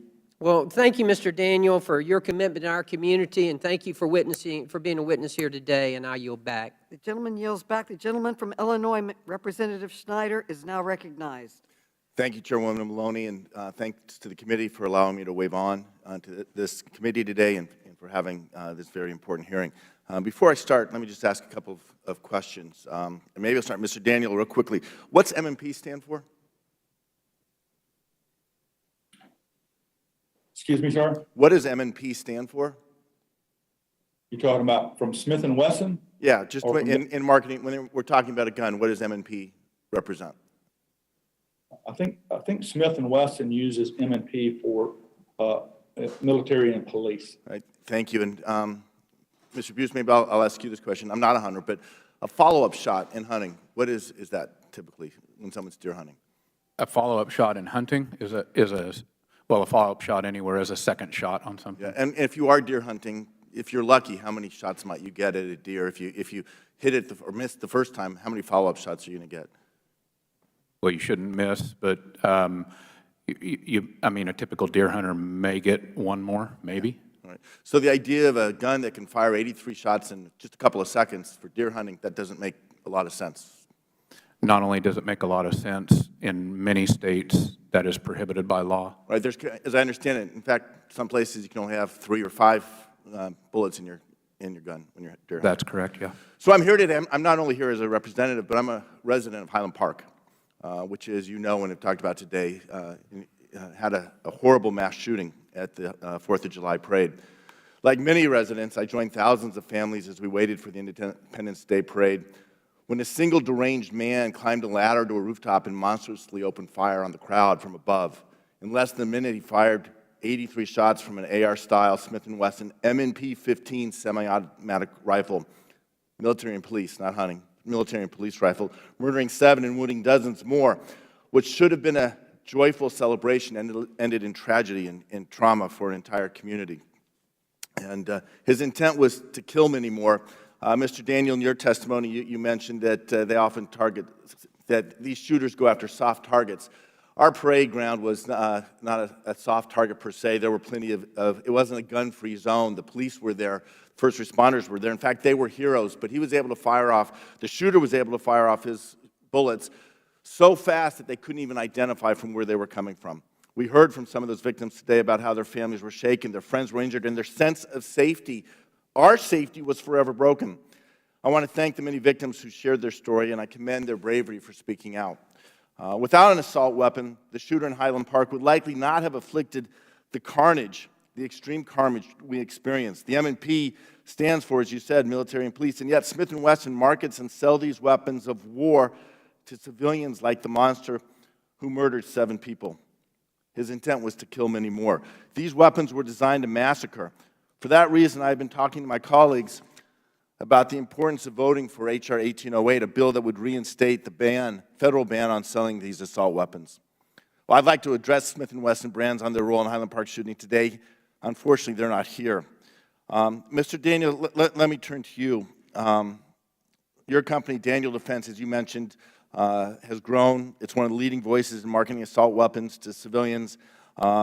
In one of your ads, you used the slogan, use what they use, showing that you know these weapons are designed, they, I assume, being the military, that they're designed for war, but using them in a civilian role all the same. You posted that photo we've talked about of the toddler holding a gun, and I understand why you took it down. But you know, I have a degree in business from Kellogg School at Northwestern, a marketing school. We know the power of marketing, especially the power of marketing young people, whether it's cereal or cigarettes, or in this case, guns. Given that you apparently are knowingly marketing young people, and you know that these young people, in particular, their weapon of choice is the assault weapon, the AR-15, why do you think companies should be shielded from liability if a weapon marketed to a young person is used by a young person to massacre a community, whether it's Uvalde, Buffalo, Highland Park, or any of the other countless names we've already experienced these tragedies? Congressman, we market and sell our products to law-abiding citizens who are adults. We cannot sell firearms to children. So, but the marketing to young people creates the market. We know marketing works. That's why companies spend millions and billions of dollars selling everything from makeup to cereal, as I talked about, to cars, and imagery matters, and the connection to military for these young people. It's not for hunting. You don't take these weapons to go and hunt deer or do fowl hunting. The gentleman's time has expired. The gentleman may answer the question. What was the question? It was more of a comment, so I yield back the balance of my time. Gentleman yields back. Before we close, I want to offer the ranking member an opportunity to offer any closing remarks he may have.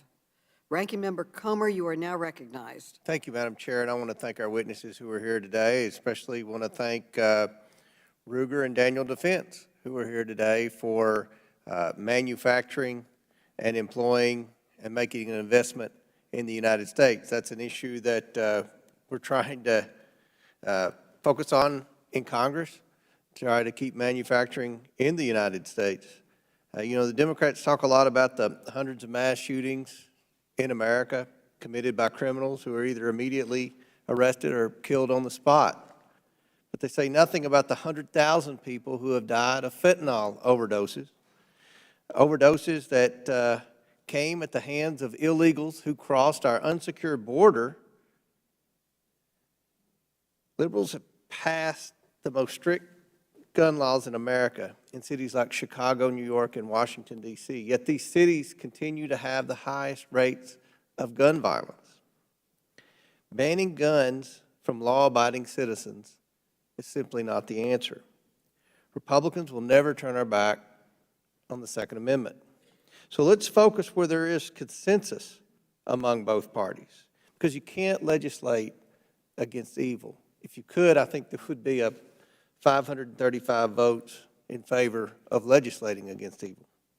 But we can focus and fund better security at our schools. We can fund and focus on better mental health awareness and detection.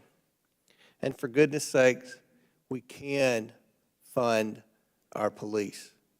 Hopefully, the American people have seen what happens when we have lax prosecutors. I think we've seen what happens in places like San Francisco, which is probably the most liberal city in the United States. They had a recall of their local prosecutor because the American people will not tolerate letting criminals out in the name of criminal justice.